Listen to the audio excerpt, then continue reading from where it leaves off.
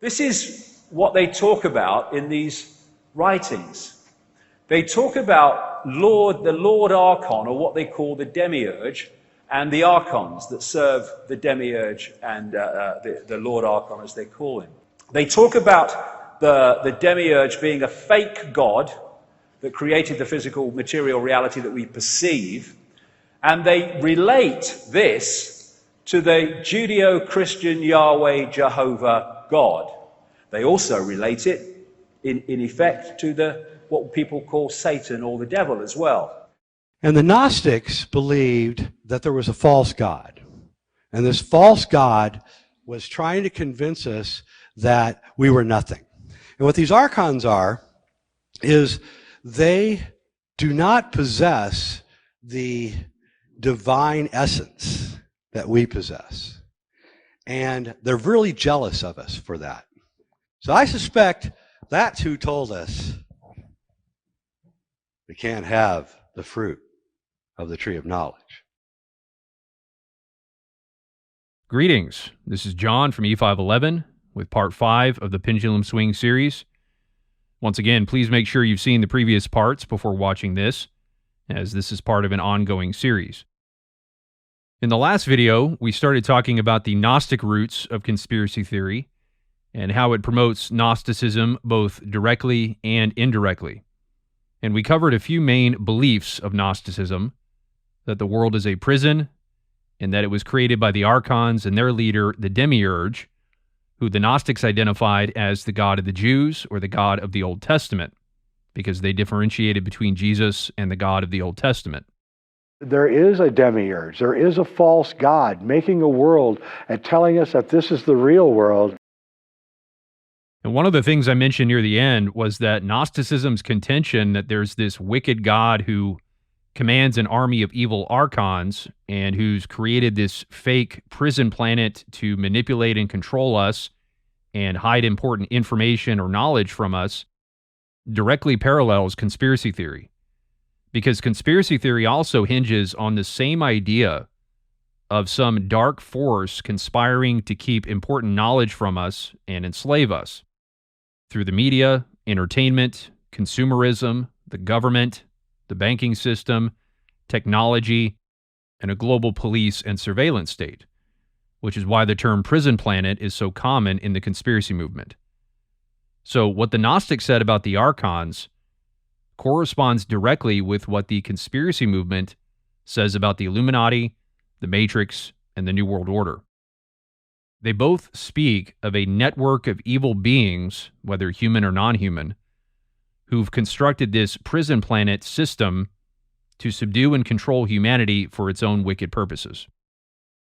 But then also, many leading conspiracists make direct connections between the Archons and the Illuminati, believing that the New World Order is a continuation of the Archons' age-old conspiracy to enslave mankind, to convince us that we're nothing, as Jay Widener said, which started all the way back in the Garden of Eden, where we were told that we couldn't eat from the tree of knowledge.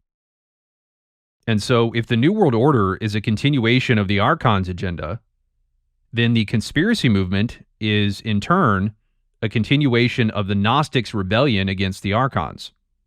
And that explains why we see so many references to Gnosticism by leading conspiracists. How do we get there to this Hunger Games society, total human control, all these different areas of human society of control, secret societies, politics, banking, Satanism, pedophilia, military, media, religion, it all in the end ends up leading to one place. 1/5 of these writings found at Nag Hammadi talk about something they call the Archons. Every ancient society said there's a dark evil force manipulating through the ether, from the sky, from another dimension, to try to destroy humanity. And then I see our own elite.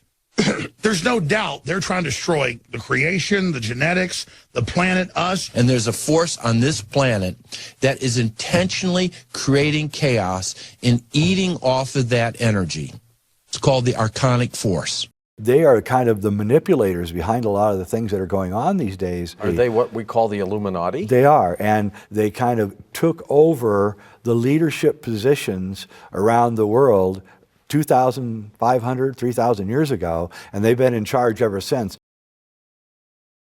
This also explains why Gnosticism and conspiracy theory both point to the Jews and their God as the main culprits of this conspiracy. If the God of the Jews is the Demiurge, who's conspiring against humanity to keep them imprisoned and disempowered, then it naturally follows that the Jews themselves are complicit in that conspiracy. After all, the Demiurge made a covenant with them to give them the earth as their inheritance. And in that Gnostic tradition of pointing to the Jews, the conspiracy narrative likewise has the Jews at the top of the Illuminati pyramid, the Rothschilds and Zionists. For example, in this clip where David Icke was talking about the Gnostics and the Archons, he shows this pie chart of all the main elements of the Illuminati's web of control. And one of the sections he has is Rothschild-Zionism. So for both conspiracy theory and Gnosticism, it's always about the Jews, which is something that we'll be expanding much more on in this video. So based on that, Gnosticism was essentially the original conspiracy theory, at least in a systematized form, because Satan asking Eve, is that what God actually said? Implying that God was lying to her or keeping secrets from her. That was the first conspiracy theory. He got Eve to question everything, which, as we've talked about, is an integral part of the Gnostic Awakening. It's all about questioning everything, questioning your reality, seeing everything around you as a lie or illusion, which is essentially what Satan got Eve to do. He made her question everything. And for that reason, Satan has been the pioneer of trutherism from the very beginning. But as far as large-scale religious systems that have their own texts and their own devoted group of followers, Gnosticism was the first fleshed-out conspiracy theory that had its own belief system, its own doctrine and theology, right down to blaming the Jews and their God. It was the first comprehensive conspiracy theory. And so Gnosticism is the root of conspiracy theory because Gnosticism is itself a conspiracy theory, from which all other conspiracy theories stem.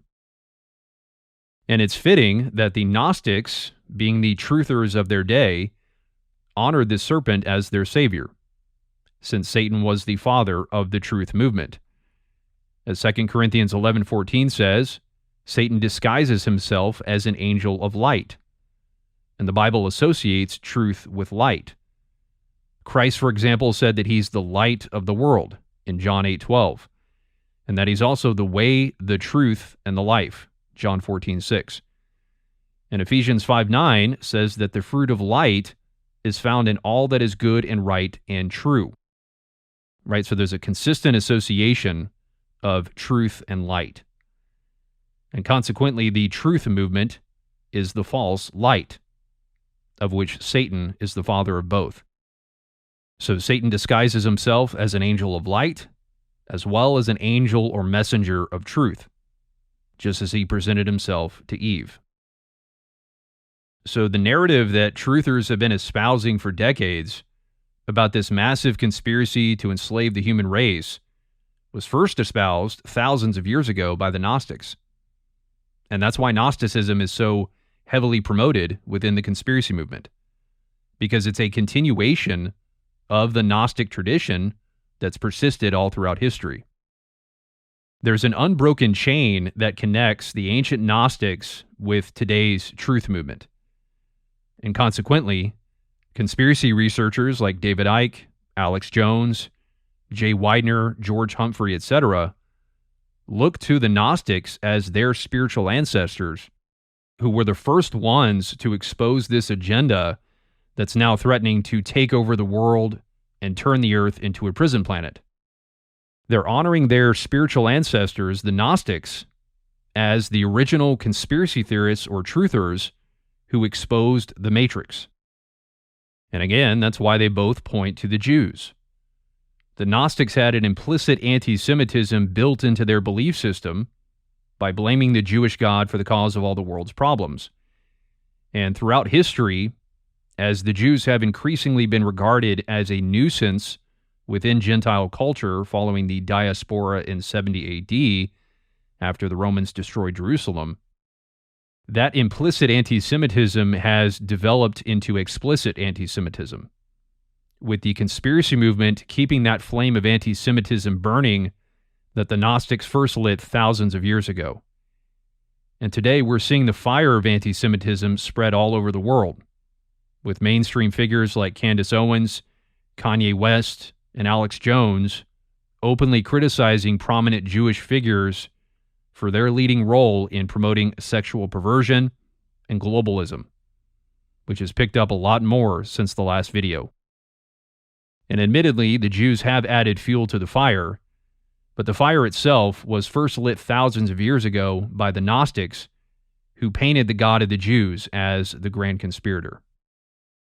And so the conspiracy movement is carrying on the work of the Gnostics by proving that the Jews have indeed been complicit in that conspiracy all along. In other words, the truth movement is essentially the logical conclusion of Gnosticism. If the Jewish God is the evil creator, as the Gnostics claimed, then it follows that the Jews are complicit in this grand conspiracy and therefore need to be exposed.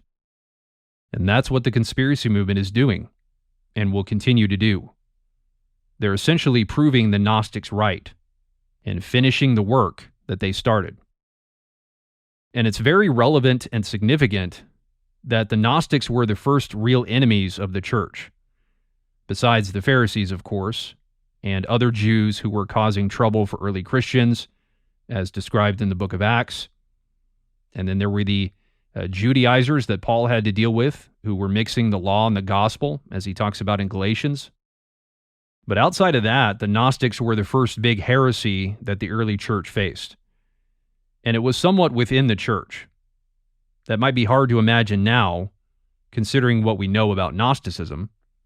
Nowadays, we think of Gnosticism as something so aberrant that it's completely separate from the church, outside it, like paganism or something. But that's not entirely accurate. After all, the Gnostics were writing their own gospels, teaching their own theology about Jesus' nature and about what he said. In other words, they were claiming to be Christians. They were claiming to follow the true Jesus.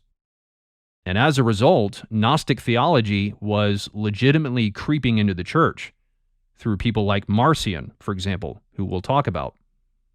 So much so that councils were convened in order to officially deem Marcion's teaching heresy. And that's very relevant for today because the Gnostic conspiracy movement is likewise the greatest enemy that true Christians will have to face, both presently and in the future as we get closer to the Great Tribulation and the return of the Lord Christ. And it too is not a completely outside force. It is also something that is deeply embedded within modern Christianity. It's an enemy within. I know I've been talking a lot about Gnostics and New Agers, which I'll continue to do here, but that's only to provide the proper context for understanding the deception that's become rampant within Christianity. And just because certain Gnostic doctrines were deemed heresy long ago doesn't mean that Gnosticism was eradicated from Christianity. On the contrary, medieval Christianity was heavily influenced by Gnostic thinking, and that influence has continued into our present day. So in this video, we're going to continue to look at the Gnostic roots of the conspiracy movement. And to set our bearings, we'll start with a few pictures that illustrate the idea of the God of the Jews being the main archon and the spiritual power behind the Illuminati. This first one depicts a dark figure in a black suit standing over the world, with the Illuminati triangle and all-seeing eye over his face. This is meant to represent the Demiurge, the creator of the Matrix, implying that the Demiurge is the god of the Illuminati. And it's implying that not only with the Illuminati symbol, but also with the black suit, a reference to the men in black, the shadow government that's controlling things behind the scenes. And the other thing to note here is the symbols at the corners of the triangle. The Star of David, representing Judaism, the cross representing Christianity, and the star and crescent moon representing Islam. And once again, the Demiurge is the god of the Jews, who in his ignorance created the evil physical world, and in his arrogance thinks that he is the only God. And that's primarily being communicated here through the Star of David, obviously, at the top of the pyramid, but also with the cross and the crescent moon. Because from the New Age conspiracy perspective, the God of the Jews is not just also the God of Christianity, but also Islam. Because Muslims also claim to worship the God of Abraham, Isaac, and Jacob, the God of the Old Testament, just like the Jews and Christians. So to them, there's no difference between the God of the Jews, Christians, and Muslims. It's all the same Abrahamic Old Testament God to them. So including Islam doesn't detract from this representing the Demiurge. David Icke, not surprisingly, pushes this idea that Jews, Christians, and Muslims all worship the same satanic Demiurge that the Illuminati worship. In fact, I wouldn't be surprised if the person who made that picture got the idea from David Icke. Here's a shot from one of his Live at Wembley events. He's showing another painting from Neil Hague, the man who made the picture of the lion spirit tearing the veil of the black magic Freemasonic matrix, which represents the Great Awakening deception that'll lead to a false Armageddon, with the beast destroying Babylon. And here's a close-up of that painting. At the top, it has a bearded figure, which would be the Demiurge, the god of the Old Testament, with a big reptilian figure behind him, implying that that's his true form, that he's actually Satan. And then the all-seeing eye of the Illuminati in front of him, with the pyramid coming down, once again communicating the idea that the Demiurge is the spiritual power behind the New World Order. And about halfway down the pyramid, you can see it has the symbols for Christianity, Judaism, and Islam, just like the previous picture. And despite the fact that David Icke believes all major religions are products of the Archons and the Illuminati, he still singles out Judaism, Christianity, and Islam because, again, those are the so-called Abrahamic religions with direct ties to the Old Testament, which is the real object of his focus, because the Demiurge is the god of the Old Testament. And also, Christianity and Islam's inclusion doesn't detract from Jerusalem being the ultimate target for the false light, because Jerusalem is a holy site for all three religions. Obviously, it's a holy site for Jews and Christians, but also for Muslims. The Dome of the Rock, which sits on top of the Temple Mount in Jerusalem, is an Islamic shrine or temple. So naming Christianity and Islam, along with Judaism, actually paints an even bigger target on Jerusalem than if he just mentioned Judaism, because it's identifying Jerusalem as the focal point of three major religions that are causing chaos, instead of just one. And it also protects him against charges of anti-Semitism, because it makes it look like he's not blaming only the Jews. So it's a clever tactic.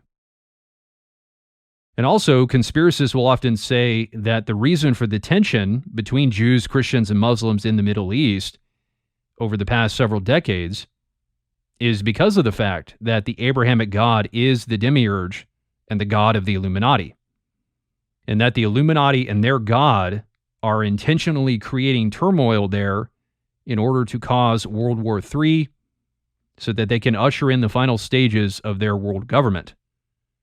Conspiracists will often refer to the famous letter by Freemason Albert Pike from 1871, where he allegedly said that the Third World War will be caused by the mutual destruction of political Zionism and the Islamic world, which will then cause the rest of the world to be divided on the issue and constrained to fight to the point of complete exhaustion, which is what appears to be happening with the recent Israel-Hamas war, with everyone passionately taking sides between Israel and Palestine.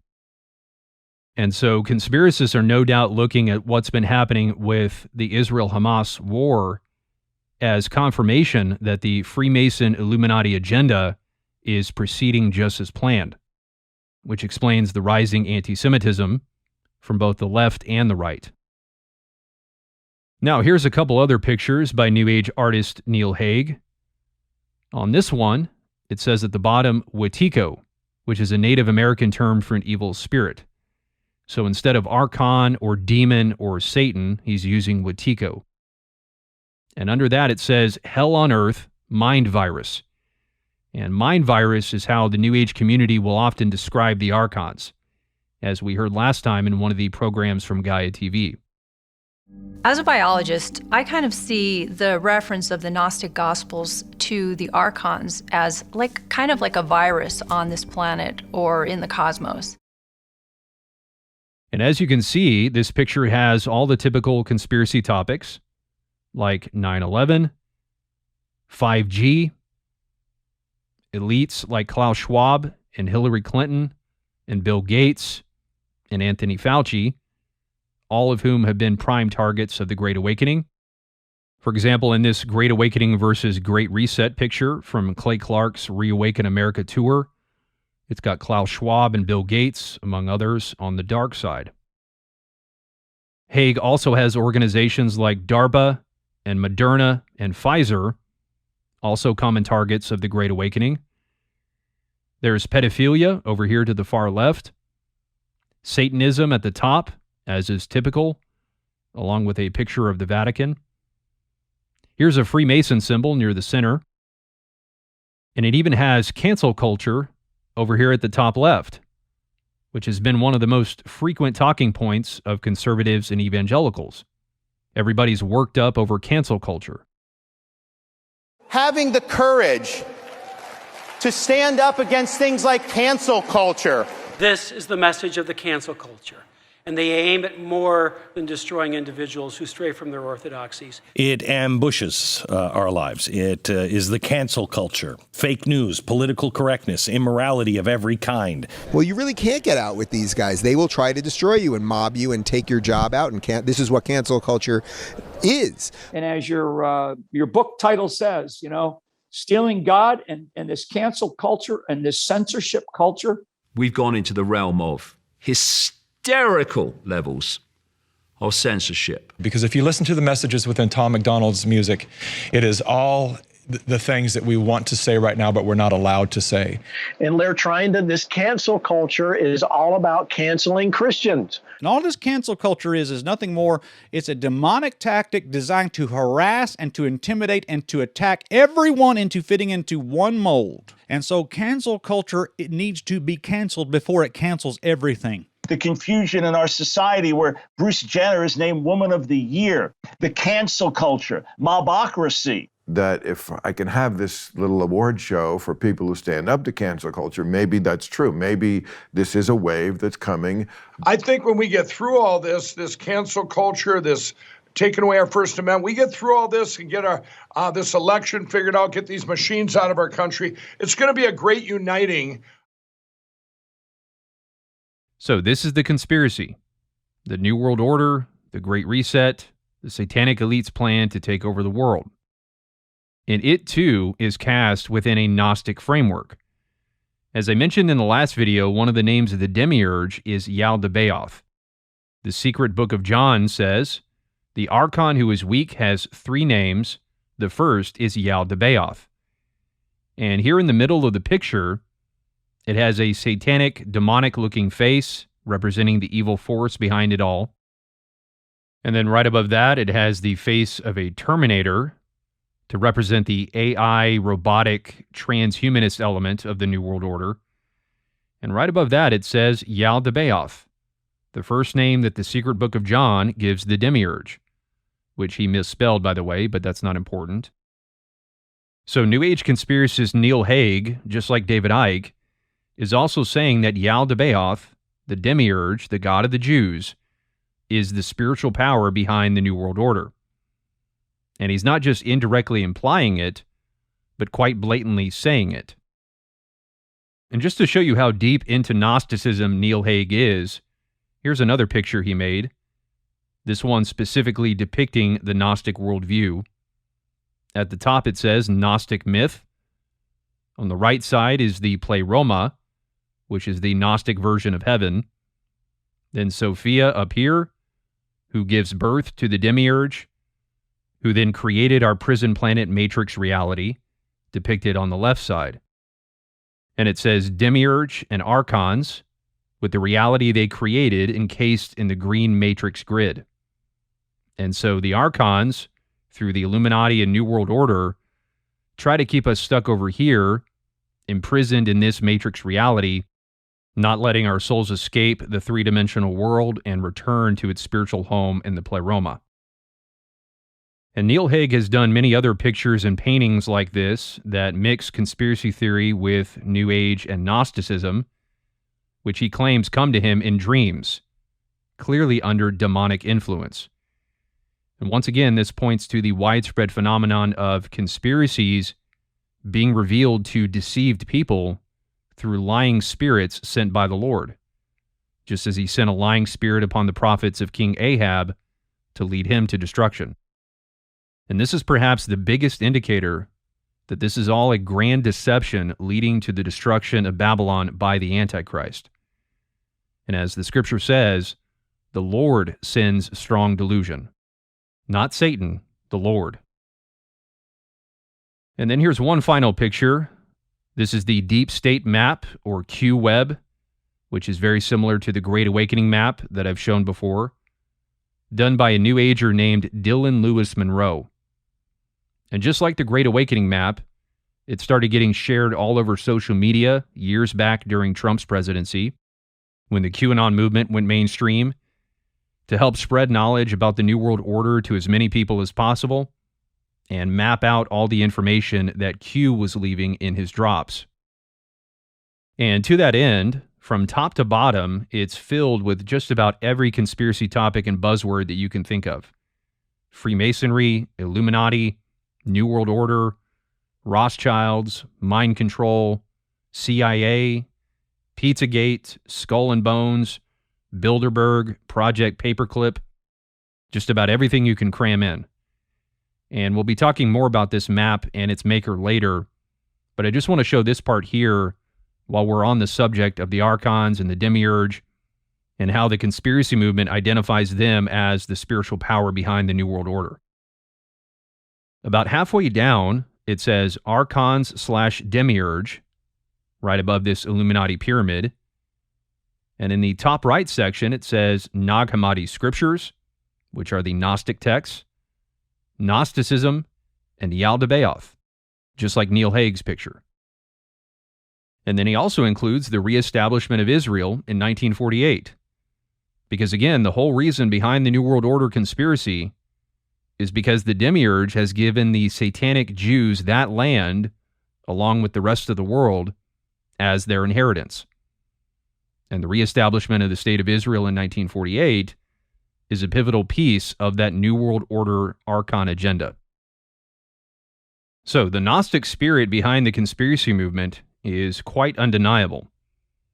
In fact, it's so undeniable that even secular researchers have recognized and documented it. Here's one such example. This is a book by Nicholas Goodrick-Clarke called Black Sun, Aryan Cults, Esoteric Nazism, and the Politics of Identity. I first referenced it years ago in my What's Really Coming series, because at the time it was a major confirmation of the Gnosticism that I had started seeing within the conspiracy movement. And it corroborated my suspicions that the conspiracy movement was the soil that would eventually give birth to the Antichrist. In the book, Goodrick-Clarke details the historical connection between Gnosticism, the New Age movement, conspiracy theory, and the Nazi movement, all of which have this common element of exposing the Jewish conspiracy. And I distinctly remember years ago reading this book for the first time and getting chills down my spine because his research was such a powerful confirmation that this great awakening to the New World Order would ultimately lead to a worldwide revolution against Israel. And that the New World Order was not the beast system, but the thing that would give rise to the beast system. That it was a Jewish-led agenda that the world would eventually wake up to and fight back against. Now, back in 2015, 2016, this New World Order stuff still wasn't quite in the mainstream yet. It was getting there, but it still hadn't quite crossed the threshold. COVID was what finally made that happen. But in early 2016, I couldn't help but notice that Alex Jones and David Icke were getting more and more popular. And I thought, surely this must be going somewhere. There's clearly a momentum to this that's going to keep building and building. These guys aren't just going to go away. They're clearly building a movement, and their message is resonating with more and more people. And here we are in 2024, and their message is resonating with more people than ever before. And up to that point, I saw the New World Order as the system of the Antichrist, as most people did and still do. But I had started to notice that this conspiracy movement, this growing conspiracy movement, was in opposition to the New World Order. So I was wondering where this could be heading. The Bible says that the whole world marvels after the beast.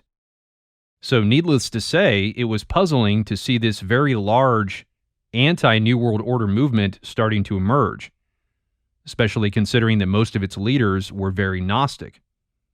How could so many non-Christians be aware of the beast system? If the New World Order is the beast, and the whole world marvels after the beast, then how could guys like Alex Jones and David Icke have such a big audience? Something wasn't adding up. But once I saw the New Age versus New World Order dualism, and then later the Beast versus Babylon connection, it all made perfect sense about where this was heading. That it would lead to the rise of the Antichrist and a world revolution against the New World Order and Israel. And once I started seeing that, I came across this book and was amazed at how much confirmation it provided, giving all this research and history about this ongoing Gnostic war against the Jewish conspiracy going back hundreds and hundreds of years. I now had confirmation that this end times global revolution against Jerusalem was something that had been building and building for centuries, and that it made perfect sense as the final end point of history for this age. And that's when I started putting together my What's Really Coming series. So this book has definitely been one of the most important books that I've ever come across in my research. And as I said, the author was not a believer, which is what I found so interesting. The fact that even someone like him was able to document the historical connection between Gnosticism, conspiracy theory, and the Nazi movement indicates that this is based on objective, observable reality. This is not something that can be denied by someone who's not digging in their heels against the truth, like so many Christian truthers are today. Just like a capitalist and a communist both observing the rising sun, this is something that is an undeniable reality. Now, obviously, spiritual discernment is required to recognize the larger implications of all this and where it's heading with regard to the book of Revelation, which this author clearly didn't have. But the link between Gnosticism and the conspiracy movement goes back hundreds, even thousands of years, and is undeniable, unless you yourself are in deep denial. And what we're now seeing develop in America with the mainstreaming of conspiracy theory and the spread of anti-Semitism and Nazi-sympathizing ideas now coming from highly influential people like Candace Owens, Kanye West, Nick Fuentes, and tons of people all over Twitter and elsewhere, has only confirmed Goodrick-Clarke's research, which was published all the way back in 2002. So the phenomenon he documented over 20 years ago is now beginning to fully manifest in America and around the world. And there's other secular authors who've reached similar conclusions, which we'll be looking at as well. One of the most interesting chapters in the book is chapter 14, Conspiracy Beliefs and the New World Order.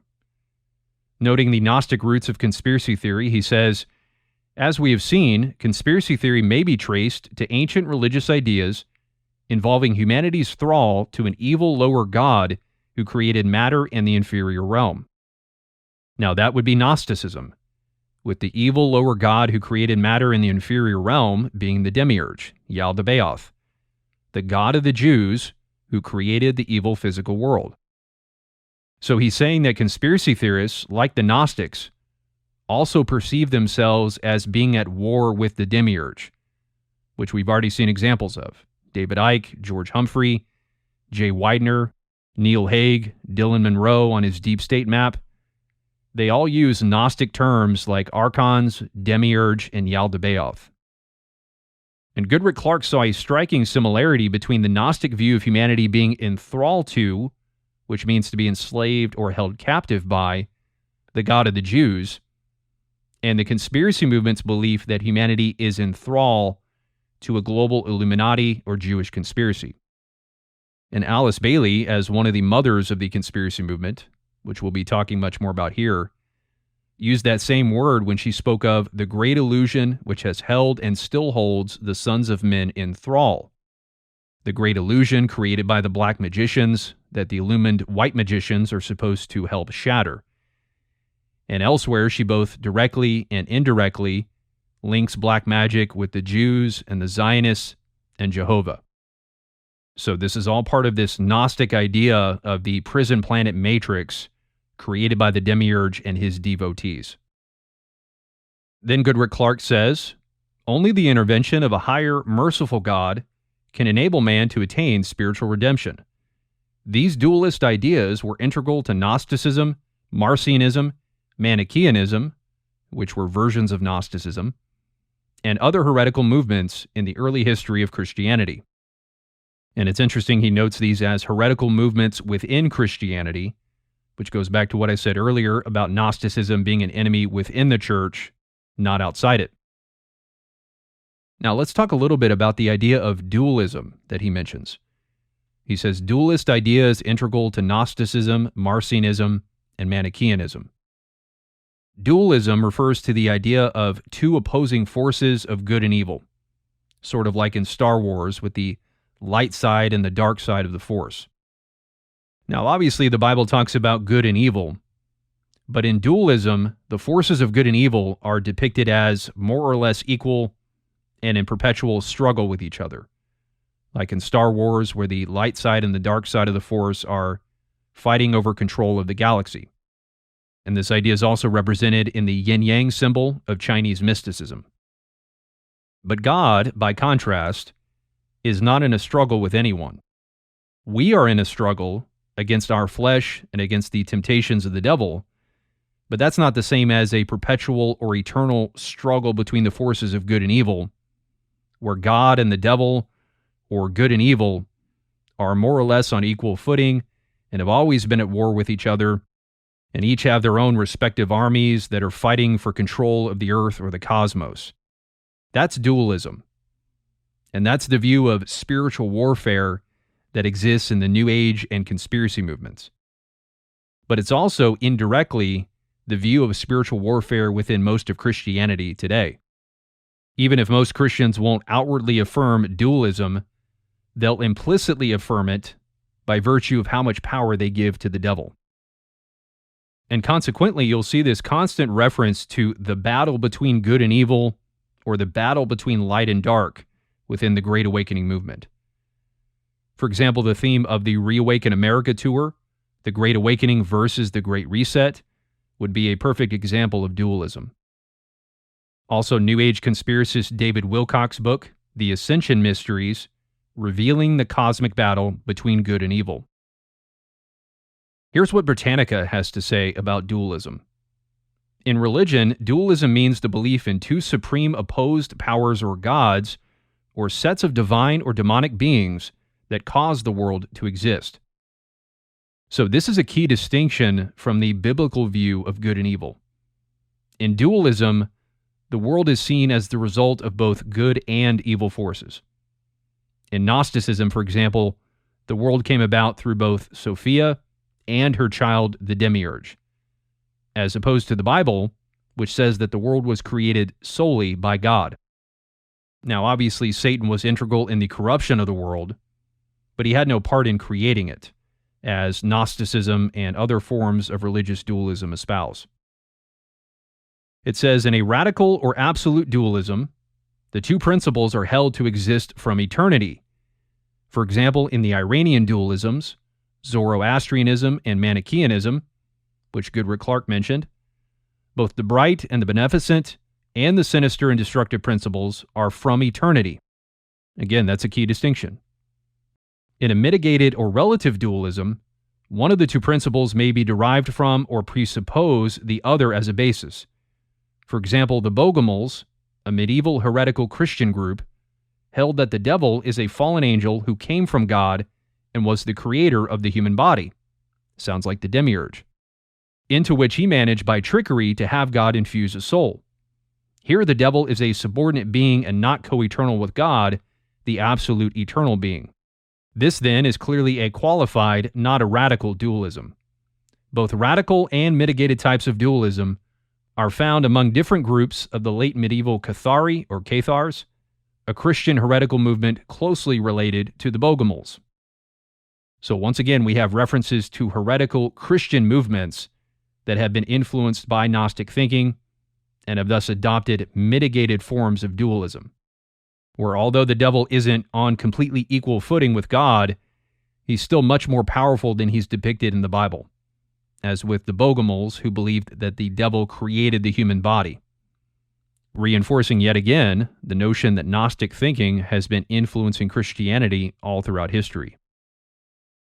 So a key feature of dualism that sets it apart from how good and evil are described in the Bible is the elevation of the power of evil, where the power of the devil and or evil is much greater than it's described in the Bible.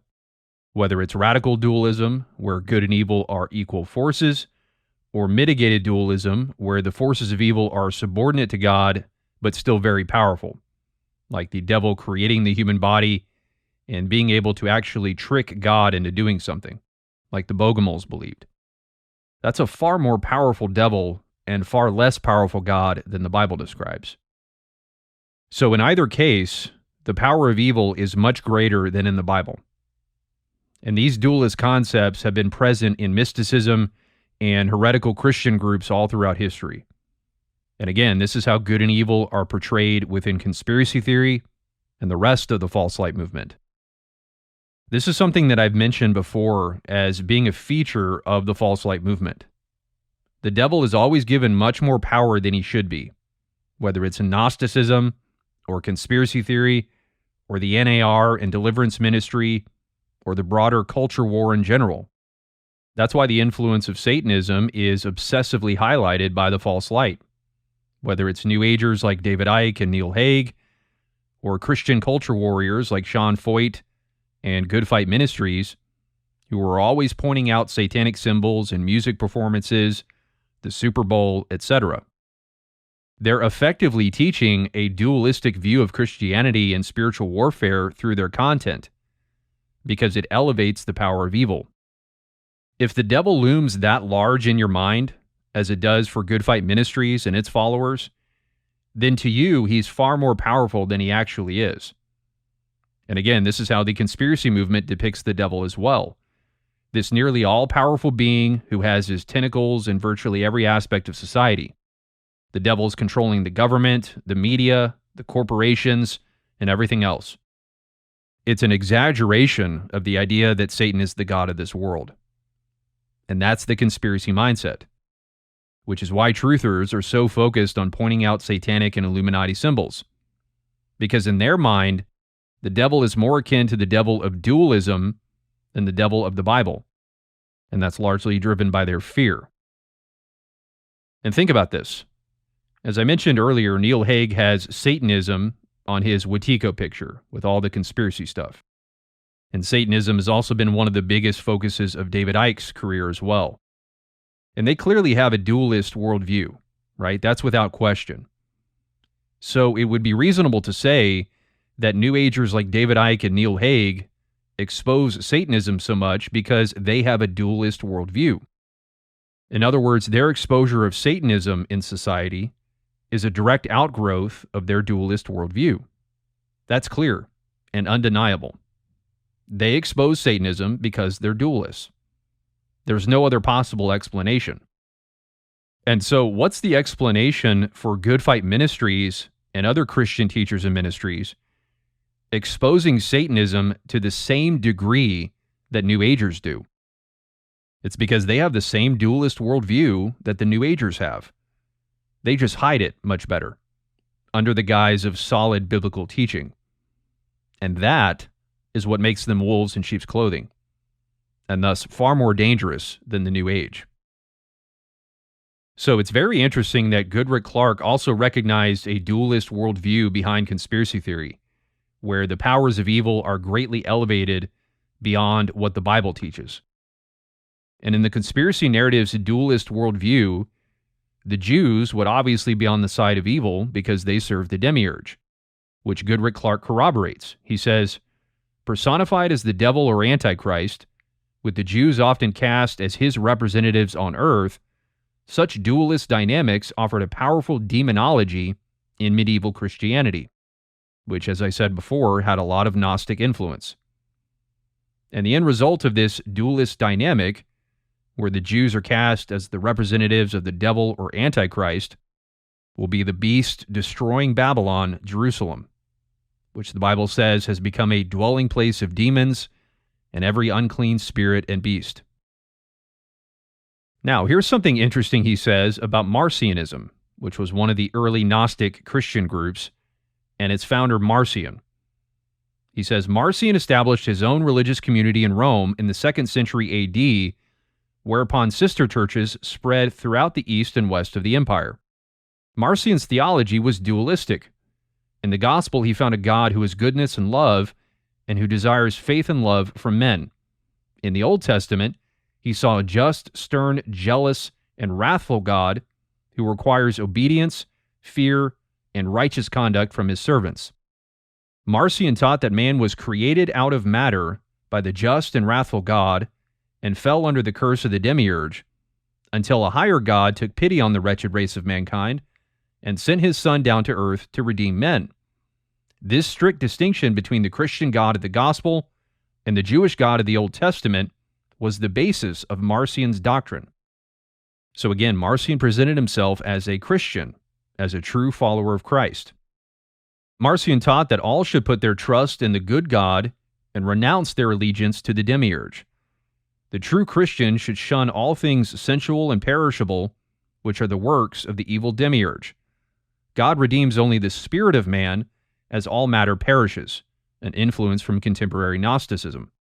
The Marcionite churches enjoyed a golden age between AD 150 and 250, when they represented a vital challenge to the church.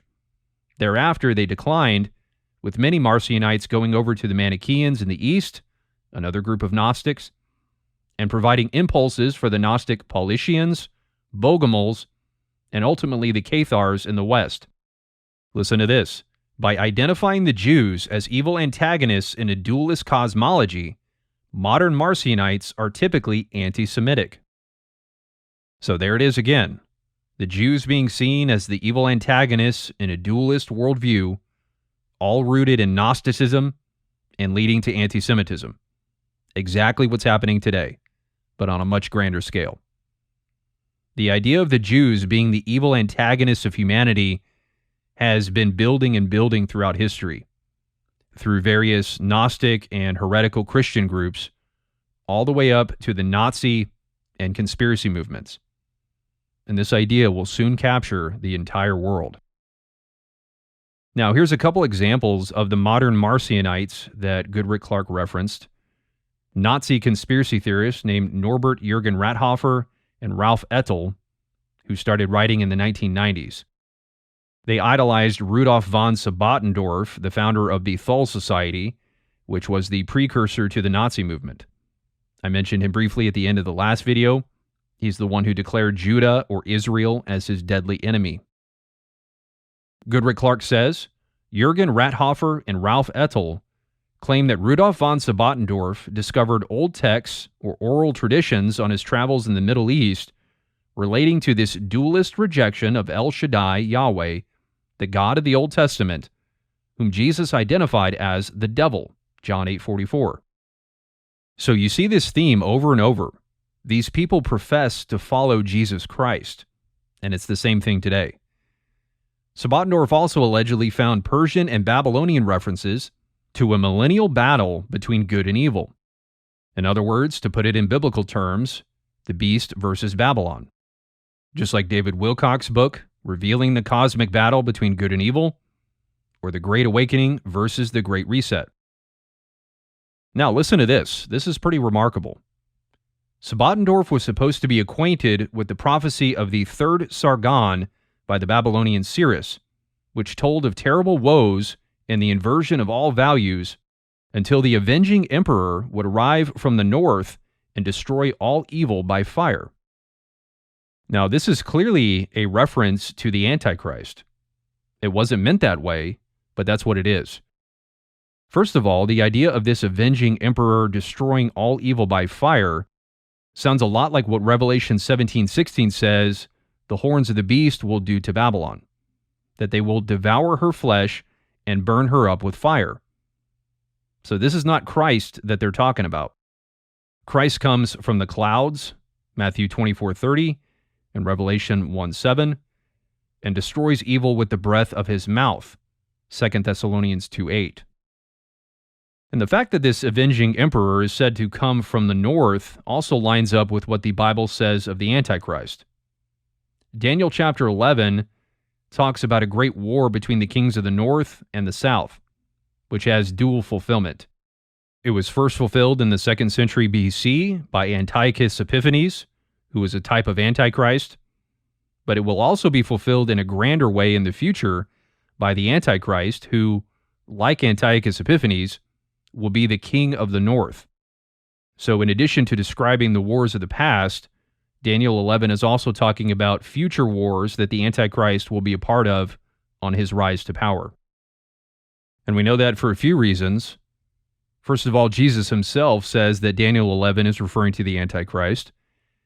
In Matthew 24, talking about the end of the age and the signs indicating his return, Jesus references the abomination of desolation spoken of by the prophet Daniel standing in the holy place, which will be the signal for those in Jerusalem to flee. This is found in Daniel 11:31, which says that the forces of the king of the north shall set up the abomination that makes desolate. And there's a few other verses in Daniel that clearly correspond to the Antichrist in Revelation. For example, Daniel 11:36 says that the king of the north shall exalt himself and magnify himself above every god, and shall speak astonishing things against the God of gods, which corresponds with Revelation 13:5-6, where it says that the Antichrist utters haughty, blasphemous words and utters blasphemies against God, blaspheming his name and his dwelling.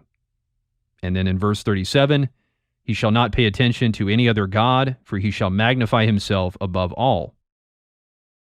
Also, Daniel 12 is clearly the start of the Great Tribulation, referencing a time of trouble such as never has been since there was a nation till that time, which Jesus also references in Matthew 24, implying that Daniel 11 is therefore referring to events that happened right before the Great Tribulation. And Daniel 12 goes on to talk about the resurrection and other events that are clearly talking about the end times. So Daniel 11 is more or less the first half of the 70th week, where the Antichrist will be fighting wars and rising to power. And then Daniel 12, more or less the second part of the 70th week, or the Great Tribulation, when the Antichrist will be fully empowered and given authority to make war against the saints for 42 months, as it says in both Daniel and Revelation, and then eventually destroy Babylon. So all that to say, King of the North is the moniker that Daniel gives the Antichrist, who Revelation says will destroy Babylon by fire. And so it's fascinating that we also have this Nazi myth about an avenging emperor who will come from the north and destroy all evil by fire. Evil primarily being perpetuated by the Jews. In both cases, we have a powerful leader rising up from the north to destroy a Jewish stronghold with fire. A very fascinating parallel. Then Goodrick-Clarke continues, recalling that Christ told the Jews that the kingdom of God would be taken from them and given to a people who would produce its fruit, Matthew 21:43, Sebottendorf learned that Jesus later told Germans serving in a Roman legion that they were the chosen people. So there is replacement theology, another correlation with today's false light movement. Christian Dominionists likewise believe that they're the new Israel, the new chosen people, who've replaced the Jews in Israel, as R.J. Rushdoony, for example, stated in his Institutes of Biblical Law. Yes, Christ said that the kingdom would be taken from the Jews, but not indefinitely. It's a partial hardening until the fullness of the Gentiles comes in, so as to ultimately redeem Israel, as Paul says in Romans 11.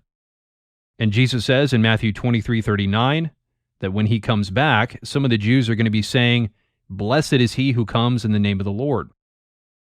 So the Bible is very clear that God will redeem Israel, and that Christ will reign from there during the millennial kingdom. But the Gnostic influence within Christianity has taken it too far to where the Gentile church has completely replaced Israel for good, another element of the rising Antichrist spirit that will invade and destroy Jerusalem. Then he says, in Jurgen-Ratthofer's fictional account, Sebottendorf was the first individual to understand that this cosmic battle between the forces of darkness and light would reach its climax in the 20th century with the advent of the Age of Aquarius. So there's the New Age connection. The cosmic challenge of the age demanded the defeat of El Shaddai and the Jews. So that's what the New Age of Aquarius is really all about. It's not about getting everyone to do yoga and meditation and the Enneagram. It's about the mainstreaming of the truther conspiracy movement and waking everyone up to Babylon, the Jew world order, so that it can be destroyed. One other point related to this, here he mentions the dualist Marcionite religion propagated by Ralph Ettl through his Temple Society in Vienna, identified as a secret successor to the historic Templars who had absorbed Gnostic and heretical ideas in the Levant. Now, this is an interesting mention of the Templars, because anyone familiar with the conspiracy narrative will know that the Templars, which was a Christian military order during the Middle Ages, are often mentioned as part of the history of the Illuminati. This is one of the areas that the conspiracy movement's history of the New World Order really goes off the rails. There's a lot of truth in it, but there's also a lot of embellishments and utter lies. What's so ironic about the conspiracy movement, including the Templars in the history of the Illuminati, is that conspiracy theorists are much closer to being successors of the Templars than the Illuminati are, certainly in spirit and thought, and eventually action. First of all, there's the obvious Gnostic connection. As Goodrick-Clarke says, the Templars absorbed Gnostic ideas. And also, the Templars were established during the Crusades, which were religious wars launched to take back the Holy Land from the Muslims. It says here, their objectives were to check the spread of Islam, to retake control of the Holy Land in the Eastern Mediterranean, to conquer pagan areas, and to recapture formerly Christian territories. Approximately 2/3 of the ancient Christian world had been conquered by Muslims by the end of the 11th century, including the important regions of Palestine, Syria, Egypt, and Anatolia. The Crusades, attempting to check this advance, initially enjoyed success, founding a Christian state in Palestine and Syria. The First Crusade, launched in 1095, led to the Siege of Jerusalem in 1099, which is another picture of the beast invasion and destruction of Jerusalem, along with the destruction of the temple in 70 AD by the Romans, and the invasions of Assyria and Babylon in the Old Testament. And that's why I'm saying that the Templars are not part of the Illuminati, quite the opposite. Conspiracists go overboard and incorporate practically any and every secret society into the history of the Illuminati, because that's how the conspiracy mind operates. It sees potentially everyone as part of the conspiracy, which again is rooted in fear. The Templars and what they did during the Crusades is a picture of what the conspiracy movement is building today. A crusade against the rule of Satan, which will lead to a literal crusade and siege of the Holy Land, Jerusalem, the headquarters of the New World Order. It was ruled by the Muslims in the Middle Ages, and today it's ruled by satanic Zionists who are trying to take over the world. And the beast, the Antichrist, will lead a crusade, a final crusade of the Holy Land to cleanse it of satanic rule and establish a Christian state, as the Templars did during the Crusades. It says they founded a Christian state in Palestine. As the title of Bill Johnson and Lance Wallnau's book says, Invading Babylon. That's what this is all about. Or the subtitle of this QAnon book, Taking the Kingdom of Christ by Force. That's where all this is heading. God says, I'm raising up a whole troop of missionaries out of your children. I'm raising up missionaries. They're going to go into the culture and they're going to take Babylon and say, you submit to us. We don't submit to you. The Bible says that the kingdom of God suffereth violence, and those that truly follow Jesus Christ take it by force. Now, the mystery that was spoken by the prophets of old shall be opened up for this generation to hear the secrets of God and take the kingdom by force, says the Lord. Take it by force. Take the kingdom by force, says the Lord. Come on. Hallelujah. Lift your hands and praise Him. Hallelujah.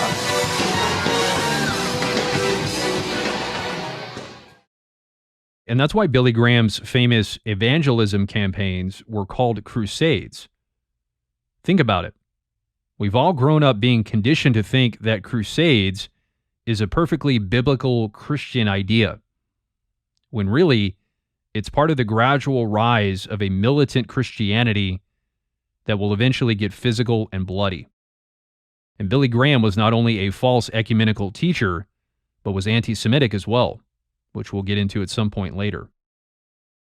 So the truthers can call out the Templars all they want, but they're actually much more in the spirit and tradition of the Templars than they realize.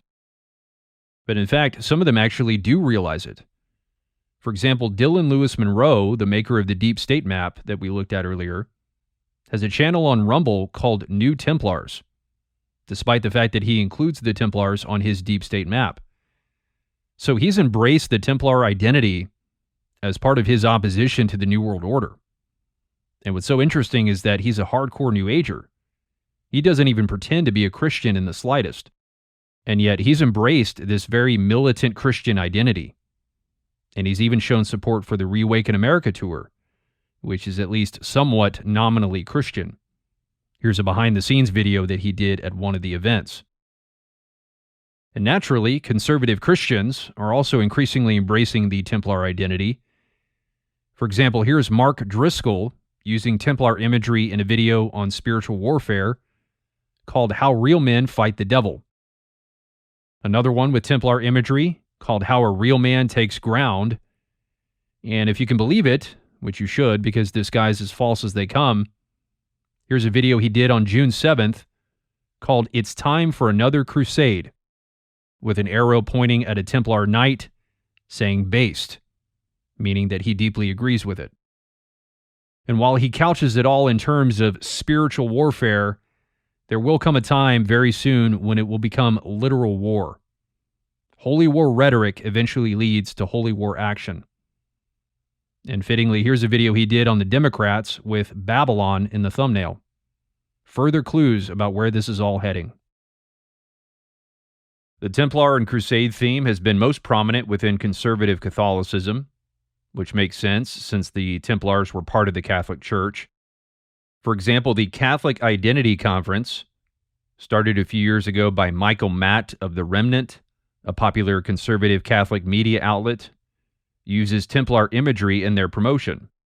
Here's the homepage of the Catholic Identity Conference website, promoting this year's conference that'll take place in September, and it has Templar imagery covering the entire page.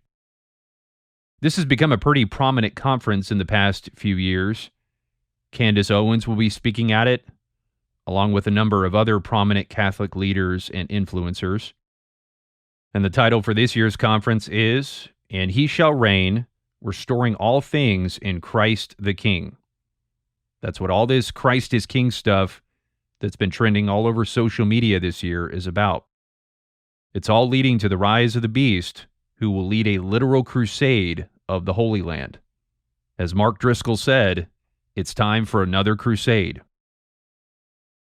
And then here's a similarly themed conference to be held next year by some of those within the Calvinist Reconstructionist camp.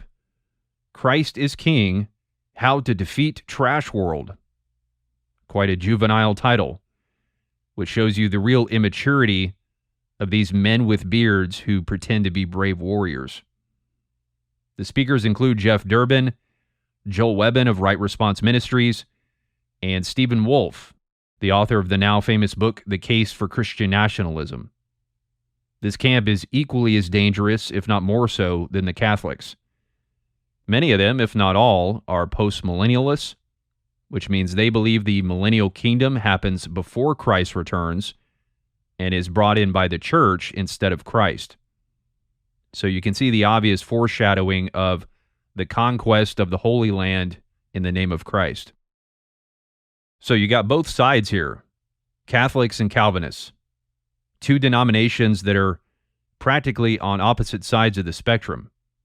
You know, Calvinists essentially arose in opposition to Catholicism, but they're both declaring Christ as king as they rise up to combat wokeism and globalism. And mark my words, the denominational lines will continue to get more blurred as time goes on, to the point that they disappear completely. Eventually, they'll all put aside their differences and unite under the Christ is King banner in the name of defeating the forces of evil. They'll all be the new Templars, to borrow New Ager Dylan Monroe's phrase. And I've been warning about this Christ is King movement since 2022, which I addressed in part 3 of my Jehu series, if you haven't looked at that. And since then, it's only picked up steam. It really started going viral after Candace Owens was fired from the Daily Wire a few months back, which apparently had something to do with Ben Shapiro's Judaism and support of Israel being at loggerheads with Candace Owens' Christianity. And in response to the persecution that she felt she was getting from Shapiro, she started tweeting Christ is King in multiple tweets, which then blew up all over social media. And it's only continued to fuel the tension between Jews and Christians. Christ is King will be the battle cry of the beast kingdom. And any Christian who believes that Christ is King now and refuses to see the error in that will be given over to this mentality, if they haven't already. Christ is not king yet. He's been anointed king, but he has not yet taken the throne. Just as David was anointed king years before he took the throne, and while Saul was still on the throne. Somewhat of a picture of Christ being anointed king while Satan still has dominion over the earth. As the book of Hebrews makes clear, right now Christ is serving as high priest in heaven, not king. To say Christ is already king is to essentially adopt a post-millennialist view, because Christ taking the throne directly corresponds with the beginning of his millennial kingdom. So if you're saying Christ is king, then you're saying the millennial kingdom has already begun, which is what post-millennialists like Jeff Durbin believe. They say Christ is already on the Davidic throne. It's nonsense. David's throne was not in heaven. And post-millennialists, who are also dominionists, use this erroneous doctrine to justify Christians taking dominion over the earth. Because as the book of Daniel makes clear, Christ taking the throne directly corresponds with the saints ruling alongside him. So if Christ is king now, then you're saying the saints are ruling now, and therefore you're a dominionist. So be warned of the idea that Christ is already king. And if it wasn't already clear about where this is all heading, the title for the Catholic Identity Conference in 2022 was "The Crusade Has Been Called: The Kingship of Christ versus the New World Order." Once again, the beast versus Babylon. Like I said, Christ is king will be the battle cry of the beast kingdom. They'll be proclaiming Christ is king as they march into Jerusalem and destroy it with fire. And also note the dualism, the kingship of Christ versus the New World Order, the light side versus the dark side, just like the Great Awakening versus the Great Reset. The millennial battle between good and evil that reaches its climax in the age of Aquarius. Here's conservative politician Alan West donning the Templar garb that same year. He says, "It's official. I have been invested in the sovereign military order of the Temple of Jerusalem Knights Templar. I took an oath to protect the Christians in the Holy Land. And I don't think he's just joking around or cosplaying. I think he's being quite serious. Now, Christian truthers will expose this kind of stuff and say it's evil. But again, they're of the same spirit and are on the same path as these new Templars, because they too have a Gnostic mindset and are exposing the New World Order in Babylon, along with the rest of the new Templar movement rising up.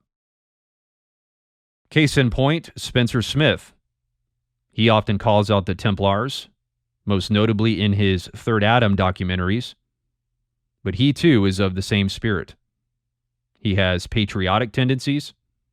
He commends Jehu as a righteous man that Christian men should emulate.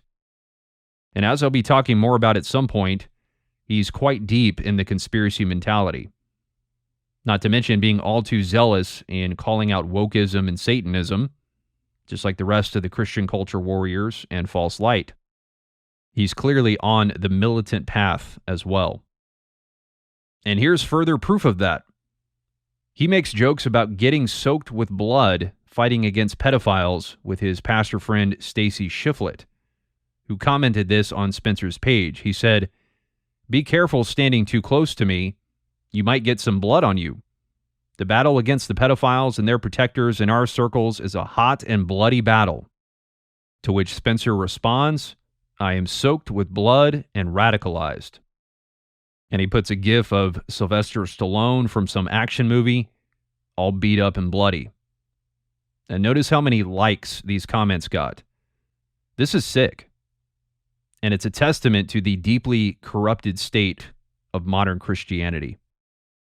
These men are unhinged and psychotic, and will only get more overtly violent as time goes on.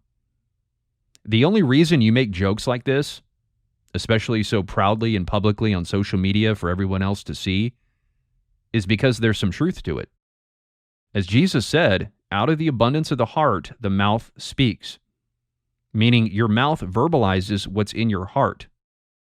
And I guarantee you, violence is on these men's hearts. It's just going to take a little turmoil to bring that out. They're ticking time bombs who just need a little spark to explode. And as the saying goes, the truth is often said in jest. And that's what Spencer is doing. Saying the truth in jest. He is radicalized. And I'm sure he's fantasized about killing pedophiles, just like his idol Alex Jones does. And it's only a matter of time before his fantasies manifest into real physical violence. Like I said, holy war rhetoric eventually leads to holy war action. More on that later. And I want to smash the skulls of bullies and murderers and child molesters wide open. I want to see their teeth all over the ground. Now, getting back to Goodrick-Clarke, we were talking about Jurgen-Ratthofer and Ettl, two Nazi conspiracy theorists who admired Sabbatendorf, the founder of the Thule Society. And continuing with the New Age connection, remember they said that the battle between the forces of good and evil would reach its climax in the age of Aquarius. Goodrick-Clarke notes that their books have been very popular in New Age bookshops in Germany. He says the Nazi UFO books of Jurgen-Ratthofer and Ettl are widely distributed by the Andromeda Mail Order Bookshop in Nuremberg, which issues monthly catalogs in which similar material is listed alongside the literature of conspiracy theory, channeling, New Age spirituality, and redemption. So books by anti-Semitic Nazi conspiracy theorists right alongside books on channeling and New Age spirituality. But when you keep in mind that the destruction of Israel is what the age of Aquarius is really leading up to, then it all makes sense. Now, a similar trend has existed in America for quite a while. For example, We Never Went to the Moon by Bill Kaysing, which was the first major book to publish the moon landing hoax theory, is on Amazon under the category Occult and Paranormal. And here's all the different subcategories under Occult and Paranormal, a lot of which tie in with the New Age, like Hermeticism and Rosicrucianism, magic studies, occultism, parapsychology, which is about psychic phenomena, supernaturalism, and UFOs. And the category at the top, ancient and controversial knowledge, is the conspiracy theory category, which is where We Never Went to the Moon is ultimately categorized. It's also where David Icke's book, Lifting the Veil, is listed, along with a number of other books on the New World Order and other conspiracy-related topics. There are several books on the New World Order, the Nephilim, the Illuminati, UFOs, Freemasons, another book on the Nephilim, David Wilcock's book, The Source Field Investigations, and on and on and on. This bookstore, Wild Rumpus Books, has a similar thing going on. They have a category called Body, Mind, and Spirit, which is code for the New Age, and Ancient Mysteries and Controversial Knowledge, nearly identical to Ancient and Controversial Knowledge on Amazon. And the very first book listed is conspiracy theorist Bill Cooper's famous book, Behold the Pale Horse, one of the most highly praised books in the conspiracy movement. And here it is, categorized under the New Age category Body, Mind, and Spirit, which also has books by David Icke and other New Age conspiracists like Graham Hancock, Jordan Maxwell, Zecharia Sitchin, and others. So the same thing going on here that's going on in the New Age bookshop in Germany carrying Nazi UFO conspiracy books. Conspiracy theory listed alongside the New Age, because conspiracy theory is just as much a part of the New Age movement as channeling and yoga are. The endemic spread of conspiracy theories in the New Age milieu, says Goodrick-Clarke, is a disturbing phenomenon. An anarcho-libertarian interest in tracing CIA mind control experiments, federal government covert operations, and links with UFOs and aliens can suddenly switch into a pessimistic discourse of hidden elites, the Council on Foreign Relations, Trilateral Commission, the Bilderbergs and Rothschilds, leading to reprints of the Protocols of the Elders of Zion. This is a good summary of conspiracy interests. It certainly doesn't hit all of them. You would need much more than just one or two sentences to do that. But he does hit many of the main conspiracy interests. For example, mind control experiments, which is something I mentioned in the last video, and is now reaching the mainstream through celebrities like Roseanne Barr, who brought up MKUltra mind control on Bill Maher's podcast. That's the mind control program you're under, Bill. MKUltra? Yeah, MKUltra mind control. Are you kidding me now, or do you really think I'm under a mind control? I do. He also mentions UFOs and aliens, which ties right in with the alien deception that I've been talking about in my other documentary, the mainstreaming of UFOs and aliens, and the belief that there's some kind of demonic interdimensional beings, which is helping give rise to the false signs and wonders movement that will define the Great Tribulation, as Christ warns about in Matthew 24 and Paul in 2 Thessalonians 2. Jesus mentions false Christs and false prophets performing great signs and wonders, and Paul likewise speaks of false signs and wonders accompanying the coming of the lawless one. During the Great Tribulation, supernatural activity will be at an all-time high. And the rising interest of UFOs and aliens over the past few years is part of the escalation of supernatural activity that will define the Great Tribulation. And it's giving the false church, in particular, a demonic enemy to counter. For false Christs and prophets to perform great signs and wonders most effectively, they need a demonic enemy to fight. And that's what UFOs and aliens are providing. And whenever the Gospels and Acts talk about Jesus and the apostles performing signs and doing miracles, the casting out of demons is always mentioned, meaning it will also be part of the false signs and wonders of the Great Tribulation. And people always retort, Satan can't cast out Satan, but Jesus only said that because Satan casting out Satan would mean the end of his kingdom, because a kingdom divided against itself cannot stand. But the Great Tribulation will be the final years of Satan's kingdom. So it's not contradictory to Scripture to suggest that false Christs and prophets will be casting out demons during the Great Tribulation. In fact, it'll be perhaps the greatest sign or indication that Satan's kingdom is about to fall. And as I talked about last time, even so-called cessationists like Jeff Durbin, have been talking about aliens and UFOs lately, not to mention the Nephilim. And as Goodrick-Clarke corroborates, UFOs and aliens have always been a hot topic in conspiracy. Not just Christian trutherism, but the New Age as well. I mentioned last time that David Icke talks about the Nephilim in Genesis 6, and New Ager Dylan Monroe also includes the Nephilim on his deep state map. And the Nephilim is increasingly becoming a more popular topic. Goodrick-Clarke also mentions several other common conspiracy topics: the Council on Foreign Relations, or CFR, Trilateral Commission, and the Bilderbergs. Well, we don't have to be sitting in the Bilderbergers' annual meetings to hear them say what the agenda is going to be for the domination of slavery, humanity into slavery. We just look at the results. So how do they meet? Because they are, okay. Bilderberg Group. Is that the Bilderberg Group? Club of Rome, Bilderberg Group. Then the United Nations came, and the Bilderberg Group in 1954. These elites placed in prominent positions, such as the Bilderberg Group. Here you will find the Bilderberg Group, the Council on Foreign Relations in America, the Trilateral Commission. The CFR is really about world domination, about how they and the Trilateral Commission, the Bilderbergers, all work together, with the banks to control the people. And then lastly, he mentions the Jewish element, the Rothschilds, which David Icke included in his chart of the Archon's web of control. And then he says that it always leads to reprints of the Protocols of the Elders of Zion. Now, the Protocols of the Elders of Zion, some of you may have heard of this, is a document from the 1890s or early 1900s that was allegedly written by a group of powerful Zionist Jews, which details their plans for world domination.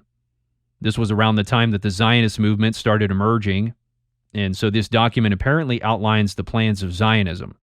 And conspiracists essentially consider this book the Bible or manifesto of the New World Order. It says on the Holocaust Encyclopedia, in 24 chapters or protocols, allegedly minutes from meetings of Jewish leaders, the Protocols describes the secret plans of Jews to rule the world by manipulating the economy, controlling the media, and fostering religious conflict.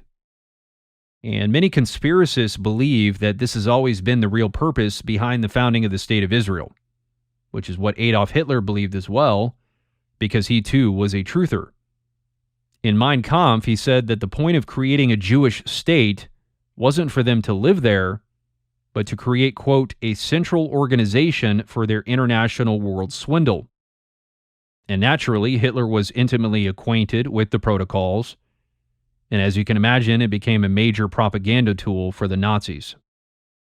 Many insist that the Protocols is a forgery, but it's remained an important document in the conspiracy movement nonetheless. And even conspiracy theorists who believe it might be a forgery still see it as a valuable document, because at this point it's so old that it appears somewhat prophetic, even if it is a forgery, because what's outlined in the Protocols appears to have been implemented pretty closely. So even if it is a forgery, it was clearly done with some serious inside knowledge about what this Jewish cabal was planning. And over the past few years, as trutherism has been getting more and more mainstream, the Protocols have likewise been resurfacing and spread around online, which we'll look at later on. So it's quite interesting how Goodrick-Clarke says that these conspiracy topics always end up leading to blaming the Jews and reprinting the Protocols, because that's exactly what's happening today in America. And the Gnostic origin and spirit of conspiracy theory is the reason for that. Here's another book from a secular author who's noted similar trends as Goodrick-Clarke: A Culture of Conspiracy, Apocalyptic Visions in Contemporary America by Michael Barkun. And his particular emphasis is showing how conspiracy culture has developed an apocalyptic mindset about a future triumph of good over evil, which correlates with Goodrick-Clarke's comments about the Nazi occultists who envisioned a cosmic battle between good and evil that will culminate with the Age of Aquarius. It's part of the dualist worldview behind conspiracy theory. And that's something that Michael Barkun notes as well, the Gnostic or Manichaean dualism of the conspiracy narrative. In the first chapter of the book, titled The Nature of Conspiracy Belief, He says that the conspiracy worldview may be characterized as Manichaean or Gnostic, in the sense that they cast the world in terms of a struggle between light and darkness, good and evil, and hold that this polarization will persist until the end of history, when evil is finally definitively defeated. Once again, when the beast destroys Babylon in a false Armageddon. So very similar insights as Goodrick-Clarke, noting the Gnostic and dualistic tendencies of conspiracy theory. Here's one more secular author who's reached like-minded conclusions about conspiracy theory. This is David G. Robertson, who's a senior lecturer at the Open University, a large research university in the UK. He specializes in comparative religious studies, but is himself an atheist. As it says here, his PhD work was based on conspiracy theories in the New Age movement. And the fact that people are devoting entire PhD dissertations and books on this topic just goes to show how strong the relationship between the New Age movement and conspiracy theory really is. Here's one of his books called UFOs, Conspiracy Theories and the New Age, Millennial Conspiracism. He says in the introduction, I ask how conspiracy theories came to find common ground with New Age millennial narratives in the late 1980s and 1990s, as evinced in the work of Whitley Strieber, a famous alien abductee, David Icke, David Wilcock, and others. I here term the resultant field millennial conspiracism, a field where conspiracy narratives concerning the machinations of hidden agencies, the New World Order, the Illuminati, or reptilian extraterrestrials, interact and combine with popular millennial discourses concerning imminent global transformation, New Age, Aquarian Age, Ascension, 2012. So he's saying that since the 1980s, conspiracy theory and the New Age movement have increasingly merged together to form something that he calls millennial conspiracism, a newer form of conspiracy theory that has a distinctly millennial or apocalyptic outlook. Millennial referring to the idea of a new millennium or new age, as in the age of Aquarius. And again, part of this millennial or apocalyptic outlook is the belief in an eventual showdown with evil, which in this case would be the New World Order. And just like Barkun and Goodrick-Clarke, Robertson also recognizes a Gnostic worldview underlying conspiracy theory. He says millennial conspiracism's theodicy, or in other words, their answer to the question of why God allows for the existence of evil, has a distinctly Gnostic flavor, and that the Gnostic view of the physical world as a malevolent, false, or intrinsically flawed creation of an insane Demiurge has a striking parallel to millennial conspiracist discourse. And in the synopsis of the book it says, millennial conspiracism offers an explanation as to why the prophesied New Age failed to arrive. It was prevented from arriving by malevolent hidden others. Yet millennial conspiracism constructs a counter-elite, a Gnostic third party defined by their special knowledge. So he describes the main opponents of the elite, this counter-elite as he calls it, as modern-day Gnostics who are trying to spread their special knowledge, which we talked about last time. They're supposedly saving knowledge about this global conspiracy that will help humanity escape the Matrix. As David Icke said, the Gnostics taught that salvation comes through knowledge of reality and how it works, which is likewise the message of conspiracy theory. It offers salvation through the knowledge or gnosis of how reality works, most notably the New World Order conspiracy and its history. Once you understand the New World Order, then you truly understand how reality works. You escape the fake world of the Matrix or Plato's cave and come into the real world. He says millennial conspiracism offers a theodicy which reconciles the utopian visions of millennial or New Age discourses with the pessimism and mistrust of modern global society which conspiracist discourses demonstrate. In this cosmology, the Earth is seen as a literal battlefield between benevolent and malevolent forces, a Gnostic war in which the truth shall set you free. So once again, there's the dualism, the light versus dark, good versus evil. A Gnostic war between benevolent and malevolent forces.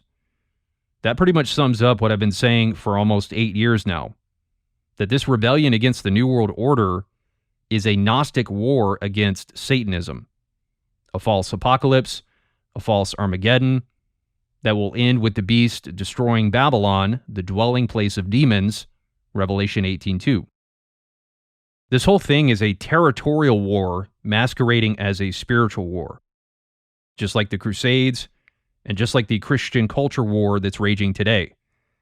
It's a dualist struggle over territory between two opposing sides rooted in the Gnostic worldview that will ultimately end with the destruction of Jerusalem. As Goodrick-Clarke said about Sabbatendorf, the founder of the Thule Society, the cosmic battle between the forces of darkness and light would reach its climax with the advent of the Age of Aquarius, which demanded the defeat of El Shaddai and the Jews. And it's also interesting that Robertson notes the conspiracy motto, "The truth shall set you free."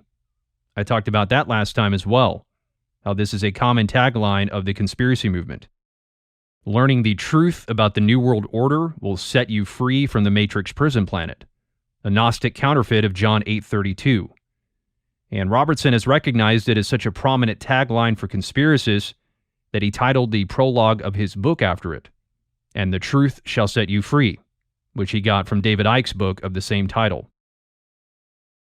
Now, Robertson says that the merging of New Ageism and conspiracy theory has been happening since the 1980s and 1990s. But I would say that the link goes back much further than that. I don't know if he's talking only about America, but outside America, the connection goes back to at least the early 1900s and even the late 1800s with Helena Blavatsky and the revival of occultism that she sparked in Germany and Austria, which later led to the rise of the Thule Society and eventually the Nazi movement, all of which were early expressions of the conspiracy movement. In fact, I would say that conspiracy theory was the main driving force behind those movements, because just the occultism alone doesn't get you to the Holocaust.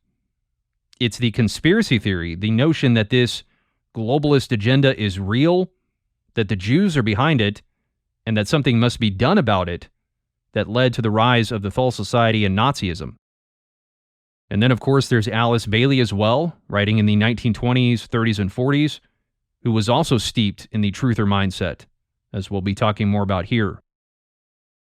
Also, regarding the protocols of the Elders of Zion, it was a Russian mystic named Sergei Nilus who was one of the main ones responsible for its publication and dissemination in the early 1900s.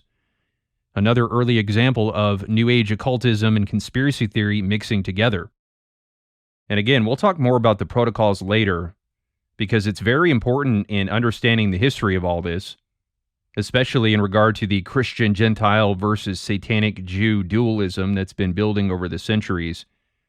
Because the reason the protocols were spread around in the first place was to prove that the Satanic Jews are trying to destroy Christian culture and usher in the Antichrist. Throughout the medieval period, the Jews were often seen as the agents of Satan or the Antichrist, again because they were the ones who killed Jesus. As Goodrick-Clarke said earlier, personified as the devil or Antichrist, with the Jews often cast as his representatives on earth, such dualist dynamics offered a powerful demonology in medieval Christianity. And Sergei Nilus, who was a Christian mystic of sorts, published the protocols to warn Western Christian culture that that was in fact true, that the Jews were agents of the devil and were trying to literally usher in the Antichrist, essentially confirming that long-held suspicion.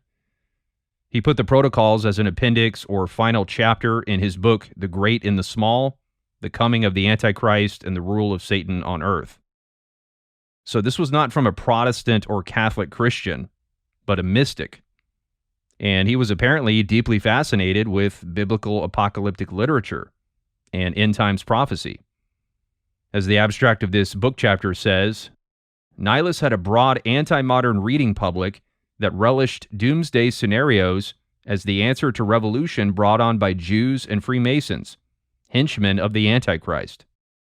The protocols sounded the alarm at the imminent appearance of Antichrist. And so history is repeating itself again today.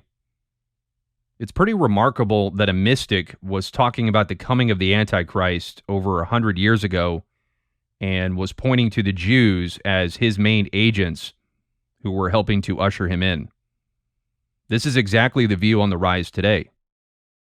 And just like there's false versions of Christ, there's also false versions of the Antichrist. And the mystic Sergei Nilus had the same view of the Antichrist that the vast majority of Christians have today, that the Antichrist is going to emerge from the New World Order. Yes, the Jews absolutely are trying to usher in their Messiah, but the Antichrist will destroy them, which will be the Lord's judgment on both them and the Gentiles who follow him. False eschatology about the last days and the coming of the Antichrist has been around for a long, long time, and it's at an all-time high today. And with the culture war and the idea that the elites are persecuting the church and trying to remove God from America, that they're trying to destroy Christianity and Western culture and usher in the Antichrist, Sergei Nilus's mentality is now the mainstream view. The vast majority of modern Christianity shares the biblical interpretation of a mystic. That's pretty frightening. So conspiracy theory and New Age occultism, Gnosticism, etc. have a very long history. And truthfully, they've always been in partnership ever since the very beginning with the birth of Gnosticism, the original conspiracy theory. This is not something that's been around only since the 1980s or even the early 1900s. The conspiracy mentality was baked into Gnosticism from the very beginning. Because again, the Gnostics were trying to expose the Jewish agenda and saw the Jewish God as the grand conspirator. The idea that the Jews are in cahoots with the Demiurge or the devil to rule over the earth has been around for thousands of years. And we're about to enter a time when that becomes a universally accepted idea. And of course, that's in part true. God did make a covenant with Abraham and his descendants to give them the land of Israel. And Israel will be the place from which Christ and the saints will rule over the earth in the millennial kingdom. Jeremiah 3:17 and Zechariah 14:16 talk about all the nations coming to Jerusalem to worship the Lord. So there's some truth to the idea of Israel being the nation to rule the earth. And the Jews know this as well. Many of them know the scriptures in part, and they've tried to bring this about in a very corrupt way, giving us what we know today as the New World Order. And as a result of that, they've made the idea of Israel ruling the earth a vile, corrupted, evil, and tyrannical notion in the eyes of the world.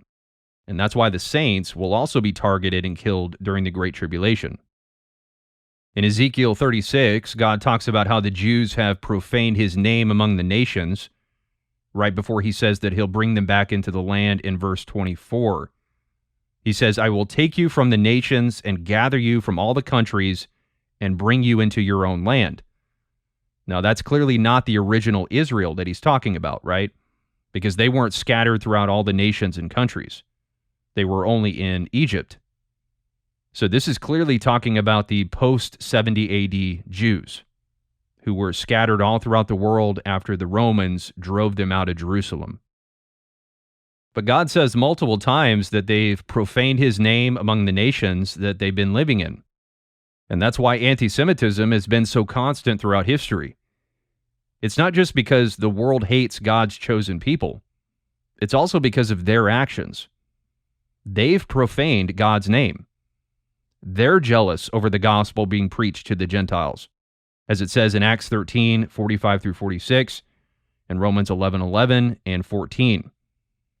And they're bitter over being expelled from the land. And in that jealousy and bitterness, they've developed this insanely narcissistic delusion that they deserve to rule over the earth and make the Gentiles their slaves. Hence the New World Order, which is perhaps the greatest expression of the Jews profaning God's name among the nations. And God is raising up equally narcissistic, delusional Gentiles to judge them, which will eventually be the kingdom of the beast. But we can recognize the great evil of modern Jews, their narcissism, their jealousy, their bitterness, their idolatry, etc., just like we can recognize their evil in the Old Testament. while still recognizing that God will deal with them in time and in his own way. Let God deal with them.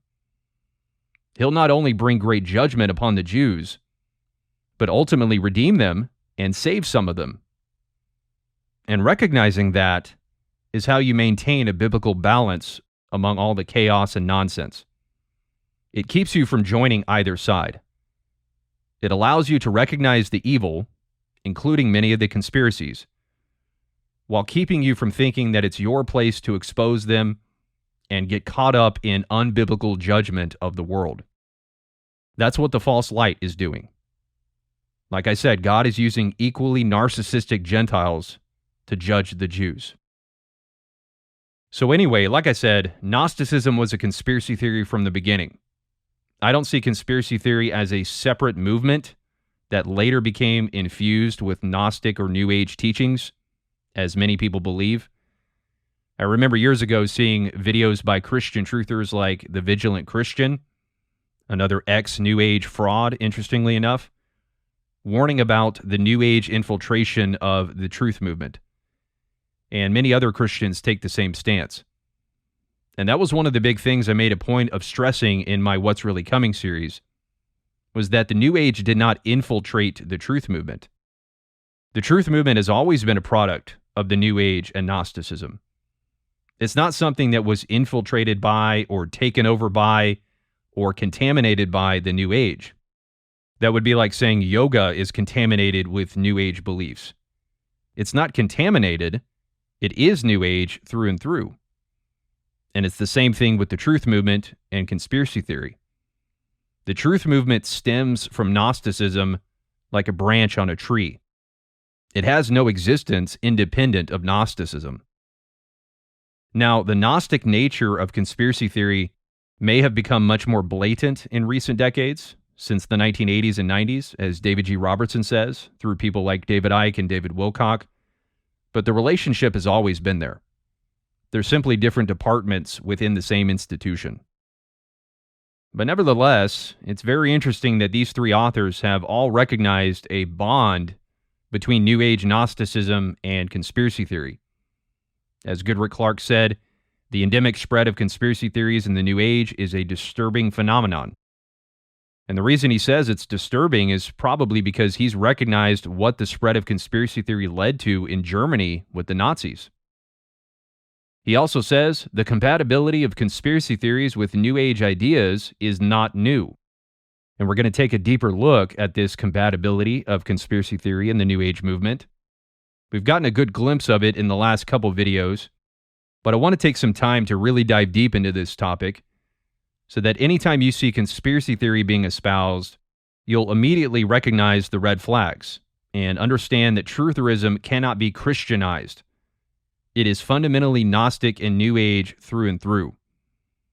So here we'll expand a little more on some of the people that we talked about last time, and also look at a number of other New Age conspiracists. And this will be a pretty comprehensive treatment of the subject.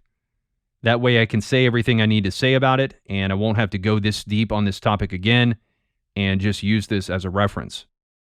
And again, this is not about exposing New Agers. This is about exposing the New Age Gnostic roots of a movement that the vast majority of Christians are joining. And so with a comprehensive treatment of this, you'll see how the conspiracy narrative is creeping more and more into Christianity, especially through so-called ex-New Agers like Doreen Virtue and many others that have been popping up over the last couple years with their supposedly radical testimonies of turning to Christ from witchcraft and the New Age. These ex-New Agers are nothing but wolves in sheep's clothing, promoting a much subtler and more deceptive form of New Age Gnosticism, the truth movement. And as we continue to talk about all these New Age conspiracists, you'll see how their New Age Gnostic worldview goes hand in hand with their exposure of the New World Order. Because for them, the New World Order is the ultimate enemy. It's the darkness to their false light, just as Babylon the harlot is the darkness to the Antichrist false light. Remember, this is all rooted in a dualist dynamic, good versus evil, light versus dark, etc., which all three of the authors that we looked at referenced. Goodrick-Clarke, A Millennial Battle Between Good and Evil. Barkun, They Cast the World in Terms of a Struggle Between Light and Darkness. And Robertson, A Literal Battlefield Between Benevolent and Malevolent Forces, a Gnostic War.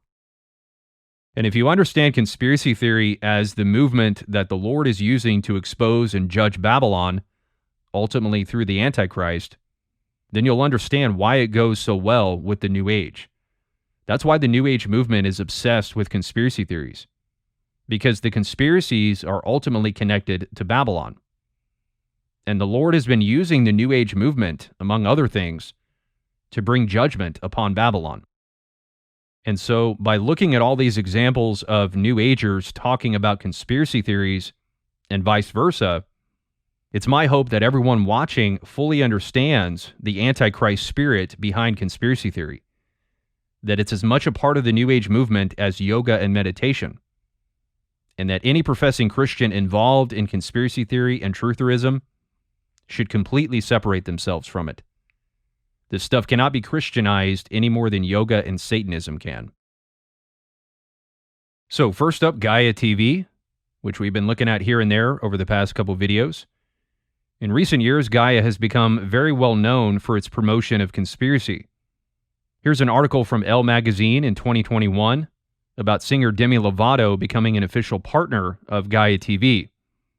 It says, actor and singer Demi Lovato announced they are now an official ambassador for Gaia, a conspiracy hub, which is known to have spread misinformation and conspiracy theories about everything from vaccines to aliens and even lizard people. The streaming platform describes itself as a Netflix of spirituality, and originally it served to provide yoga videos and philosophical messages. Now, however, Gaia is known for hosting videos featuring anti-Semitic conspiracies, anti-vaxxers, autism misinformation, and QAnon, the far-right political movement centered on claims that a cabal of satanic pedophiles conspired against Donald Trump while he was president. So it's interesting how it says that Gaia was originally about yoga videos and philosophy, but over the years has become a conspiracy hub. That's how it works. Wherever the New Age is, it's only a matter of time before you see conspiracy theory and vice versa. And Gaia has become such an exporter of conspiracy theory that that's practically what it's most known for now. And for good reason. When you first sign up on their website, they ask you what topics you'd like to explore, and one of the categories they have is secrets and cover-ups. In other words, conspiracies. And another category called paranormal and unexplained, which also falls into the conspiracy realm as well. It's very similar to the category on Amazon, occult and paranormal, that Bill Kaysing's book, We Never Went to the Moon, is listed under, along with a number of other conspiracy books. So out of only 9 major categories, 2 of them are devoted to conspiracy-related topics. Here's the subcategories under cover-ups: Big Pharma, Cabal, Chemtrails, Disclosure, Financial System or Banking, Secret Space Program, and Transhumanism. These are all the typical conspiracy topics. And several of them, especially Big Pharma, Chemtrails, and Transhumanism, are topics that the conservative and Christian right have been talking about quite a bit. These topics have become very commonplace nowadays within mainstream political and religious conversation. Now, here's where it takes you when you click on the Cabal section. And it has a description that says, powerful elites won't disclose strategic deception or historical disinformation when it comes to the New World Order. From the Freemasons to the Illuminati, there are countless conspiracy theories tied to these top secret societies. But what is the truth? A mass consciousness shift looms as we expose shadow governments. So there again, another reference to the false light exposure of the dark side and their secrets. And then the mass consciousness shift corresponds with the event that I talked about in the last video. The event being this mass shift in consciousness that the New Age believes will come about as a result of humanity learning about all these conspiracies. So a mass consciousness shift looms as we expose shadow governments, mysterious organizations, New Age technologies, evidence of UFOs, and cover-ups that will change everything. Explore our collection of Cabal documentaries and join filmmakers as they go down the rabbit hole to get the real truth. So yet another reference to the rabbit hole. You have to make the decision that you want to go down the rabbit hole. The rabbit hole. It's really disturbing when you look down the rabbit hole and how many things are true. Me and Greg went deep down the rabbit hole when it comes to this idea that we might be living in a simulation. I'm about to dive deep down the rabbit hole. We're going deeper in the rabbit hole now. We go a little deeper down the rabbit hole and we awaken through this shocking horror of what's going on behind the scenes. And it's really kind of starting to go down that rabbit hole. So we're seeing the awakening happening. The Galactic Federation is stepping up now more than ever. Now, what's interesting about this description is that it lines up very closely with Goodrick-Clarke's account of the spread of conspiracy theory within the New Age movement. First of all, Gaia TV is a New Age site, obviously, and it has whole sections devoted to conspiracy topics, corroborating his statement about the endemic spread of conspiracy theory in the New Age. But even the specific things he mentions are also in the description. For example, Goodrick-Clarke says that they talk about hidden elites. Gaia TV mentions powerful elites. Goodrick-Clarke mentions UFOs and aliens. They also mention evidence of UFOs. And Goodrick-Clarke says that they talk about federal government covert or secret operations. And they too mention top secret societies, shadow governments, and cover-ups. So Gaia TV is a pretty solid and compelling corroboration of Goodrick-Clarke's insights. And keep in mind, although Gaia TV was around back in 2002 when this book was first published, it was still a long way from becoming a conspiracy hub, as that Elle magazine article called it. And yet, that's exactly what it's become. Also, their claim that they give you the real truth lines up with David G. Robertson's remark about conspiracists being a Gnostic third party defined by their special knowledge, and that they're leading a Gnostic war in which the truth shall set you free. This is what the truth movement is all about. Just like the Gnostic Gospels came along and essentially said, here's the real truth about Jesus. And the conspiracy movement uses that same ploy today, that they're giving you the real truth that the mainstream doesn't. Which, I might add, is how Good Fight Ministries used to open their radio show. Welcome to the Good Fight Radio Show, a program dedicated to bringing you vital and uncompromised truths that you won't hear in the mainstream media. Truths that you won't hear in the mainstream media. Well, here's some other things that you don't get in the mainstream media. These are some of the conspiracy videos and documentaries that Gaia TV has in their Cabal section. Some of them topics that Good Fight and other big Christian ministries have been covering lately. Financial Tyrants of the World with John Curtis, talking about the Federal Reserve, which has been one of the main focuses of conspiracy exposure. Rise of the Technocracy with Patrick Wood. It says in the description that they talk about the rise of a one-world government, the shift of power from the hands of the elite into a new world run by technology, a new ruling class of scientists and engineers who use technology to wield power. Trilateral Commission and Technocracy with Patrick Wood. Goodrick-Clarke mentioned the Trilateral Commission before, and we've heard some other conspiracists mention it. It says in the description that the commission was founded with the goal of creating a new international economic order, and that their secret endeavor is to own and control all the major resources of the world and create a new world order. The Shadow Government with Daniel Sheehan. It says that he exposes the detailed history and machinations of an elite power group that continues to hold sway over many of the world's most powerful governments. Rise of False Flags with Richard Dolan. Connecting 9/11 and MH370 with Field McConnell. ETs in the military-industrial complex with Anthony Sanchez. Once again, the topic of UFOs and aliens, as Goodrick-Clarke mentioned. Disclosing government disinformation with Paul Hellyer. It says that he began unraveling a decades-old web of deception, another reference to the spider web, and disinformation concerning the influence of extraterrestrial beings on our planet's governments, and that he reveals many of the deepest secrets he has uncovered. Once again, the allure of secret hidden knowledge, the essence of Gnosticism. Bilderberg the movie, another elite organization that Goodrick-Clarke mentioned, it says that it's a documentary film about the origins, development, and expansion of one of the most elite and secret organizations in today's world. Once a year, the most powerful people allegedly meet behind closed doors to discuss their secret agenda. And lastly, the esoteric agenda. Esoteric meaning secret or hidden. A documentary about the Illuminati, the Cabal, and Skull and Bones. So it's no wonder that Gaia TV has been labeled a conspiracy hub. Next, we'll expand just a little more on some of the people that we talked about last time. First up, David Icke, who's been one of the main talking heads of the conspiracy movement going back to the 90s. David G. Robertson mentioned him as one of the pivotal figures in the creation of millennial conspiracism, which he wrote his book about. As we've talked about, he promotes the Gnostic texts, and his books are perfect amalgamations of conspiracy theory and the New Age.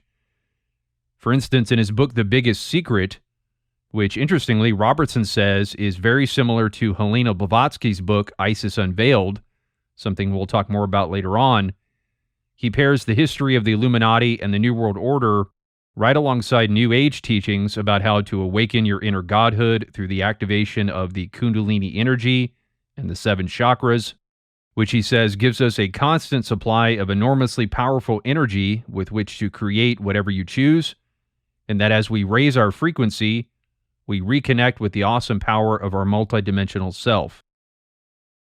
In the last chapter, Breaking the Spell, in other words, breaking the black magic spell of the Illuminati, he says that we break it by unleashing the creative force in everyone, which will overthrow the Brotherhood, that is, the Freemasons or Illuminati. Once we do that, he says, there is no way that the Brotherhood agenda can survive such changes in attitude. So if humanity taps into its creative, godlike powers, we'll be able to eradicate the Illuminati, the Freemasons, and Babylon from the planet. In fact, Icke explicitly mentions Babylon by name.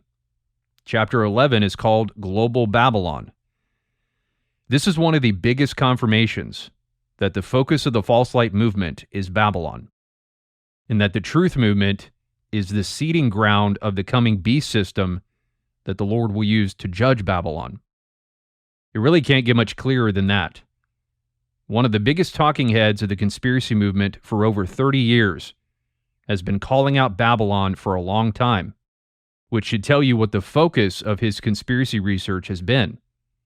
This is indisputable proof that the conspiracy movement has not been exposing the beast or antichrist system, but Babylon the harlot.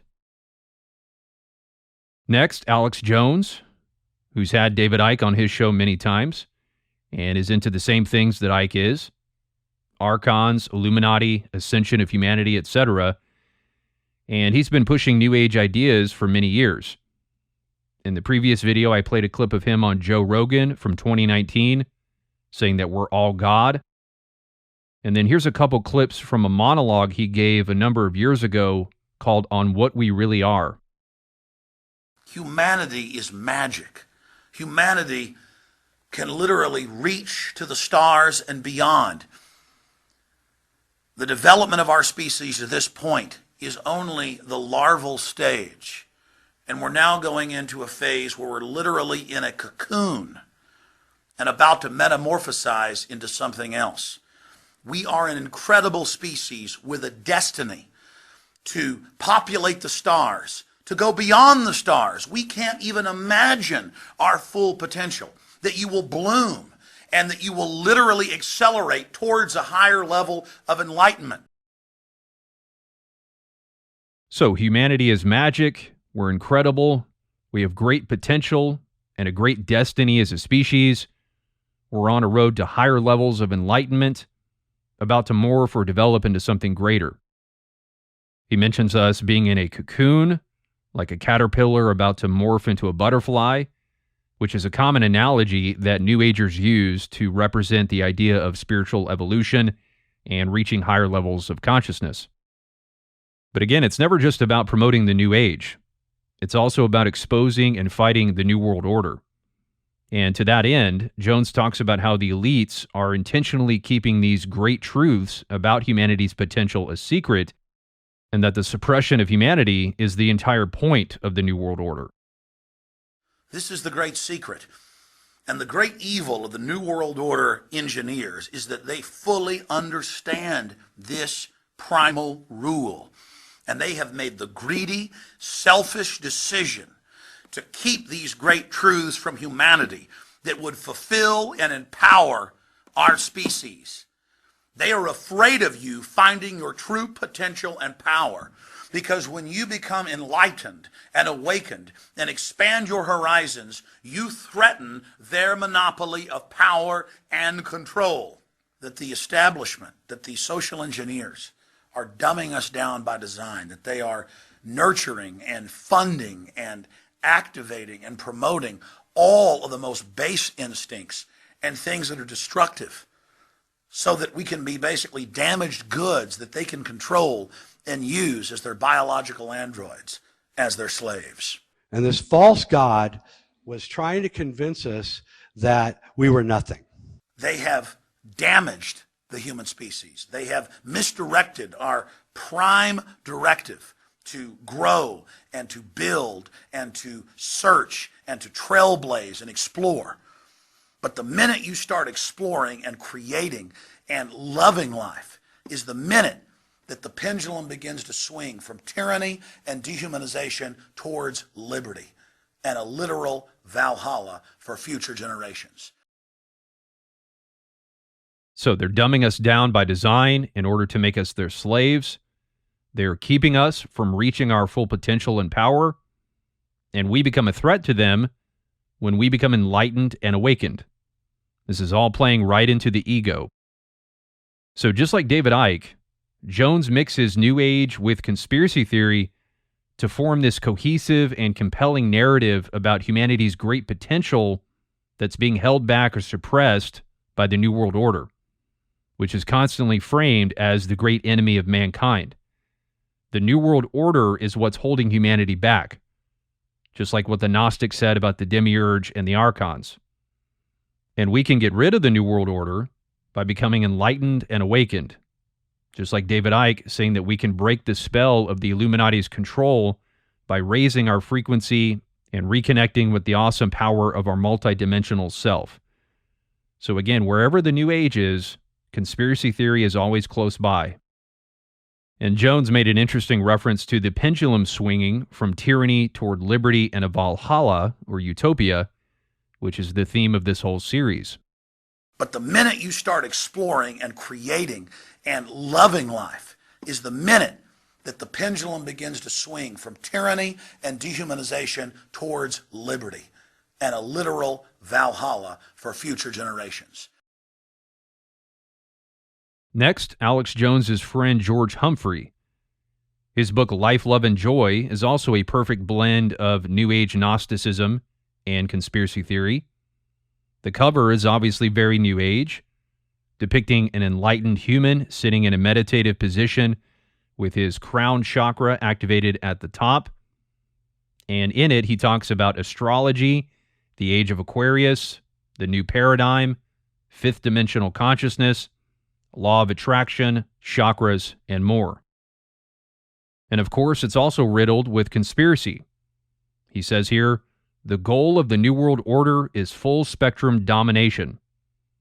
And he mentions the Rothschilds, Rockefellers, and the Vatican, the typical characters, all of which comprise the matrix of control that he says we're enslaved by.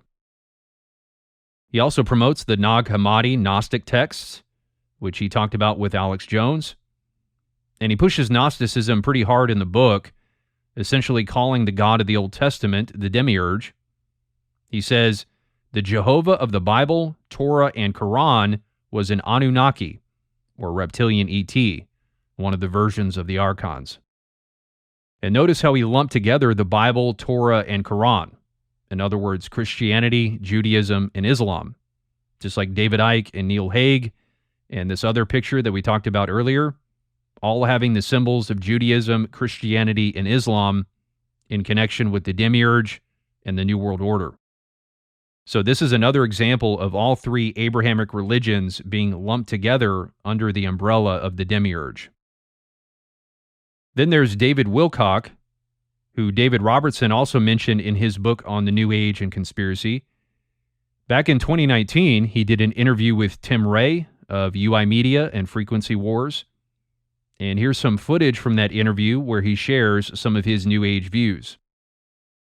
The universe itself is an awareness that has projected into a material illusion of billions of galaxies. As we become more conscious and more aware, we ultimately realize there is no separation boundary between our skin and the air around us and the universe and the others that we see. Once you understand that fundamental principle, then you realize that the law of karma is indeed a universal law, because the experience of omniscient awareness that we all have, we are the awareness of the universe. And when we become inspired, we touch parts of that. You are a being of infinite worth and infinite power. And I really want to imbue that to others, this notion that you are the one you're looking for. You are your savior, because we are heading in that direction. We're going to gain these Christ-like abilities. So, law of karma, we're one with the universe, we're infinitely powerful beings, we're our own saviors who will acquire Christ-like abilities. And once again, part of realizing that is learning about this dark, evil, satanic cult that's hiding all this knowledge from us. Here's a few pages from his 2012 book, The Financial Tyranny. He mentions the New World Order, Illuminati, Freemasons. He says here, are the Illuminati trying to run the world? He talks about the founding of the Illuminati back in the 1770s with Adam Weishaupt. He talks about the Bilderbergs, as well as the Trilateral Commission. Here's a section titled The Trilateral Commission and the Illuminati.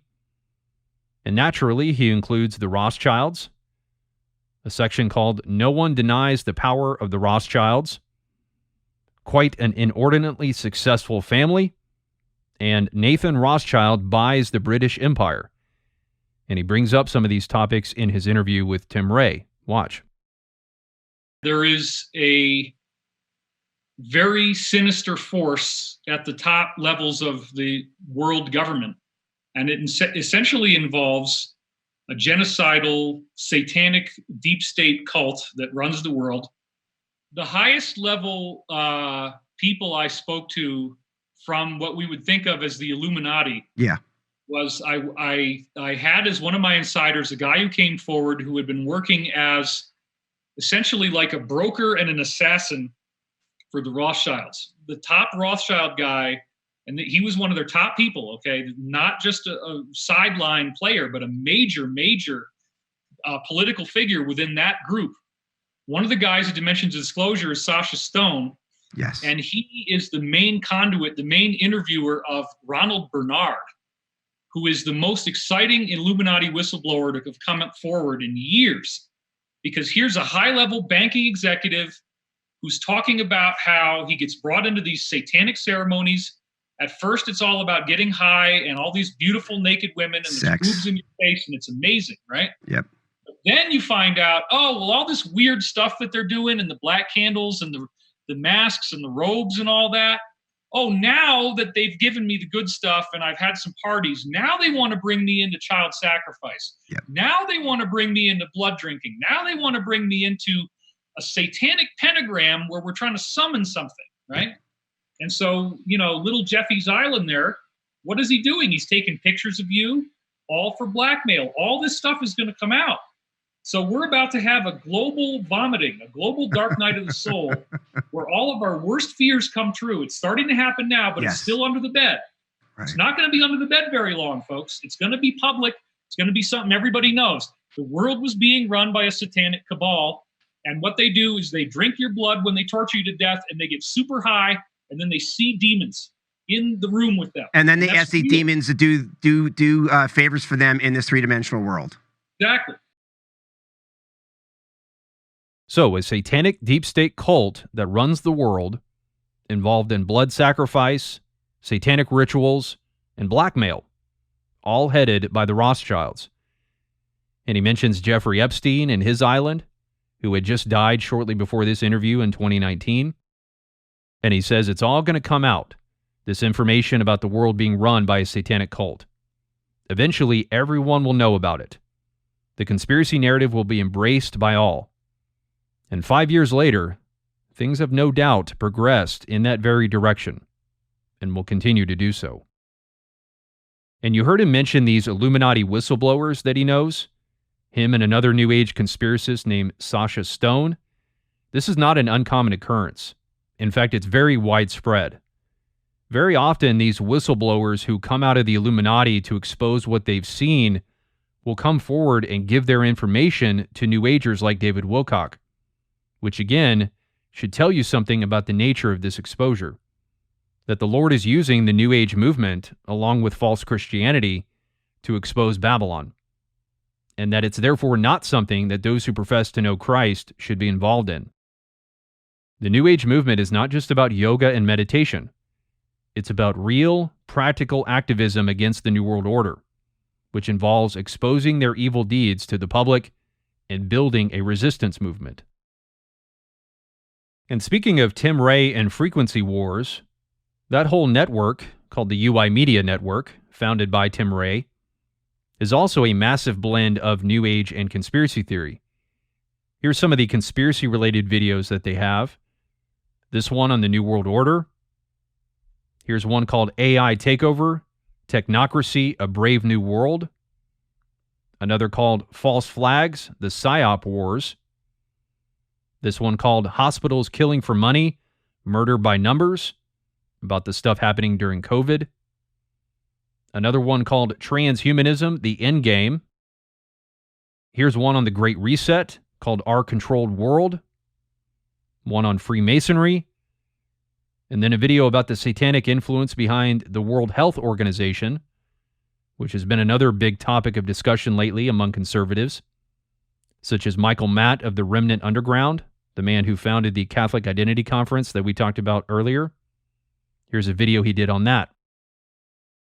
And then here's an episode with David Icke called Lucifer's Disciples. And those are just a few. There are many other conspiracy episodes on frequency wars, as well as the rest of UI Media. And then here's a couple of New Age-themed episodes. One called Unlock Your Power, Raising Your Frequency, and another on the multidimensional self, the exact kind of stuff that David Icke talks about. And if you'll notice over here to the right, there's an ad that says, Discover the Transformative Power, for someone named Amazing Robin, who's a New Age Christian intuitive healer. Here's a page from her website. And also the name itself, UI Media, which stands for United Intentions, is New Age themed as well. The idea being that humanity needs to unite its intentions around a common positive goal to raise the consciousness of the planet. So once again, wherever you see conspiracy theory and the exposure of the New World Order, the New Age is always close by, and vice versa. Hello, my name's Tim Ray, founder of the United Intentions Foundation, where we help people like you untap their true potential and consciously create their reality with their power of their intentions. It's UI Media, United Intentions Media, and that's the whole point, is if we unite our intentions, David, literally, exponentially, we believe that we could change anything on a collective level. Then there's the QAnon Movement, which has been one of the best examples of the bond between the New Age and conspiracy theory. The whole point of Q's drops has been about exposing the New World Order to the public. One of his earliest drops was about the main families behind the New World Order, the Rothschilds, Soros, and the House of Saud, which he says are the puppet masters. And then at the bottom it says, the New World Order worships Satan, quoting Vladimir Putin. And then a few drops later he asks, what is the New World Order? And says, families combined equals New World Order. He also uses the terms cabal and deep state, alternatives for the Illuminati and New World Order. It says 10 posts containing cabal and 16 posts containing deep state. And then back in part 3, I talked a little bit about how they mentioned the Freemasons. And of course, there's also a bunch of posts about pedophilia and Jeffrey Epstein. 69 posts containing Epstein. In addition to all these conspiracy topics, Q also used some New Age buzzwords and ideas, like we are the saviors of mankind, ascension, and of course, Great Awakening. 67 posts containing the phrase Great Awakening. And consequently, Q has been very popular with New Agers, because for them, Q's drops are tangible evidence that the Illuminati is finally being exposed for real, that their defeat is imminent, and that the age of Aquarius can finally be ushered in. And here's one of those New Agers, Champ Perinia, the maker of the Great Awakening map, which he was inspired to make in large part because of Q. His map started going viral on social media in 2018-2019, right in the middle of Trump's presidency and around the time that the QAnon movement started getting coverage by mainstream media outlets. Here's what it says on his website about the Great Awakening map. Ascension knowledge, darkness to enlightenment in one lifetime. The Great Awakening map is the supreme red pill navigational chart for escaping the matrix and returning to source. Each day, maps continually ship around the world to awaken countless new minds in every country. The map has been spotted across all social media, downloaded internationally, and has served a vital role in the Great Awakening and full disclosure movement across the entire globe. So the Supreme Red Pill Navigational Chart for Escaping the Matrix being spread all over the world. And to that end, it's an enormous amalgamation of New Age and conspiracy topics. The top half is more New Age oriented. It mentions enlightenment, the rainbow body, Tibetan Buddhism, collective consciousness, mass meditation, psychedelics, DMT, and of course the Great Solar Flash being the center feature. And then a bunch more New Age topics as you work your way down. He's got a section for the Galactic Federation. He mentions David Wilcock here, who he says was a big influence for him. And of course, Age of Aquarius. And then the conspiracy topics are mostly found in this bottom section devoted to Earth. He's got chemtrails, HARP, which we talked about last time, a whole section for Q. He mentions Pizzagate, along with child trafficking, Jeffrey Epstein, and pedophilia. And then over here at the bottom, it says Cabal, Deep State, Illuminati, Secret Societies. And to the right of that, the Templars. Like I said, they always include the Templars, along with the Freemasons and Jesuits. And then some more conspiracy topics down here, like 9/11, Federal Reserve, big banks, big pharma, vaccines, fluoride, and on and on. And what's interesting is that in the interview I played of him in the last video, he recommends that people start at the bottom left where it says Escape the Matrix and where all the conspiracy topics are. So he's essentially saying that conspiracy theory is the gateway to spiritual ascension. That's how you get started. You get started with the conspiracies. This is why I keep saying that conspiracy theory is part of the New Age movement. And it's arguably the most effective way to bring someone into aberrant teachings, whether it's the New Age, heretical Christianity, or whatever else. The conspiracy stuff is often what makes the aberrant spiritual teachings seem more plausible and believable. And this is why the form of so-called evangelism that Good Fight Ministries and so many other false light Christian ministries employ is utterly false, because it mirrors the Gnostic New Age approach to spiritual conversion by constantly focusing on the overtly dark satanic stuff in society and using that as the avenue to spiritual awakening. This has always been the Gnostic approach. That's why Good Fight says that they give you the real truth that you don't hear in the mainstream media, or why they talk about diving into the dark recesses of the entertainment industry, or why they focus so much on Satanism, and why they repeatedly display poor discernment with regard to who they fellowship with. They are Gnostic Christians, effectively promoting a dualist view of the devil that elevates his power and influence, all to get views and likes and subscribers. if someone's spiritual conversion hinges on them learning about how dark and evil everything around them is, that's a sure sign that that person's spiritual conversion is fraudulent. If your spiritual conversion is about someone else's darkness, then you're likely not truly convicted about your own darkness. This is the same process that New Agers go through. Global conspiracies and elite satanic cults make them realize how dark and evil the world is, which then makes them realize how good they are, and they embrace New Age teachings. And any Christian group using this form of evangelism is no less dangerous than the New Age, because people who supposedly get converted this way are still blind to their own darkness. And that's why Good Fight are such massive hypocrites, getting more compromised by the day. As I covered in a video several weeks back, Joe Schimmel is now blatantly lying to his congregation to cover up the fact that he was in a documentary with Michael Brown. And they will continue to get worse. And the same thing goes for Spencer Smith, Mike Winger, Alyssa Childers, and scores of others. Anyway, here's a little bit from Chant Perennia's interview with a yoga and meditation teacher named Guru Jagat. I got to sit down with the genius behind the Great Awakening map, Chant Perennia. He is a great yogi and meditator in the Dzogchen path, and as well, he has been traversing the realms of consciousness through psychotropics and other means for many, many years when the Great Awakening map came to him as a download.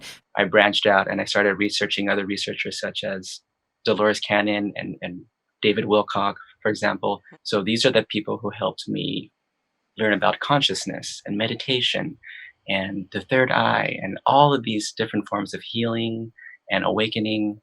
And 10 years flew by, and it was my time in mid-2018. I said, I need to put all of this knowledge that I've gained since then, I need to do something with it. I need to help humanity. I need to share everything that's in my mind. On my Great Awakening map, you'll see things such as psychic healing and astral traveling and lucid dreaming. And these are sort of ways that people can start to explore the higher dimensional realms of consciousness. I like to say I found Buddhism through the back door, and that was through psychedelics and through learning about the rainbow body. And I had had very profound psychedelic experiences many years prior, which showed me hyperdimensional realms filled with Vajrayana imagery and deities and Buddhas. And that's also when I had discovered DMT, and I was also doing 5-gram shroom journeys in meditative darkness. And after the DMT experiences, that's when my entire art career unfolded. Any negative thing that the deep state does is just going to come back to them. The more that they censor us, the more our information is going to become well known and accepted. All this stuff is going to come out. It's going to be public. It's going to be something everybody knows. The world was being run by a satanic cabal. Yeah. So this is something that's considered divine justice, and we just have to let the river of karma take care of those who want to censor us. And we should always keep posting memes and awakening humanity as much as possible each day, because there's no stopping the Great Awakening, and there's no stopping our consciousness from expanding. It is our birthright of our entire planet. This is why you were born. We were born for this time, to help awaken the planet as fast as possible. So there's millions of others doing the same thing as you. Do you have a Great Awakening map in your studio? Yeah, we have What them color here. do you- We just have it. It's just on like white or Nice. cream. It's on cream. Yeah. Very nice. But we have a big one. We have a very big one. Yeah. Please send me a photo. I want to see it. Okay, I will. And I'd like to do a bigger one actually. But we have it right by the, where people walk in so that they can look at it and get the transmission. Amazing. So he says the deep state can't stop the Great Awakening. Everything the deep state does is going to come back to them. And that's true, because the Lord is the one raising up this Great Awakening. Champ Perinia falsely thinks it's the river of karma delivering divine justice to the deep state Illuminati, when in reality, he and so many others, unfortunately, are simply being used by the Lord as vessels of wrath and will themselves be led to destruction. As Paul says in 2 Thessalonians, the Lord sends them strong delusion, and Revelation 17:17, that the Lord sets it into the hearts of the 10 kings of the Antichrist to fulfill his purpose. And you heard how he mixes conspiracy talk about the deep state and censorship and all that with New Age topics like DMT and astral traveling and meditation. Point being, these are all part of the same conversation. And he also said that his art career took off after his DMT experiences, where he had visions of various spiritual entities. As I've said, these New Agers are led down this path of conspiracy by deceiving spirits, proving yet again that this is a realm that Christians have no business being a part of.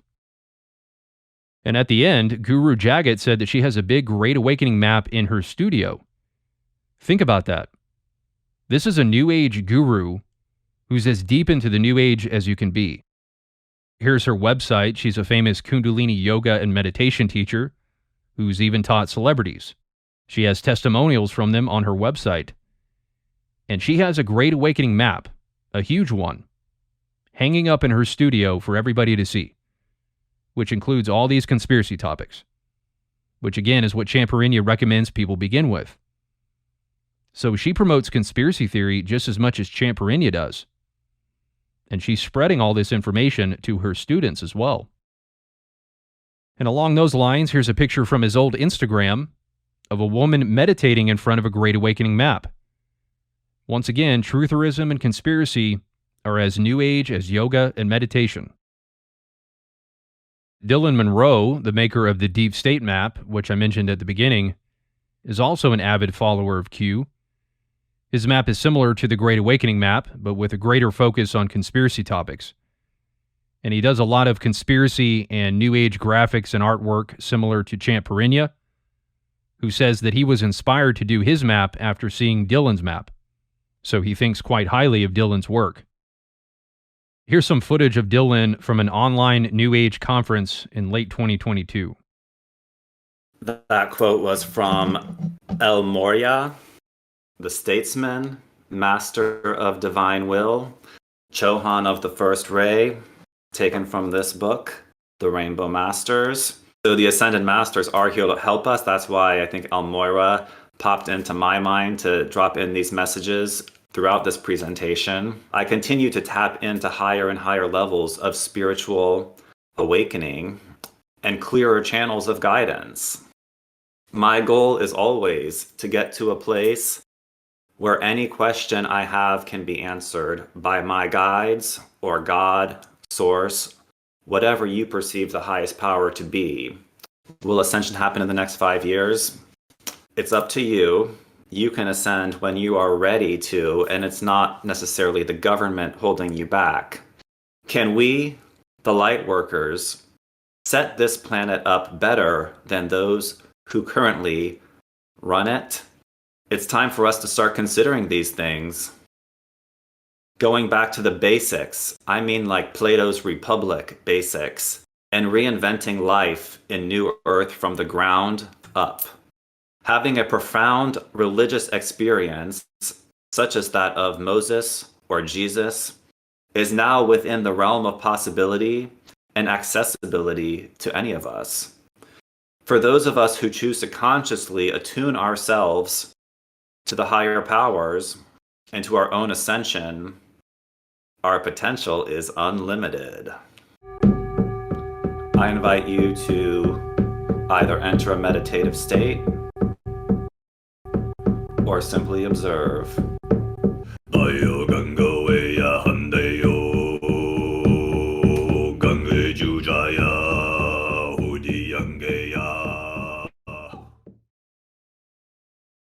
So, Ascended Masters, Tibetan chanting, meditation, ascension, unlimited potential.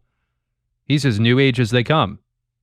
And yet, his website is deepstatemappingproject.com. In other words, his main goal, the main angle of his artwork and career, is exposing the deep state Illuminati. Almost as if the New Age stuff takes a back seat to the conspiracy stuff. In fact, you heard him mention the government and the people who currently run the planet. In a brief conference presentation that was centered entirely on New Age spirituality, he couldn't help but bring up the deep state. And speaking of that, here he is at the Conscious Life Expo in 2020, which is the largest New Age expo in the country. And it's a little hard to hear with the background noise, so I've included some subtitles. Watch. How would you say that this all ties in with the Conscious Life Expo? Well, healing and energy are most relevant, but I think even the historical timelines, which sort of focus on a darker perspective on history, is a stepping stone to actually improving our world and expanding our consciousness. It's the Great Awakening right now, so, before people would be, this would be a dangerous thing to be doing, is exposing some of this information specifically about the intelligence agencies and so on. But at this stage of what's going on in the world, we do feel like we are protected by higher powers and that society is moving in a direction that this shift is going to be inevitable. It already is, and that we're just riding the wave of it. What kind of exposure of intelligence agencies? Well, our first diagram, the QWeb, the main theme of it was showing declassified CIA projects from the 20th century, but then we also took it all the way back to the ancient pyramids of Egypt and tracked a line of power that went all the way from the pharaohs through the Vatican, through the Jesuits, that eventually ended up in the CIA and the intelligence agencies we have today. So he's all about tracing the lines of power that go all the way back to Egypt, up through the Vatican and Jesuits, and into our modern CIA and other intelligence agencies. That's what he's primarily concerned with. And the guy asked him at the beginning, how does this tie in with the Conscious Life Expo? And he responds by saying that learning about these darker aspects of history, meaning the history of the Illuminati, is a stepping stone to improving our world and expanding our consciousness. So in other words, conspiracy theory is integral to the New Age agenda of the expansion of consciousness. Because the Illuminati have to be eradicated in order for the planet to improve. And so he sees conspiracy as just as important as all the other New Age and meditative practices that he implements, if not more so. And it's very similar to what Alexandra, the so-called Christian truther, said, that it's absolutely necessary to learn about all the characters in this show, and that's part of the awakening. While it is, in my opinion, absolutely necessary to learn the characters in this show, especially when you're waking up and trying to get out of the Matrix. So learning about the dark, satanic aspects of society is necessary for spiritual awakening. And this goes back to what I said earlier about this being the modern church's approach to evangelism today. Leading them to Christ by showing them Satan. That's not how you do it. Because if someone comes to Christ that way, their conversion hinges on the darkness and evil of everybody else. And that's why Good Fight Ministries and their followers are constantly focused on the satanic aspects of society, because that's what their conversion hinged on. Chad Davidson has said this repeatedly, that he supposedly got saved through Schimmel's documentary, They Sold Their Souls for Rock and Roll. It's all about seeing how dark and evil everyone else is. Celebrities in Hollywood, rock stars, etc. It wasn't about conviction of their own darkness. If that's what it was about, then they would have been convicted of that long before seeing all the dark and satanic stuff. But no, it was about other people's darkness. That's not repentance. That's being the Pharisee in Luke 18. Thank you, Lord, that I'm not like all those wicked people. And that's why they're such hypocrites, who are going from bad to worse. Now, a few others that we talked about last time, I'll just run through them real quick. Michael Salla, I showed a video of him talking about the reptilians in control of the Bilderberg Group. He talks about the Galactic Federation and the QAnon Movement, just like Champerinia and Dylan Monroe, and has written articles exposing satanic pedophile rings and Jeffrey Epstein. And here's a video he did with another New Age conspiracist named Sasha Stone, who David Wilcock mentioned earlier. Sasha Stone and Michael Salla have both been involved in UFO and conspiracy conferences with David Wilcock. And this video is called Overcoming Global Elite Agendas and Creating a New Earth, or in biblical terms, Destroying Babylon and Ushering in a False Peace and Security. There's also Bill Deagle, who I showed last time, saying that we're all incarnations of the I Am, and that we're all co-creators of our reality and so forth, as well as Jordan Sather, Simon Parks, and Elizabeth April, all devout New Agers as well. And here's some clips of them all talking about the Illuminati and New World Order. All of the people in this quote, you hear the word New World Order, they're not in agreement, and there are various levels, and most of them think that they're at the top of whatever level they're at. Mm-hmm. And they're really at the bottom of another level. Mm-hmm. Okay, even the people at the top that are human. Because the New World Order is not being run by humans. So what happens is, for example, if you're going to get to higher orders within the Illuminati, you actually have to go through these rituals in order for you and the greatest power is for your ancestors to actually, quote, curse you, to be attached by these things, to gain more physical, psychic, and emotional and intellectual powers, so then therefore you can become a, quote, Hugh-man, which in Welsh is serpent man. There's a number of people even within the organizations you might call the Illuminati, the CFR and so on, that are actually see what's going on and see the insanity of it.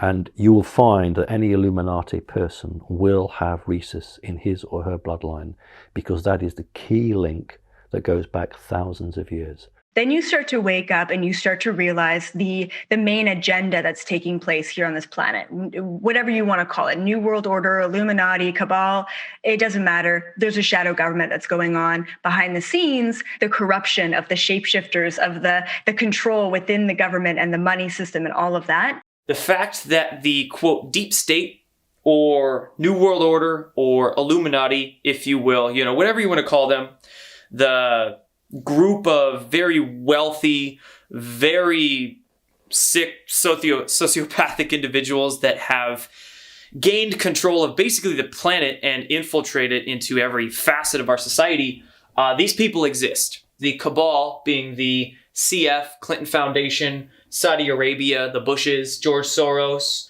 McCain's, the Rothschilds, and all of these names are mentioned in these Q posts. What this is making us do is take our own pieces of the puzzle, connect them, and all work together. This is making us all connect everybody who wants that same goal of these guys being taken down. We're all, it's amazing to see how people have just synced up and really become a team. It's about the teamwork. Because this whole storm is just going to continue picking up steam. All this stuff is going to come out. Because there's no stopping the Great Awakening. It's the Great Awakening right now. So this shift is going to be inevitable. It already is. Next up, Russell Brand, who, as many of you know, recently got baptized into the Catholic Church, which doesn't really change anything. In fact, if anything, it lays the groundwork for the rise of the beast even further, because the beast system will also have a very strong Christian element.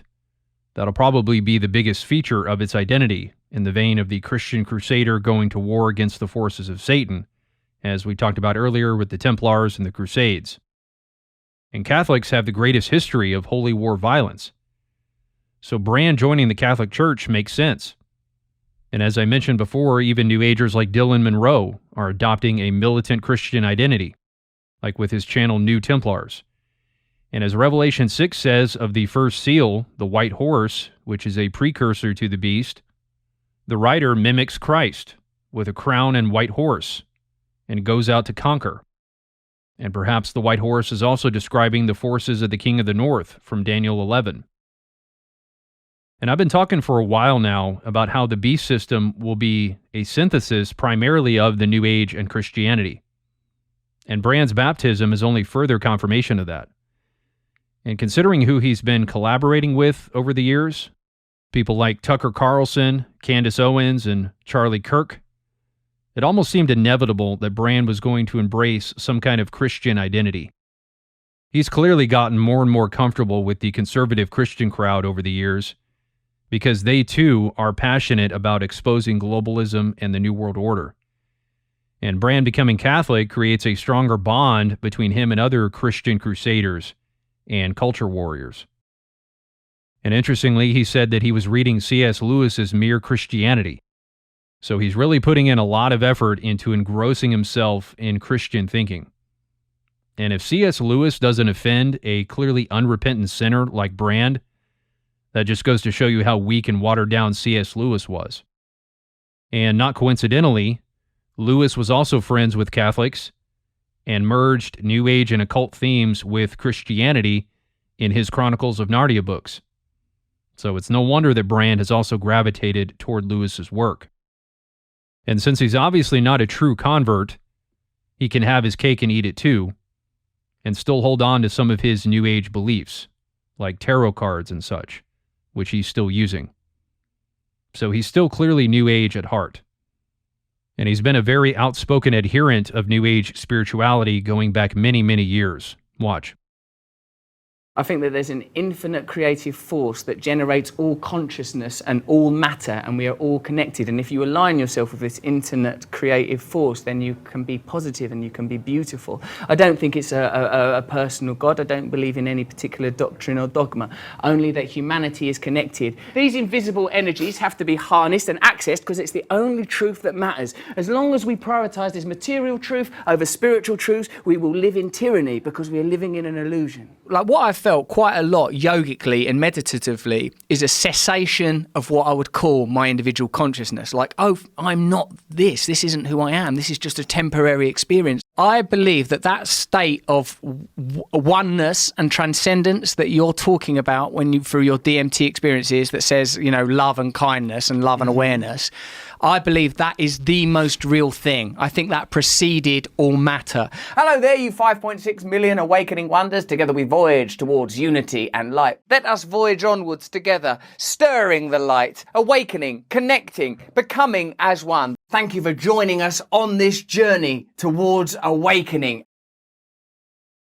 Right, the journey toward awakening. That's what this is all about. And as part of that journey toward the Great Awakening, Brand has also been one of the biggest exposers of the Great Reset, COVID, the vaccines, and all the big players involved in that. Klaus Schwab, Bill Gates, Anthony Fauci, etc., all of whom Neil Hague included in his Wetiko picture, as well as other organizations like BlackRock and big pharmaceutical companies like Moderna and Pfizer, also included in Neil Hague's picture. Brand's channel has been one of the go-to channels on the subject of conspiracy becoming fact for the past few years. Listen.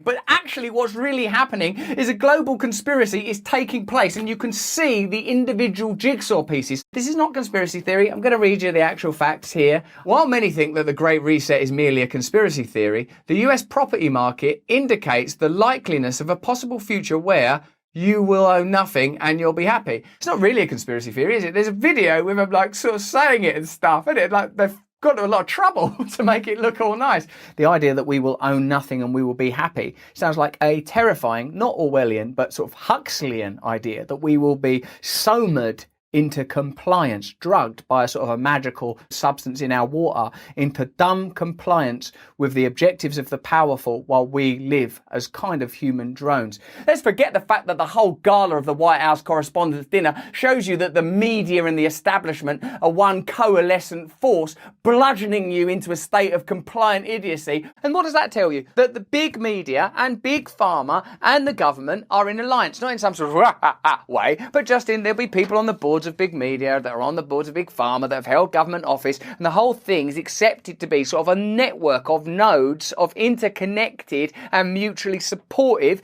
interests. But as the saying goes, nothing happens in a vacuum. Brand's penchant for conspiracy is an offshoot of his New Ageism, which he made a reference to in his Huffington Post interview. He said, as long as we prioritize the material over the spiritual, will live in tyranny. In other words, we have to embrace New Age spirituality and oneness in order to combat the materialistic tyranny of the New World Order, which lines up with Alice Bailey's teachings. She taught that materialism and atheism are part of the black magic agenda to keep people imprisoned in this three-dimensional reality. and that's why atheism is a dying worldview. And consequently, Brand has been on the conspiracy trail for a long time. In 2014, he was on the BBC promoting his book Revolution, in which he hinted at 9/11 being an inside job. In the book, you refer to the destruction of the Twin Towers in New York, 9/11, as what some people say looked like a controlled explosion. And one might read that as you giving some credence to conspiracy theories. You can read the book in whatever manner you would like to. Do you believe that the Twin Towers were destroyed by forces of the American government or similar? I think it's interesting that at this time where we have so little trust in our political figures, where ordinary people have so little trust in their media, that we have to remain open-minded to any kind of possibility. Well, what I do think is very interesting is the relationship that the Bush family have had for a long time with the Bin Laden family. I think it's interesting the way these tragic events are used to enforce further controls on us. These what's this Snoopers charter? Yeah, I think it's fascinating, mate, that the way that the media works in conjunction with big business and with the government to where ordinary people but you're feel not like suggesting the Bush family were involved in the destruction of 9/11. The systems we have at the moment aren't going to change within themselves because those systems are working for precisely the function they're intended to. They work for, they enhance the power and profits of elites. They support the rights of corporations. I don't trust politicians. No one does. I don't trust the corporations in this country that you inadvertently work for every time you take this line with me. The time where people trust politicians, that's over. That era has passed. So he was publicly calling out the elites, big media, big business, and big government 10 years ago, saying how 9/11 and other similar disasters are being used to push more government control, and that the time for trusting politicians is over. This interview was another big confirmation for me years ago that the conspiracy narrative was going to go mainstream. To see a big celebrity like Brand publicly questioning the official 9/11 narrative was a huge sign that the tide was going to turn in that direction. And that's exactly what's happened and will continue to happen. In his book, Brand says that the collapse of Building 7, looking like a controlled demolition, is, quote, cause for question.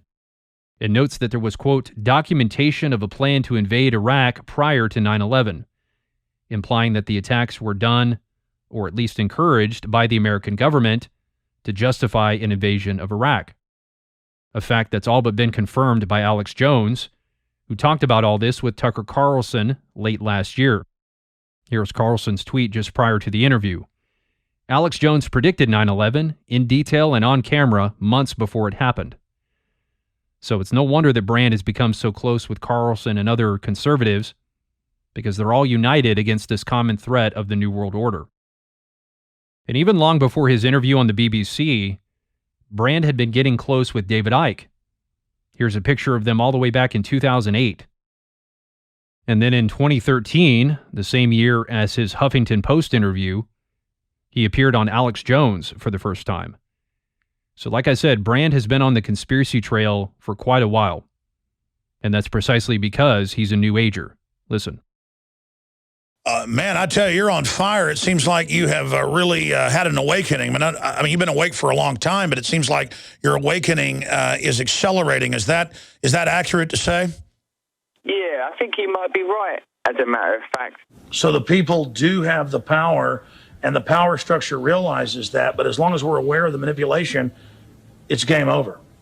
Yeah, it's happening now. It's inevitable. We don't have to do anything. We're merely projections of a like it says in the Lord's Prayer, on earth as it is in heaven. Like, you know, there are subtler dimensions, subtler frequencies of which we are the realization. If we become in tune with a different narrative, a different story, if we live as God would have us live, then the world will change automatically. It will just happen automatically. Someone said, I think it might be Prabhupada, that a cave can have been in darkness for 10,000 years, but as soon as the light is put on, as soon as a match is struck, the light is there. So the light is coming.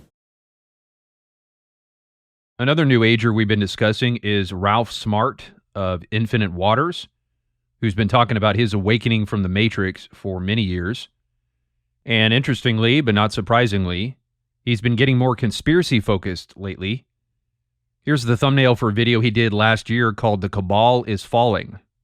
The thumbnail says, "The secret kept hidden for thousands of years is finally coming out," which lines up with what Alex Jones said before about the New World Order keeping this secret from humanity about its great potential. Also alluded to in David Icke's The Biggest Secret. And Ralph Smart echoes those same sentiments in this video. And he has these hooded figures behind him, representing the Illuminati cabal or satanic cult that runs the New World Order. I've played a couple clips from this video before where he's talking about diving down the rabbit hole, the veil being lifted and the hidden coming to light. And he was saying that in the context of the cabal falling and being defeated. Listen. The cabal is falling, and you won't believe what's coming. I said the cabal is falling, and you won't believe what's coming. We are living in the times of the greatest changes ever on this planet. You know why? Because the veil is being lifted. The hidden is coming to light, and our entire world is being transformed. Millions of people are awakening all around the world. What is the cabal? Who is the cabal? A secret organization, a secret society. Society is now realizing that we are so much more than we have been told. And this is the reason why the cabal, or as I call them, the inorganic ones, are falling. The reason why is because their time is up. You know why? Because how we have been living for the last few thousand years, that's coming to an end. You know why? Because it was built on lies. We are entering the fifth dimension. We are entering a whole new paradigm. Shout out to all the chosen ones. Shout out to everyone who trusted themselves over this massive illusion. In the Indus Valley, they realize we are born into the Maya, the illusion world. And we wake up to our highest power when we enter the real world. And then there is the real world of people that are awakened from all the lies and programming, which is the world of truth, love, and harmony. A lot of people are realizing we have been lied to from birth. Your entire life has been one big fat lie.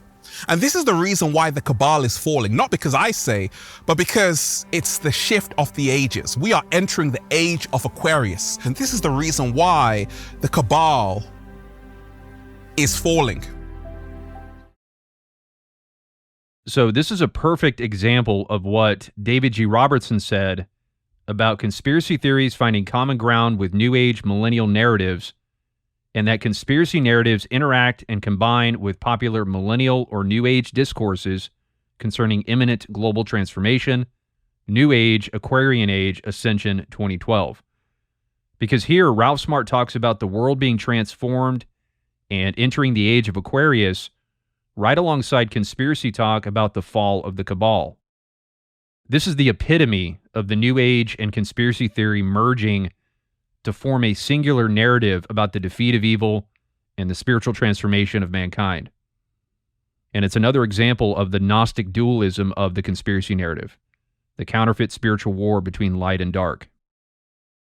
And it reinforces what I said in part 4 about the defeat of the New World Order being the most important aspect of the New Age movement. Because he says very explicitly that the fall of the cabal is the greatest indication that we're entering the age of Aquarius, which coincides with what those Nazi conspiracy theorists said about Sabbatendorf, the founder of the Thule Society, that the cosmic battle between the forces of darkness and light would reach its climax in the 20th century with the advent of the age of Aquarius. And Ralph Smart says the same thing here. The great changes and transformations that are bringing in the age of Aquarius are coming about through the lifting of the veil of the satanic cabal, the pulling back of the curtain, and the subsequent exposure and defeat of the cabal, which millions of people are awakening to all over the world, he said. So the fall of the cabal is synonymous with the age of Aquarius, because there can't be a new age if the satanic Illuminati are still controlling the planet. There has to be some practical, tangible evidence that the age of Aquarius is actually coming into fruition. So the actual exposure and defeat of the New World Order is the main goal of the New Age movement. which can be found all the way back in the writings of Blavatsky and Bailey, as we'll talk about. And many Christians will look at this and counter it with, no, Jesus is the one who defeats the New World Order. But that's also a false light view. If the Cabal New World Order is Babylon, then according to the Bible, Jesus is not the one who destroys the New World Order. The Antichrist is. Revelation 17 is quite clear that the Antichrist is the one who destroys Babylon. And we've already talked about that Nazi Aryan myth that speaks of an avenging emperor from the north who destroys all evil by fire. Now, yes, that's all done by the power and direction of God. But the point is that Christ doesn't directly destroy the Cabal or Babylon in the flesh at Armageddon. That's all done by the beast and his kings in a false Armageddon, where the beast plays the role of Christ. The real Armageddon comes after the fall of Babylon, where Jesus destroys the beast and false prophet. Babylon doesn't fall at Armageddon. Babylon will have already fallen by the time the real Armageddon happens. Armageddon interrupts the false peace and safety that comes after the fall of Babylon. For when they say peace and safety, then sudden destruction comes. So Christians who are saying that Jesus is the one who defeats the Cabal or the New World Order are in error and potentially professing their future allegiance to the beast, because it's the beast as the false Christ who will be defeating the New World Order. And by saying that Jesus destroys the New World Order, they're essentially calling the Antichrist Jesus, because that's what those who marvel after the beast will be calling the Antichrist. If you believe Jesus will destroy the New World Order, you believe in a false Christ, plain and simple. And any Christian influencers and ministries, no matter how anti-New Age they may present themselves to be, are participating in the Aquarian agenda by exposing the satanic elites in the New World Order. Because that's the most important thing that needs to take place for the age of Aquarius to fully begin. The veil has to be lifted. And this is being done through not only the New Age movement, but the Christian Dominionist movement to establish the kingdom of God, the millennial kingdom, but also through the broader culture war, which is also being promoted by those who claim to be against Dominionism, like Good Fight Ministries, Spencer Smith, Jack Hibbs, Mike Winger, Alyssa Childers, Frank Turek, etc. They're all on the Dominionist path. They just don't realize it. And as Spencer Smith has already admitted, he's soaked with blood and radicalized. So again, it doesn't matter how much someone outwardly speaks against the New Age. The New Age movement itself tells us very plainly, through people like Ralph Smart and David Icke, that exposing and defeating the satanic cabal is the most important element of the New Age movement. It's the whole point of it, far more so than yoga and meditation. David Icke doesn't do yoga, and that doesn't make him any less New Age. What commences the age of Aquarius is not the global spread of yoga and the Enneagram. It's the exposure and fall of the Cabal, or the fall of Babylon. And the New Age conspiracy movement is getting more blatant about that. I already showed you the chapter from David Icke's book, The Biggest Secret, called Global Babylon. And you also heard the false prophet Kim Clement call out Babylon before, when he was talking about taking the kingdom of God by force. And he's essentially the prophetic face of the Great Awakening. As you can see, he's featured here on this Great Awakening versus Great Reset graphic. Also, Melissa Red Pill, the avid QAnon promoter who founded the Freedom Force Battalion. In her book, QAnon and 1,000 Years of Peace, a reference to the false millennial kingdom, destroying the New World Order and taking the kingdom of Christ by force. She says Babylon is the New World Order. And interestingly, she too says that the New World Order / Babylon will be destroyed by the army from the north, which she identifies as being a part of. She says the army from the north is the patriots destroying Babylon / New World Order. Just like the Nazi Aryan myth about the avenging emperor from the north destroying evil by fire, And like what Daniel 11 says about the Antichrist being the leader of the forces from the north, or the king of the north, who Revelation says will destroy Babylon. Pretty crazy how all this lines up. And speaking of the fall of Babylon, here's a little bit more from Ralph Smart in that same video. Listen to this. The cabal is falling. This is the reason why the system is collapsing. The banking systems are collapsing all around the world. The monetary system's collapsing all around the world. Society is imploding, collapsing. Parents are taking their children out of these schools and homeschooling their children. You know why? Because Babylon is falling. Okay, Babylon is falling, and you won't believe what's coming. What's coming? The new earth is coming. A whole new earth is emerging. Babylon is falling. The new earth is coming. So there it is. Babylon is falling. Couldn't be any more blatant than that. The New World Order / Cabal is Babylon, and with the fall of Babylon, the new earth will finally emerge. The Age of Aquarius. Just like this video with Michael Salla and Sasha Stone, overcoming global elite agendas and creating a new earth. And Dylan Monroe also made a reference earlier to building a new earth from the ground up. The New Age movement is blatantly telling us that their target is Babylon and has always been Babylon. And everyone else who's exposing Babylon is aligning with them and following suit. And if you maintain the idea that Babylon is Jerusalem, then it really puts into perspective what Goodrick-Clarke said about this Age of Aquarius battle between the forces of light and dark that those Nazis believed in. That it demanded the defeat of El Shaddai and the Jews. In other words, the fall of Babylon, harlot Jerusalem. After which will commence a brief period of peace and safety, followed by the sudden destruction of the Lord's return, 1 Thessalonians 5:3. And that short period of peace and safety that follows the fall of Babylon will be the world's Age of Aquarius and false millennial kingdom, which will come to an end very quickly. That's what all this Age of Aquarius stuff is building up to. A false Armageddon, a false peace and safety, a false defeat of evil, and a world in deep mourning as their hopes are dashed into pieces by the true Christ, who returns on the clouds, bringing swift destruction. Which is why Revelation 6:16 says that people call to the mountains and the rocks, saying, "Fall on us and hide us from the face of him who is seated on the throne and from the wrath of the Lamb." Ralph Smart also mentioned the banking and monetary systems in connection with Babylon, which again points to the Jews, the Rothschilds, who are a Jewish banking dynasty.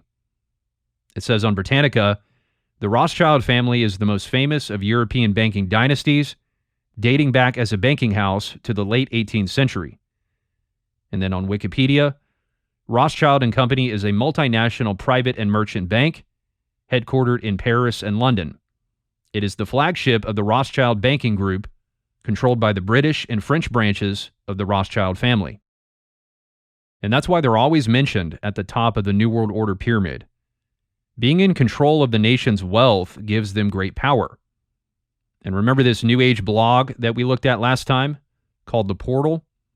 It also made a connection between the banking system and Babylon, saying that the control of the matrix is maintained through Babylonian-type debt-based financial system slavery. And so did the other blog, Veritas Galactic Sweden, and they too mentioned the Rothschilds. Champ Perenya on his Great Awakening map says the same thing. Babylonian money magic slave system. So there's a repeated connection between Babylon and the banks. And that's why you often hear conspiracists talk about the central banks, because they're arguably the most powerful cog in the so-called machine.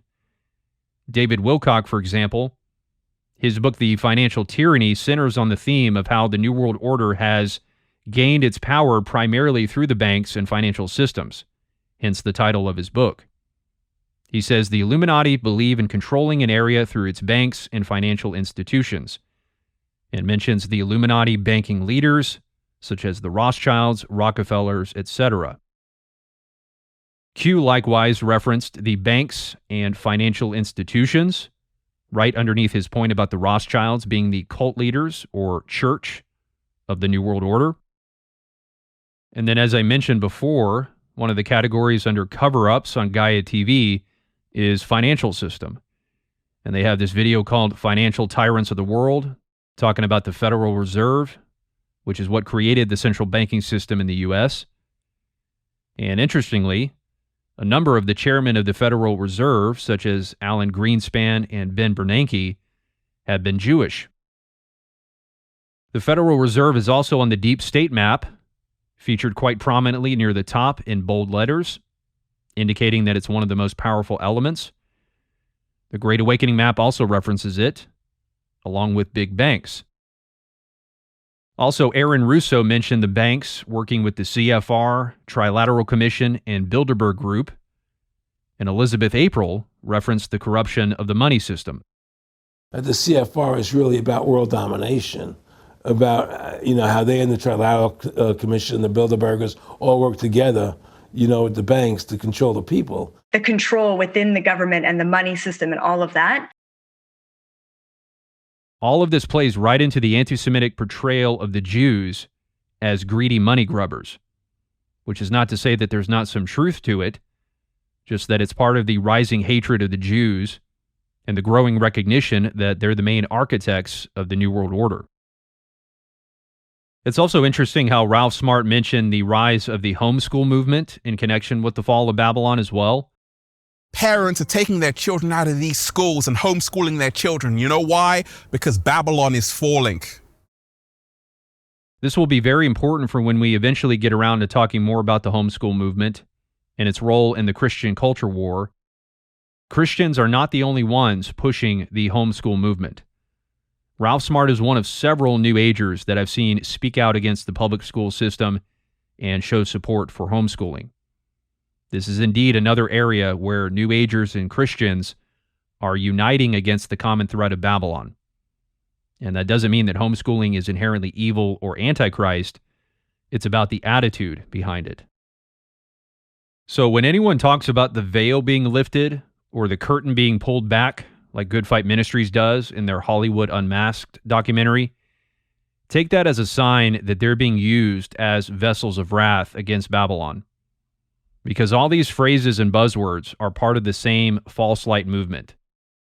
Ralph Smart talked about the lifting of the veil in the context of the fall of Babylon. Those two things are connected. And this is further evidence that what defines the false light movement, the main common denominator that defines the Great Awakening, is the focus on Babylon. That's what the fall of the Cabal is all about, the fall of Babylon. As Revelation 18:2 says, fallen, fallen is Babylon the Great. And these New Agers are using that very language. Babylon is falling. Now, speaking of the Cabal falling, let's look at the late Janet Osbard, the creator of the famous Fall of the Cabal documentaries.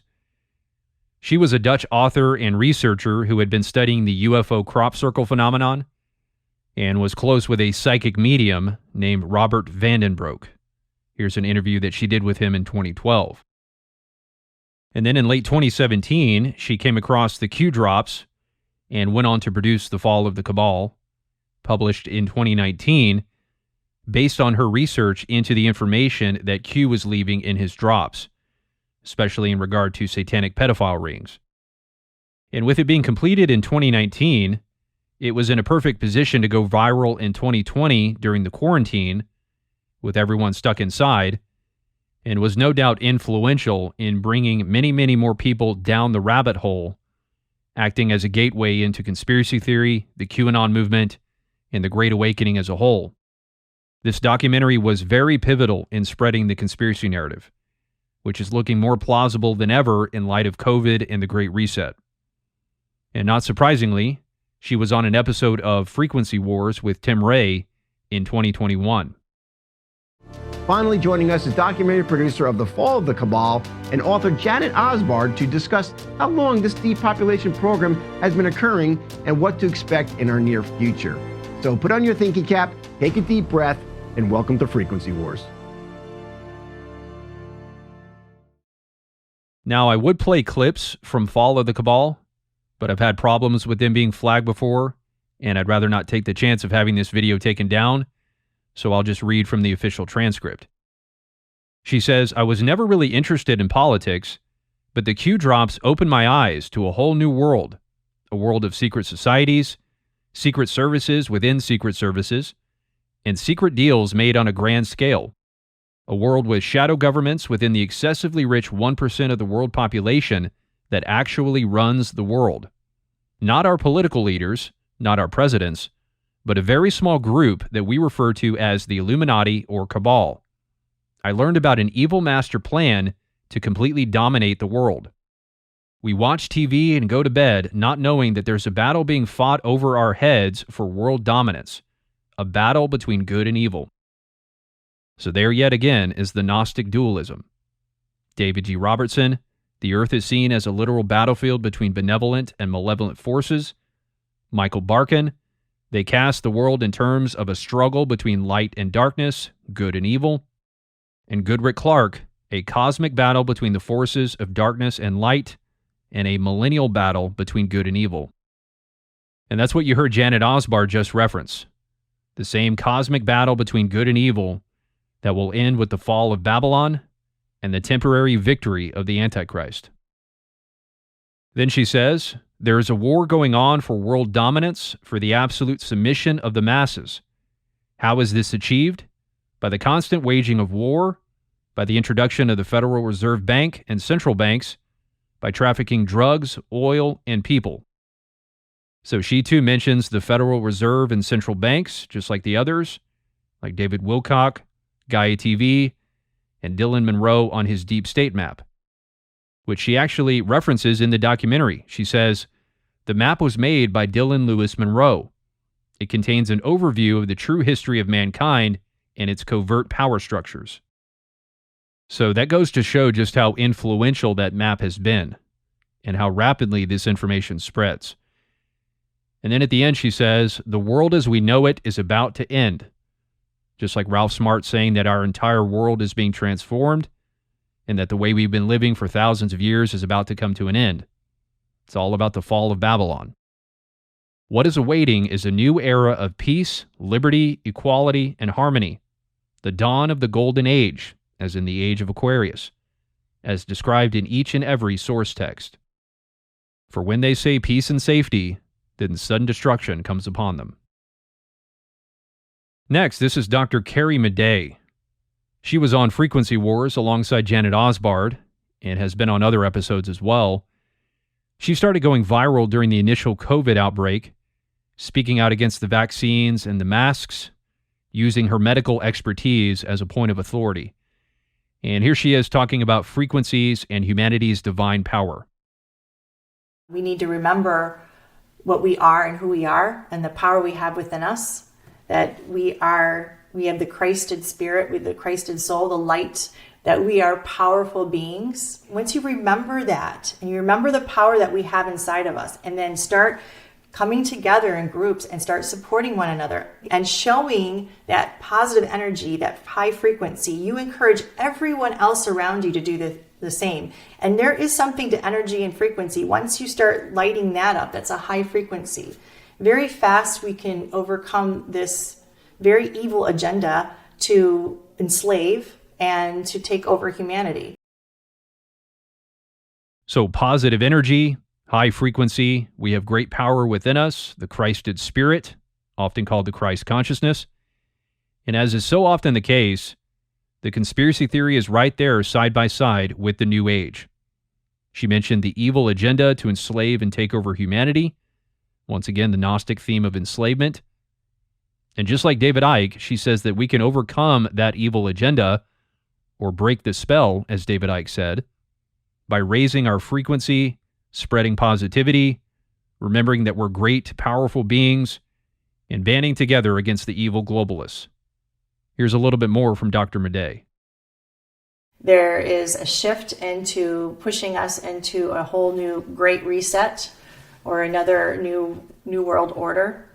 And it worries me because it's not for the betterment of all of us common people. To me, it's about surveillance and control of every human being. And it's not just on the physical level anymore.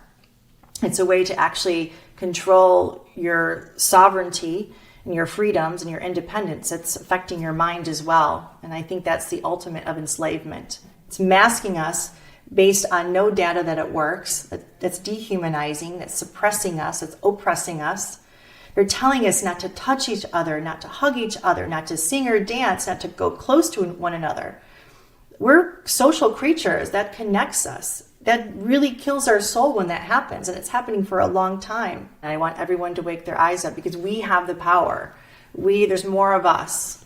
And if we start remembering who we are and what we can do, we don't have to accept a dismal future, but we have to go through the ugliness first. We have to see what we've been hypnotized by, what we've been brainwashed by, what we've been suppressed by, oppressed by.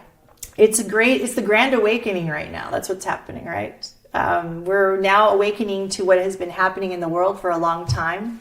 A lot of the deceit and the lies and the suppression and the enslavement on different levels, we're awakening to that. If we just start to wake up and band together, just a few of us, just a little bit of us, and stand by our rights, we could change this very quickly. And to me, this is a grand war we are in, the war between good and evil. Just control of humanity, good and evil. And so where do you stand? Right now, the line has been drawn. Which side are you on? So yet another reference to the war between good and evil, another example of the Gnostic dualism. And yet again, the New World Order is cast as the great enemy of mankind that's holding us back and enslaving us, just like the Demiurge and the Archons. And they need to be defeated in order for humanity to be happy and free. Now, here's a few lesser-known New Age conspiracists, but no less important in showing the bond between the New Age and conspiracy theory. First, this is a New World Order researcher named Terry Boardman. He says on his website, if you still need evidence of plans for the New World Order, if you still doubt those who claim that there is a New World Order conspiracy, you only need to lift your head out of the narrow orbit of ideas represented by the mainstream media and begin to seriously investigate the matter. And then here's the New Ageism. He talks about the development of human wisdom and love, and the eventual return to the divine, the initiation of man in freedom and love, how human love and cosmic love become one, and mentions the work of occultist Rudolf Steiner. Another one is the late Joshua David Stone. He's another follower of the Ascended Master teachings, just like Dylan Monroe and Alice Bailey. And he was actually quite influential in the New Age community. He was the founder of the I Am University, I Am being the name of God in Exodus 3. So this is a university that teaches you how to become like God. As the serpent said to Eve, you will be like God. So Satan's words to Eve contain both conspiracy theory and the New Age lie. And that's why they go so well together, because they were together from the very beginning. It says here that Dr. Stone was one of the most influential spiritual teachers, leaders, and forerunners of our time. He made his mark in the consciousness community as a prolific writer and introduced inspired ideas such as striving for integrated full-spectrum prism consciousness to unfold and reveal the fullness of our divine potential and transcending the negative ego mind as a requirement to realize our divine self. He was a pioneer in the field of spiritual psychology and authored the concept of integrated ascension, as well as the noble idea of striving to become an integrated, ascended, enlightened master. And to that end, he wrote many books on the topic of ascension, like the Complete Ascension Manual, Beyond Ascension, The Ascended Masters Light the Way, Cosmic Ascension, A Beginner's Guide to the Path of Ascension, and many others. And interestingly, in his book Hidden Mysteries, ETs, Ancient Mystery Schools, and Ascension, he has a section in the first chapter titled The Secret Government, where he talks about the Illuminati. He says, it is necessary to describe another group that continues to play a pivotal role in this drama, a group of men on this planet who make up the secret government, or the Illuminati. nearly identical to Alexandra saying that it's absolutely necessary to learn about the major characters in this show. And New Age pioneer Joshua David Stone says the exact same thing, that it's necessary to talk about a group of men who play a pivotal role in this drama, or show, as Alexandra says. And understanding these things is part of awakening, or ascension. Hence why this topic is in Stone's book on ascension, which once again underscores the New Age spirit behind conspiracy. Because in order to truly and fully ascend, we must learn about this secret group of men known as the Illuminati. Then he continues, there is a group of men who, because of their lack of attunement to their own souls, have in a sense been taken over by the Dark Brotherhood, which would essentially be the Archons. These men have become overcome by selfishness, greed, and power, and they are attempting to control the United States and the world to suit their own deluded materialistic values. These men have no respect for the United States government or any other government on this planet. Their basic game is to control the world. Some of the shocking activities attributable to this group are the assassination of John F. Kennedy, the assassination of Robert Kennedy, Watergate, Contragate, Iraqgate, the savings and loan debacle, the total control of the banking system, there it is again, the banking system, the control of the CIA, and the control of most of the presidents and governments of the United States. This secret government is known by many names, some of which are the Illuminati, the Trilateral Commission, the Council on Foreign Relations, and the Olympians. A lot of these men have enormous financial wealth and hold positions of great political power. It is time for the American people to wake up, reclaim their power, and take back their government. The secret government has perpetuated the greatest cover-up in the history of this planet. So, quite a lot of conspiracy references. Illuminati, the JFK assassination, Trilateral Commission, CFR, etc. And his comment at the end about it being time for the American people to wake up, reclaim their power, and take back their government is very interesting because that's also what the conservative Christian movement is urging the American people to do today, to wake up and take back the government and the schools, etc.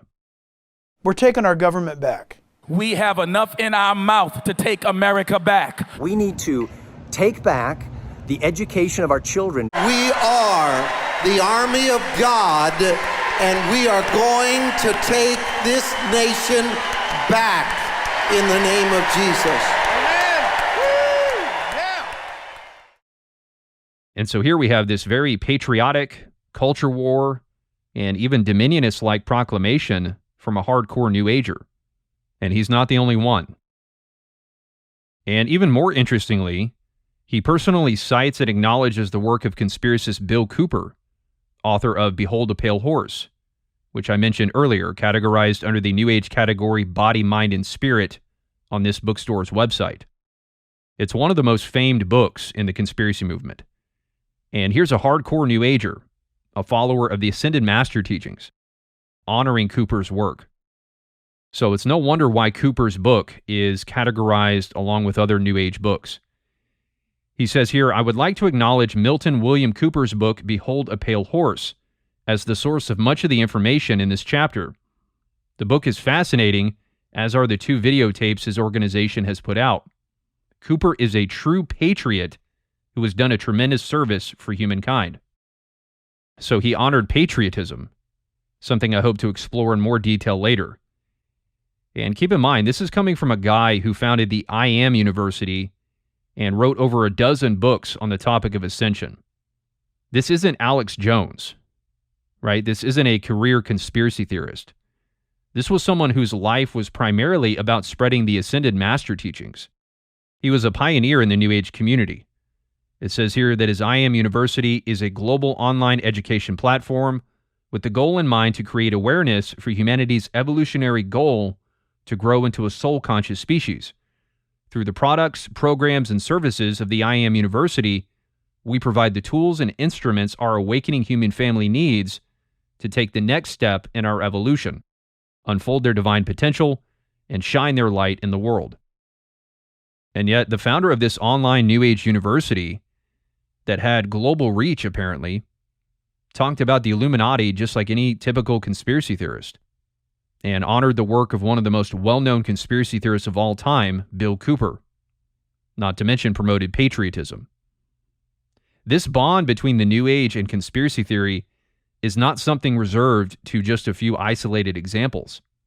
It's not the exception, it's the rule. And like I said, this is from the first chapter of the book. And the book's mostly about how to achieve spiritual ascension through yoga and other New Age practices. And it starts off with mention of the Illuminati's conspiracy against mankind. Like I said before about Champerinia and his Great Awakening map, conspiracy theory is often used as the gateway into New Age and Gnostic teachings. That's why Champerinia says to start at the bottom left of his map where all the conspiracy stuff is. The best way to bring people to the false light side is to show them the reality of the dark side. And then through fear and an elevated view of their own self-importance, they adopt false teachings, whether it's the New Age or counterfeit Christianity. And as I said, much of Christianity today adopts a similar approach to evangelism, trying to supposedly preach the gospel by showing people the work of the devil, which essentially amounts to a false gospel. And also note that this book was published back in 1995, quite a long time ago. And 30 years later, the conspiratorial views that this relatively unknown New Ager shared are now being shared by a large portion of the population. Next, this is Peter Dale Scott, a poet and professor who's well known for his research into the JFK assassination, the Vietnam War, and 9/11. His books include The Road to 9/11, Wealth, Empire, and the Future of America, The American Deep State, Big Money, Big Oil, and the Struggle for U.S. Democracy, and Deep Politics and the Death of JFK, in which he questions the lone gunman theory. And what's interesting about him is that he's a well-respected academic. He's not some New Ager on Gaia TV talking about reptilian ETs and doing ayahuasca. He was a professor at UC Berkeley for many years. So he's of a very different ilk than most of the people that we've looked at. And he's one of the first mainstream academics to talk about the deep state. Listen.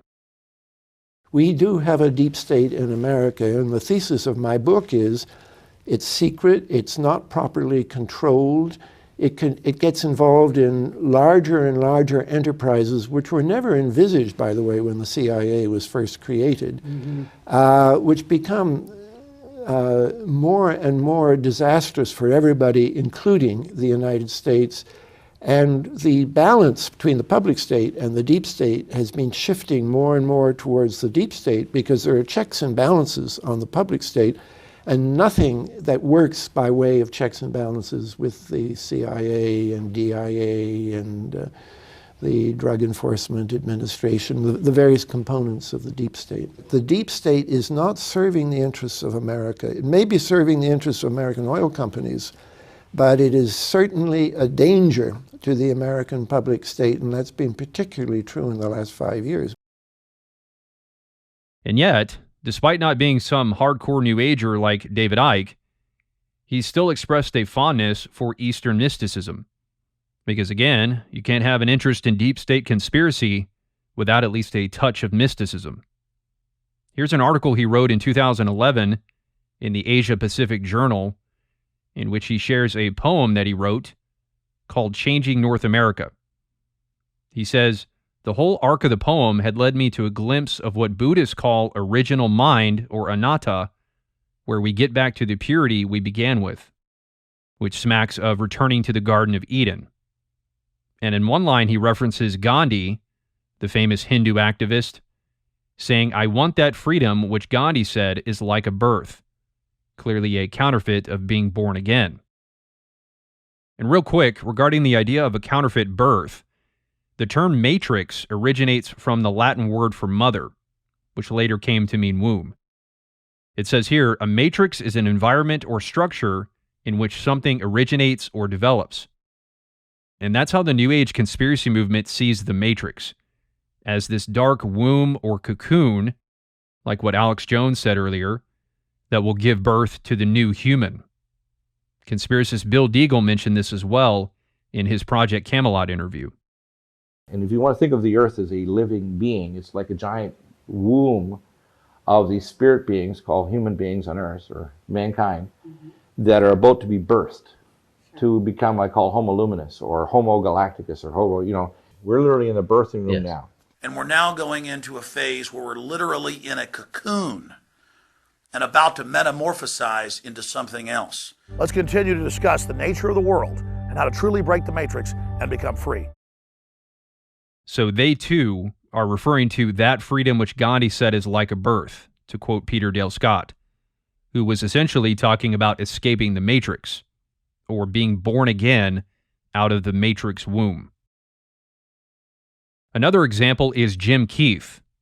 His books include Casebook on the Men in Black, Mind Control, World Control, Black Helicopters Over America, Strike Force for the New World Order, Mass Control, Engineering Human Consciousness, and Saucers of the Illuminati. In Saucers of the Illuminati, he discusses the history of the Illuminati's mind control programming, going all the way back to ancient times. The back cover states that Keith exposes the secret plans of the New World Order and the secret cabal behind planetary control. And no conspiracy book is complete without some New Age spirituality. He says, ultimately, consciousness has to flow. It works like a rushing stream of events. As we expand in terms of our own self-conception, as we free ourselves from self-created barriers and limitations, i.e. escape the matrix, the prison planet, you might say that we are refamiliarizing ourselves with the energy of the ocean of awareness. In other words, he's saying that we're reconnecting with infinite awareness and remembering our godhood, which is exactly what he says next.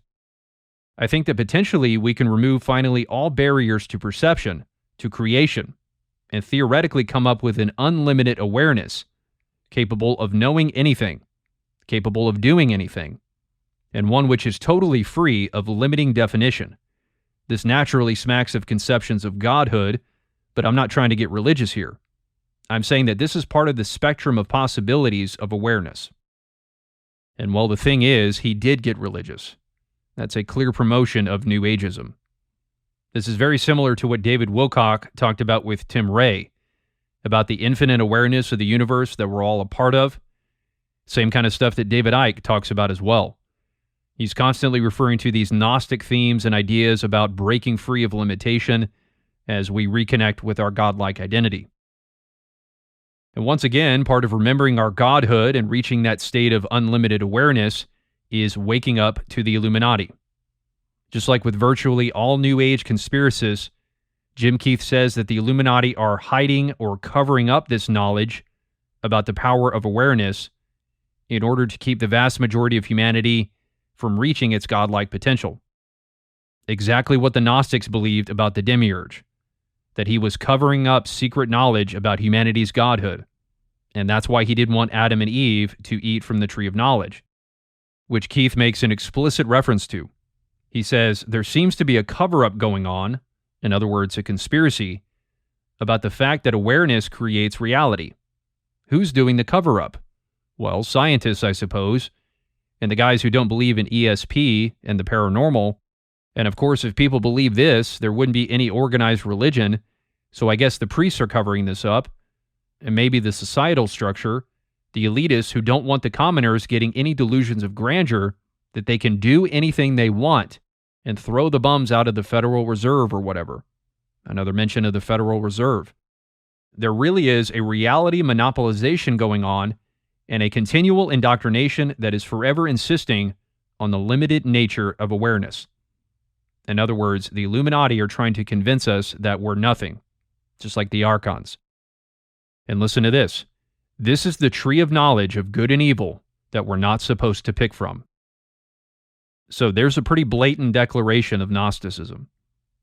And not just Gnosticism, but its correlation with conspiracy theory. Because he connects the Illuminati agenda and their cover-up of information about the power of awareness with God or the Demiurge, trying to hide important information from Adam and Eve. So this is straight from the horse's mouth, essentially. Confirmation of the Gnostic spirit behind conspiracy theory, straight from a Gnostic. As these lecture notes say, the Demiurge forbids humans to eat from the tree of knowledge because he wants them to stay ignorant and under his power, which is just like what Keith and the conspiracy movement says of the Illuminati. They too are trying to keep humanity from eating from the tree of knowledge, as it were, by suppressing the knowledge of humanity's godlike potential. So you see why I call Gnosticism the original conspiracy theory, with the Demiurge being cast as the grand conspirator. And this is why New Agers are so obsessed with conspiracies, because it's ultimately about a conspiracy to suppress mankind's potential. And this false god was trying to convince us that we were nothing. So I suspect that's who told us we can't have the fruit of the tree of knowledge. They've taken over the top levels of humanity. Are they what we call the Illuminati? They are, and that's an archon means ruler in Greek. So we've got reptilians influencing the Illuminati agenda, and we've got an agenda that's being rolled out on a bunch of eternal beings that don't really recognize their eternalness. You are a being of infinite worth and infinite power. Our potential is unlimited. That we are powerful beings. We have the Christed spirit, with the Christed soul, the light. We are actually if you want to call it the incarnation of the I Am that said, let there be light in the universe. And we are it. We are God. We are all powerful. We are consciousness. We are awareness. We are a point of attention within the great infinite forever. We as human beings represent the highest vibration of potential vibration of universal consciousness. This is what they don't want you to know, because that means you're part of God. You're part of the creative essence, okay? And these archons don't want you to know this. And that's what the conspiracy wants us to forget, that we are the ocean. They want us to think we're just the droplet, the little me. This is the ascension of humanity that's happening right now, and the globalists are trying to suppress it. Absolutely. And what's happening is your birthright's being stolen away from you, just like the story of Jacob and Esau. It's being stolen away from people, and the problem is it's being stolen away primarily to tell them things that they are not. We are so much more than we have been told. And this is the great secret. And the great evil of the New World Order engineers is that they fully understand this primal rule. And they have made the greedy, selfish decision to keep these great truths from humanity that would fulfill and empower our species. And the long story is that according to George Hoover, the biggest secret that the people must not realize, it's not this data about the technology or the visitors or the existence of the visitors. It's our own power. This is the biggest It's secret. our own power, exactly. It's our own power that we must not realize, because the greater secret is who we are, what we can do, what we can be. And they've got to keep us in our box. Otherwise, their game is over. They are afraid of you finding your true potential and power. Because when you become enlightened and awakened and expand your horizons, you threaten their monopoly of power and control. That's why the only way this world is going to change, this reality is going to change, is when there is a consciousness shift, an expansion of consciousness beyond time and space, beyond the bounds of time and space. And there is the gateway to that this system wants to shut. So the light is coming. It's happening now. It's inevitable. This shift is going to be inevitable. And we just have to let the river of karma take care of those who want to censor us, because there's no stopping the Great Awakening, and there's no stopping our consciousness from expanding. It is our birthright of our entire planet. Now, here's someone who's much more well-known, Dr. Stephen Greer, who's been one of the main leaders of the UFO disclosure movement. He's the founder of CSETI, the Center for the Study of Extraterrestrial Intelligence, as well as the Disclosure Project, whose aim is exposing government cover-up of UFOs and ET contact, which he believes needs to be disclosed in order to move the world toward unity and peace. And to that end, he uses meditative techniques to communicate with extraterrestrials. In his book Hidden Truth, Forbidden Knowledge, as in the forbidden fruit of the tree of knowledge, he says that back in 1975, he had a number of experiences with higher states of consciousness, what might be called unity consciousness and God consciousness. And for years, he's been teaching workshops and leading group expeditions out into remote areas where they attempt to make contact with ETs through spiritual means. For example, here's the thumbnail for a video he did called Meditations and Mantras for Making ET Contact. And he claims to have had successful contact many times, not just with ships, but with actual ETs. Listen. Now, my heart and passion is Close Encounters of the Fifth Kind.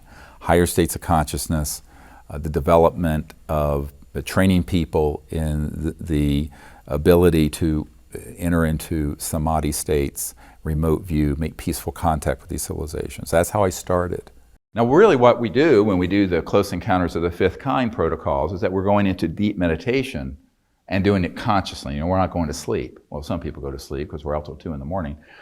But we're doing this through a technique, a meditative technique and a protocol, which you can all use. Often, when we have a merging experience where there will be an ET that will begin to shimmer, you just see it with your soft eyes. You know what soft eyes are? So it's like when you're daydreaming and you're just staring into infinity and you're just aware of the energies around you, and you'll begin to see a scintillating form. Now, it could be a ghost or your grandma, but often if you're doing these contact protocols, it'll be an ET that's not materialized, and they will walk into the group, and as they go around, these will go off to each person they go to. We've seen this. It's unbelievable.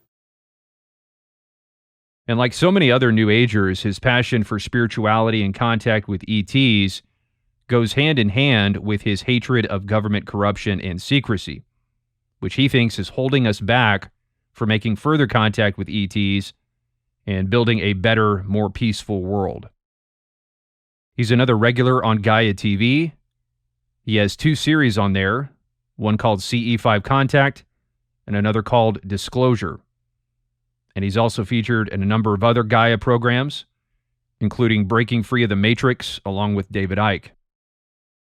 And last year, he did an interview with Brian Rose of London Real, in which he says that ET disclosure will be used as a tool of fear to bring in global government.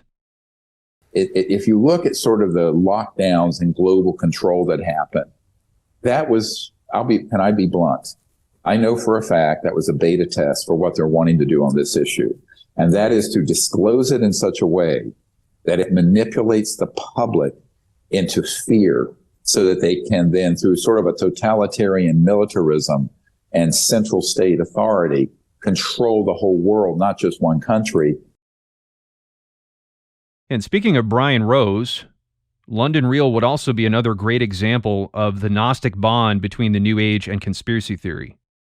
Brian Rose combines New Age teachings with the capitalist, entrepreneur, become your own boss mentality that's very common in the multi-level marketing schemes.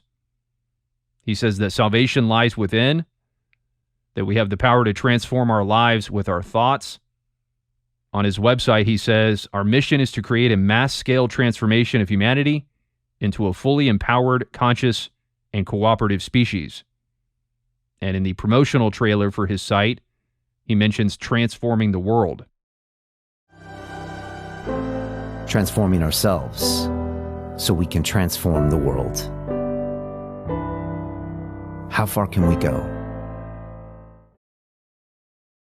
As we've talked about before, he's interviewed David Icke many times, who seems to be his favorite guest, with about a dozen interviews at this point. And during his interviews, Icke doesn't hold back. He's talked about the reptilians controlling the planet, and the Zionists being responsible for 9/11, and being in control of Google and Facebook and so forth. And Rose has said before that he agrees with about 90% of what Icke says. So he's clearly very much in agreement with most of Icke's conspiracy views. But even before initially interviewing Icke in 2018, Rose was already showing an interest in conspiracy. In 2016, he interviewed a man named James Rickards, another recurring guest, and uploaded a video of it to YouTube called Illuminati Exposed, where he talks about the men who run the international monetary system. Yet another reference to the big banks. Listen. You used to hang out with those Illuminati in Yeah. Greenwich, Connecticut. That's we'll get to that later. That's another story. So it's a collection of central bankers, finance ministers, academics, think tankers, and public intellectuals, and several hundred of them around the world who collectively run the international monetary system, because they either run the central banks or the multilateral institutions, or they're in and out of finance ministries, or they have a lot of influence. So that's who they are. They influence 90% of what happens, or more. Exactly. Okay. So there's no secret that it's some other guy. We know who they are. So they're in control. They're like-minded, so they don't need a lot of coordination because they all think alike. Rose has also had other New Age conspiracists on, like Greg Braden, who's another Gaia TV regular. And he's also been one of the biggest promoters and marketers for Mickey Willis's Plandemic documentaries, and did an interview with him last year about the release of the third installment, The Great Awakening. So his passion for exposing the New World Order is quite apparent. And speaking of Mickey Willis and Plandemic, those documentaries are also great examples of the New Age Gnostic spirit behind the conspiracy movement. The second film focused primarily on how COVID was a planned event by the globalists to push their agenda of centralized control. And he concluded the film by promoting New Age ideas about the empowerment of humanity. And then the third one, The Great Awakening, which came out last year, is even more overtly New Age than the second one, blatantly pushing the Great Awakening and humanity uniting against the globalist agenda, along with the idea of the Matrix. Here's part of the trailer. As you see in the audience, Democrats, Republicans, white, black, everyone all in between, this is the example that they do not want to see, but they have no choice. The masses of humanity have been slapped awake. Open your eyes. It's time to wake up.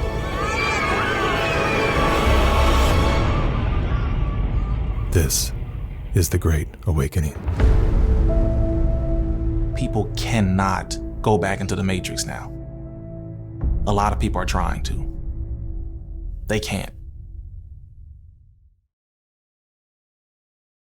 Back in part 2 of this series, I played this clip of him at the Reawaken America event that was at John Hagee's church in 2021, where he mentioned sending a vibrational resonance out to the planet to help protect the children from the elites. And last year, Willis was on Alex Jones, he's been on there a few times now, and talked much more about those same kinds of things.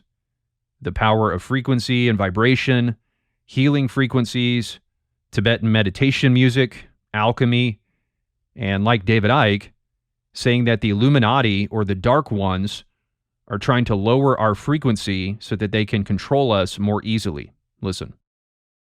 Amazing that you mentioned love, because on the way over here, as I was doing a little bit of research for the show today, I looked at my wife and I said, you know, love hurts, but H-E-R-T-Z, love hurts. It's the frequency of love that we need to return to, right? And so if we understand that we live in an electromagnetic universe. We're electrochemical creatures. Absolutely. And we vibrate, we emit a frequency. And what's happening with all of our addiction to all of this negativity and all this negative news is it's actually entraining our frequency to vibrate at the level of the dark ones that are actually... So we're like a guitar that they're tuning to the way they want. And that's the frequency band that these archons, reptilians operate in.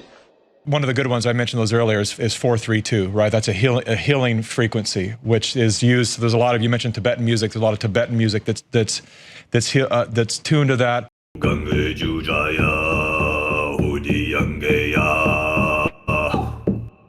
And this is a subject that I find very interesting because, you know, my Christian community and friends, there's indoctrination on both sides, and I see that side that hears anything that's not mentioned biblically as, oh, that's New Age, woo-woo, whatever. And that's part of the indoctrination, right? They don't. But it's not. It's God's coding. The Bible says exactly. God's proof is the firmament. It's everything. Exactly right. And so this is the age. If we understand the power of alchemy, it's super important to understand that we have the power to transmute. And so alchemy is turning base metal into gold, right? And so all of this stuff that's coming at us is worthless metal. See it that way, and it's our opportunity to alchemize. Well, that's the Bible, is it's separating the wheat from the chaff. 100%. And so we have the power to do that, but most of us have been lulled into this really low outlook of ourselves and of humanity. And part of that low outlook of humanity that we've been lulled into by the elites is seeing ourselves as a fallen, sinful race that needs redemption. The biblical view, which the New Age conspiracy movement equates with the New World Order conspiracy perpetuated by the Demiurge and the Archons, who are trying to convince us that we're nothing, to quote Jay Widener, by trying to keep us from eating from the tree of knowledge. Here's another New Age filmmaker, Foster Gamble. He's the producer of a documentary series called Thrive, the first one of which came out in 2011. And although the New Age conspiracy movement has obviously been around for much longer, as far as professional documentaries go, this was one of the earliest ones that really started heavily pushing New Ageism and conspiracy theory together as part of a total package response to the New World Order. It was sort of the plandemic of its time. And it has some pretty big names from the conspiracy movement in it, such as David Icke and Stephen Greer. He's been on Gaia TV. He's also spoken at the Conscious Life Expo, the largest New Age expo in the country, which I mentioned before with Dylan Monroe, the maker of the Deep State Map. Here he is promoting a workshop called Ascension Revealed, illuminating a roadmap for the 4 stages of ascension. And then here's a blog entry that he wrote called Spirituality, where he mentions the evolving consciousness of life on planet Earth and beyond. And below he shows this animated graphic of someone sitting in a meditative position with their chakras illuminated. So there's the New Ageism, and now here's the conspiracism. Further down that very same article, he says, the would-be controllers who are perpetuating an agenda to dominate everyone on our planet have a vested interest in our not realizing this sort of thing because self-knowing and self-actualization give us boundless power. So there it is again, the idea that the Illuminati are intentionally keeping secrets from us, that they're holding us back and keeping us from realizing our divine power, not letting us eat from the tree of knowledge. Here's a promotional photo for his documentary Thrive. It says, the world is waking up. And of course, by that he means the world is waking up to the agenda of Babylon, the Zionist Jew plan to rule the earth. On the website it says, the Thrive feature film has helped to awaken a significant portion of humanity to the agenda for global domination that continues to play out and threaten our health, prosperity, and freedom each day. And again, he's referring to the Jewish agenda for global domination, as outlined in the Protocols of the Elders of Zion. And then on the IMDb page, there's yet another reference to lifting the veil. It says, an unconventional documentary that lifts the veil on what's really going on in our world by following the money upstream, uncovering the global consolidation of power in nearly every aspect of our lives. So another reference to the global monetary system, run primarily by the Rothschild family. And the obvious point behind the poster graphic is that the film removes the blinders, it lifts the veil, and awakens you to what's supposedly really going on. This is all spiritual deception to lead people to rise up against Babylon. And it's a counterfeit of biblical salvation and the idea that in Christ the veil is removed, as it says in 2 Corinthians 3. This is Gnostic salvation, a counterfeit removal of the veil. And it's quite eerie to see not just that it's being counterfeited, but how it's being applied to awakening to Babylon, to build a movement from which the Antichrist will eventually emerge. That's what's particularly eerie about it. This deception is truly without parallel. Counterfeit salvation, counterfeit lifting of the veil, counterfeit Christ, counterfeit Armageddon, counterfeit apocalypse, counterfeit peace and safety, counterfeit new earth, all leading to very real destruction. And the whole point of Gamble's documentary is to show how humanity is not thriving because there's this global elite holding us back. In other words, the New World Order is what's keeping humanity from thriving. Listen. If nature teaches us anything, it is that life is meant to work, and that like every living thing, our purpose is to thrive. And yet, for the majority of people on the planet, life is not about thriving. It's about surviving, just trying to hang on. What is happening that could account for the staggering agony and deprivation on this planet? I believe that an elite group of people and the corporations they run have gained control over not just our energy, food supply, education, and healthcare, but over virtually every aspect of our lives. And they do it by controlling the world of finance, not by creating more value, but by actually controlling the source of money. As the day dawned, I knew that a powerful elite had almost everything set up to rule the world. And I had the frightening realization that Big Brother is not just coming, he's here now. We are already in the Matrix, so how do we get out?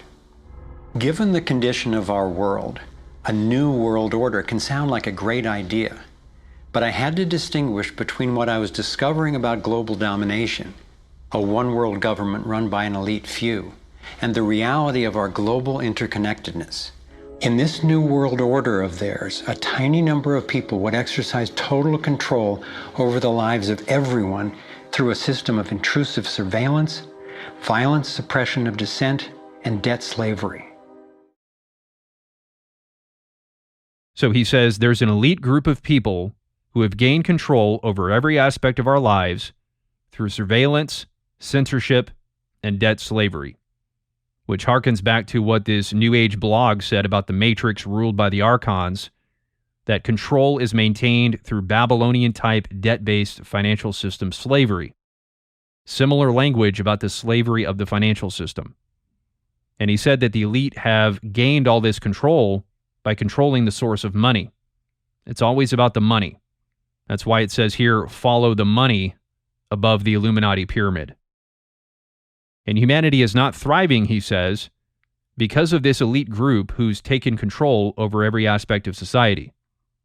The problem with humanity isn't our spiritual rebellion or sin. It's specifically because of this elite group of people, the Illuminati, who have created a global prison in which to enslave mankind. And you also heard him mention the Matrix, as well as Big Brother, a reference to George Orwell's 1984, another false light hallmark. And his comment about the Illuminati gaining control over every aspect of our lives ties in with the Seven Mountain Mandate and the Christian Dominionist movement, and further shows how they're on a parallel trajectory with the New Age. Because the Dominionists talk about the need for the church to transform every aspect of life. This is a catchphrase of both the Seven Mountain Mandate, New Apostolic Reformation Charismatics, as well as the Reformed Calvinist Reconstructionists. They all use this same phrase, every aspect of society or life. For example, in Invading Babylon by Bill Johnson and Lance Wallnau, the last sentence in the introduction reads, "Let us embrace our call to invade Babylon and strategically bring the kingdom of God into every aspect of society." And the Calvinist Reconstructionists speak in this same manner. Here's Dale Partridge, who's part of the post-millennialist Christian nationalist crowd, Doug Wilson, Jeff Durbin, Joel Webbin of Right Response Ministries, Stephen Wolfe, Joseph Boot, etc., the same crowd that's putting on that Christ is King conference that I talked about earlier.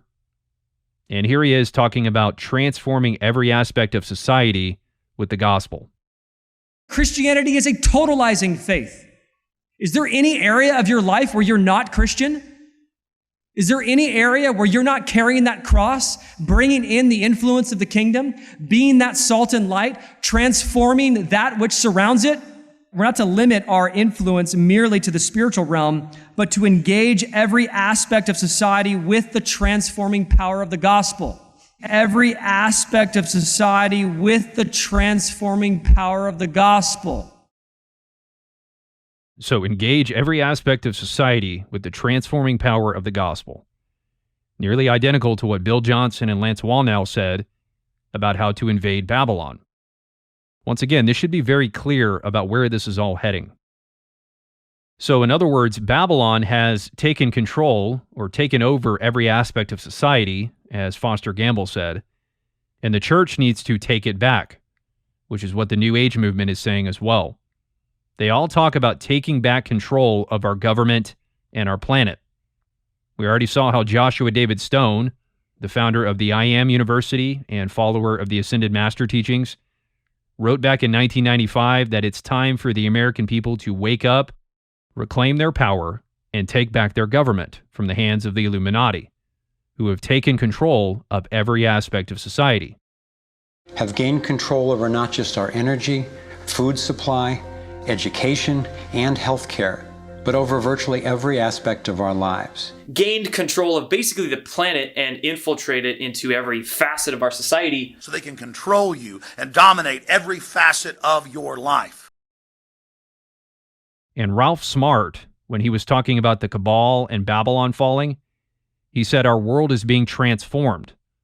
Brian Rose likewise mentioned transforming the world in his promotional trailer for London Real.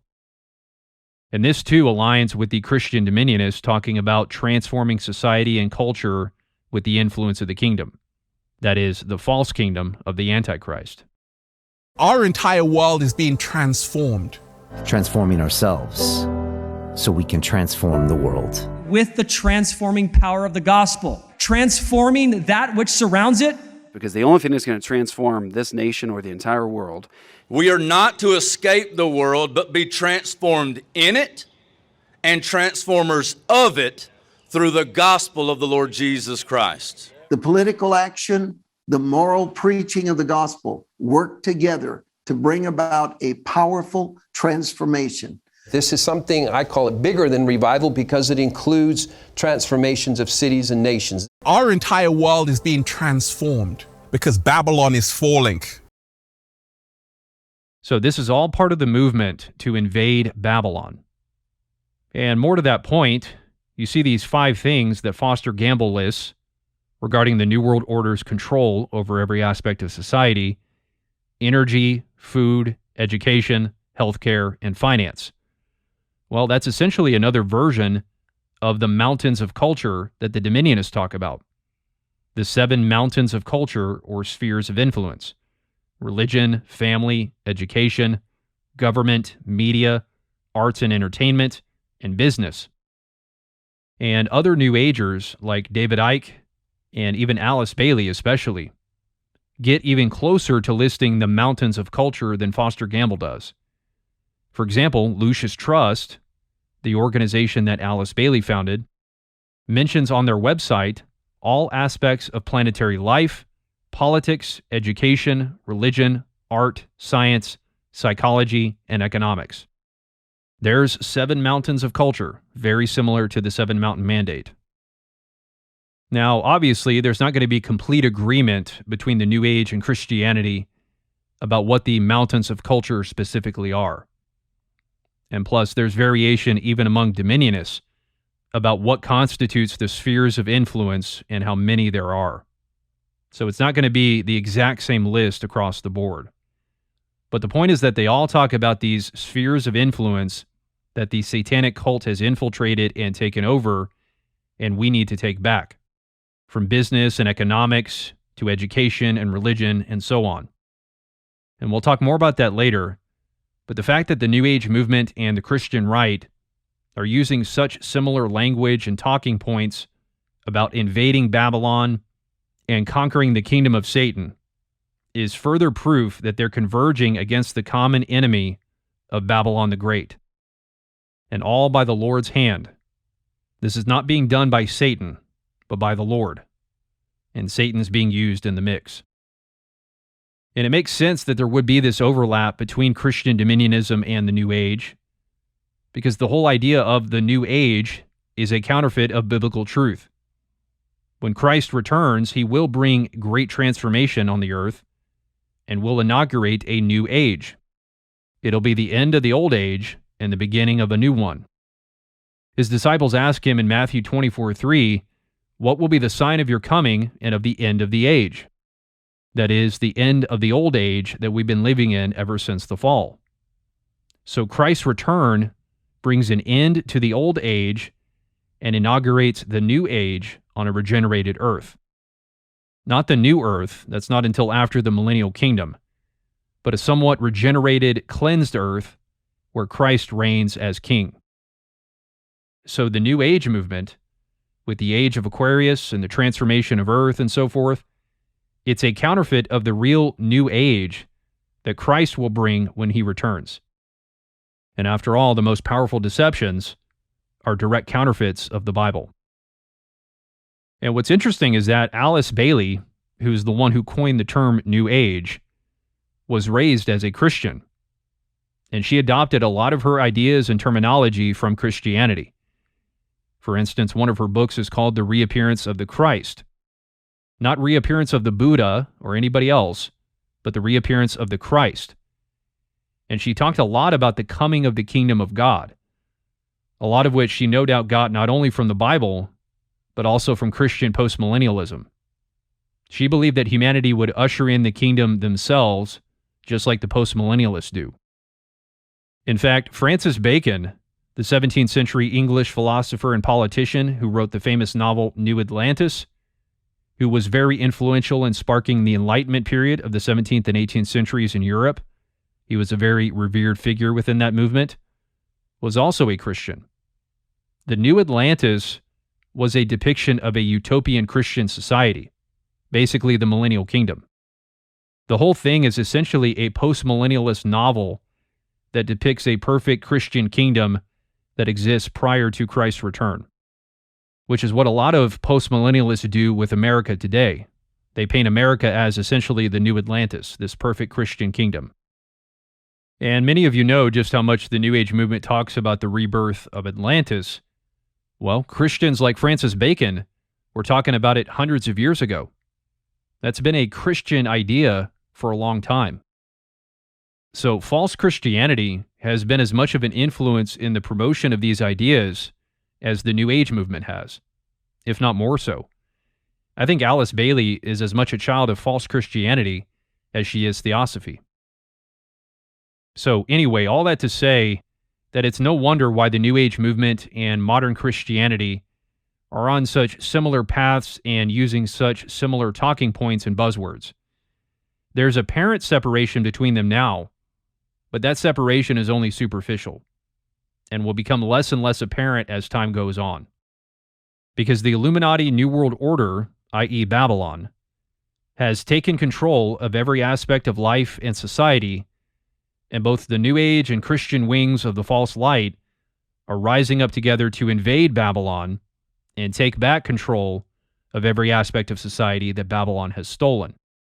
All of which will culminate in the literal invasion of Babylon the Great, Jerusalem. The final crusade. They're going to go into the culture and they're going to take Babylon and say, you submit to us, we don't submit to you, and take the kingdom by force, says the Lord. Take it by force! Now we're going to get a bit more historical here and take a look at Alice Bailey and Helena Blavatsky, the mother and grandmother of the New Age movement, respectively, and also the mother and grandmother of the conspiracy movement. Truthers love to point them out as evil occultists without realizing that they're carrying on the very work that Bailey and Blavatsky started, because they were essentially the leading truthers of their day. Now, Alice Bailey's most conspiratorial commentary can be found in Problems of Humanity, where she outlines the main social and economic problems that humanity must overcome in order to fully enter the new age of Aquarius. And one of these main problems was essentially the Illuminati. And although she didn't use that term, when we compare what she said with what the conspiracy movement says about the Illuminati, it becomes pretty clear that that's who she was talking about. And this is the passage that years ago confirmed to me that Bailey was a conspiracist fighting against the New World Order. This was the kind of stuff that I had never heard any conspiracy researcher mention or quote, including Christians. This passage completely changed how I saw Alice Bailey, and in turn the entire conspiracy movement.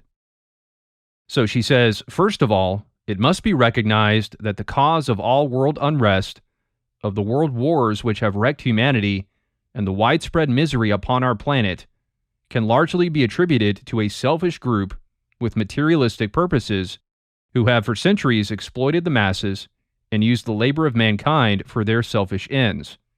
They love money and the power which money gives.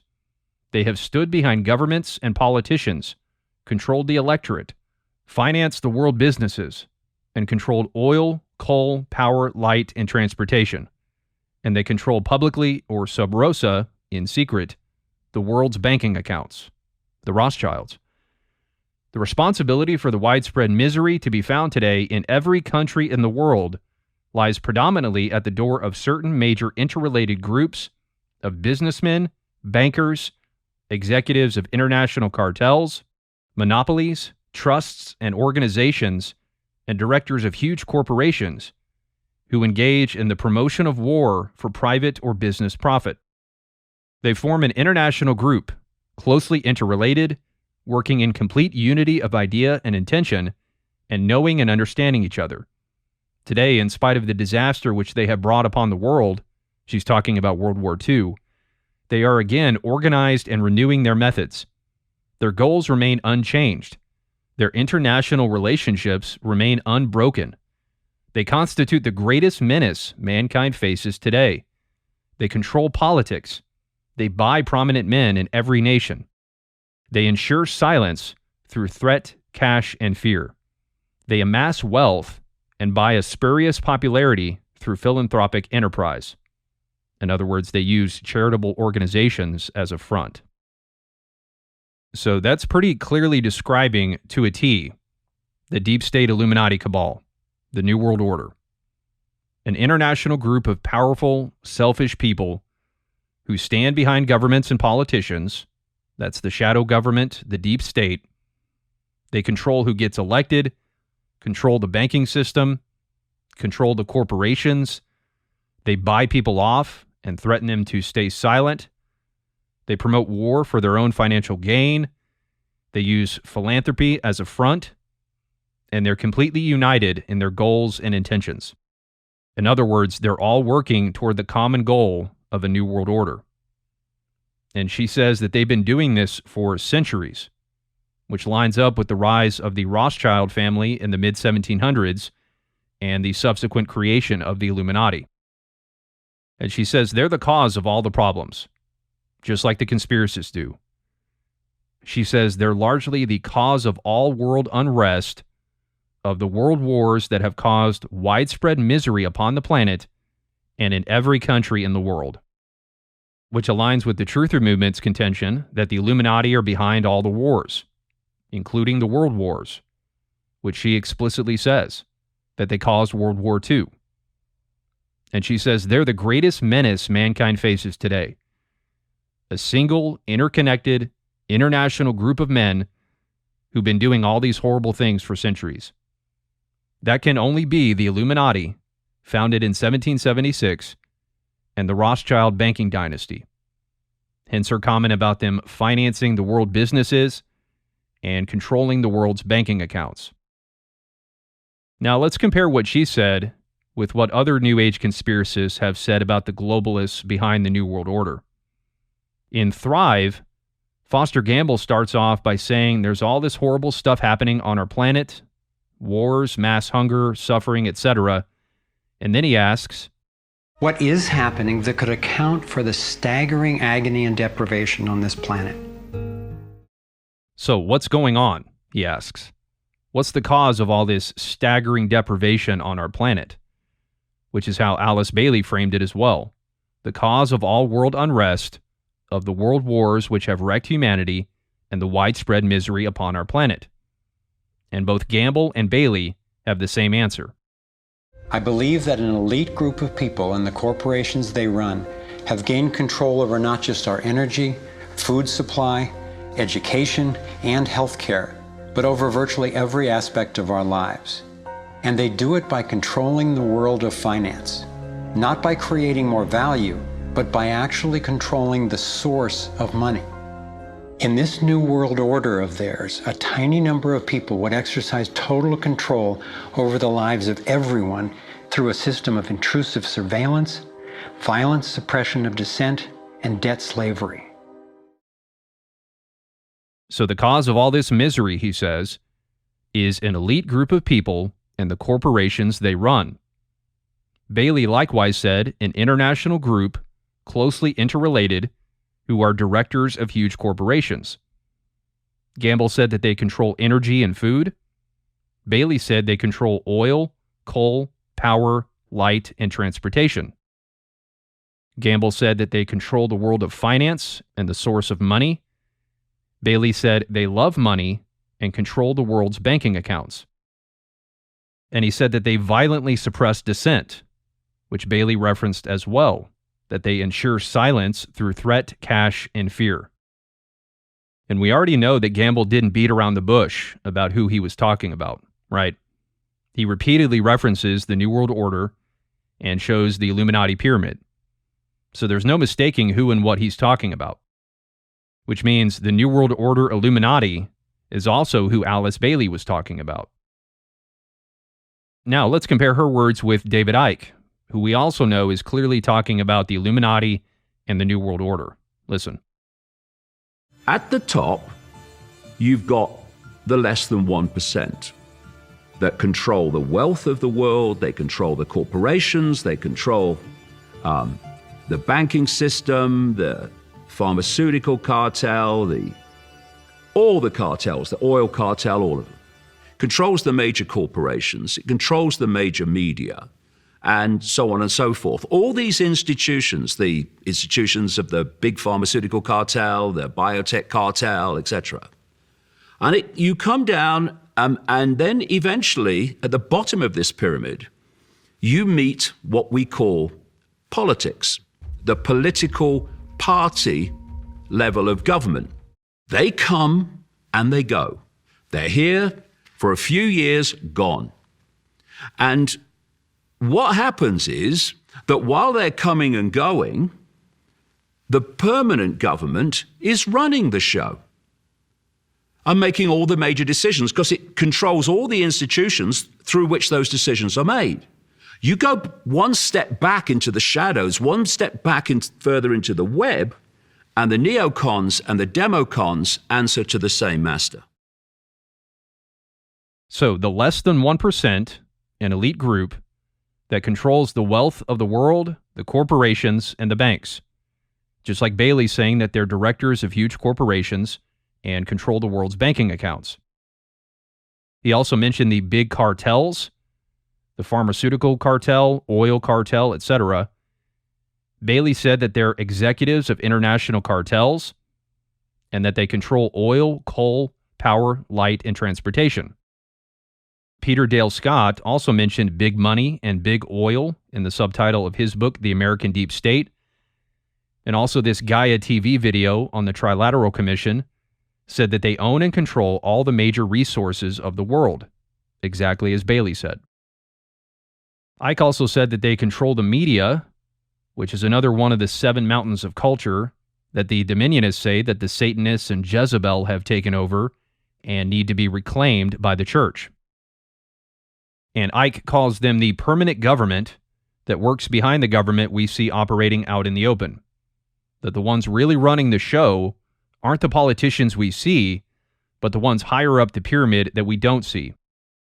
Which aligns with Bailey's comment that they stand behind governments and politicians, control the electorate, control politics, and buy prominent men in every nation.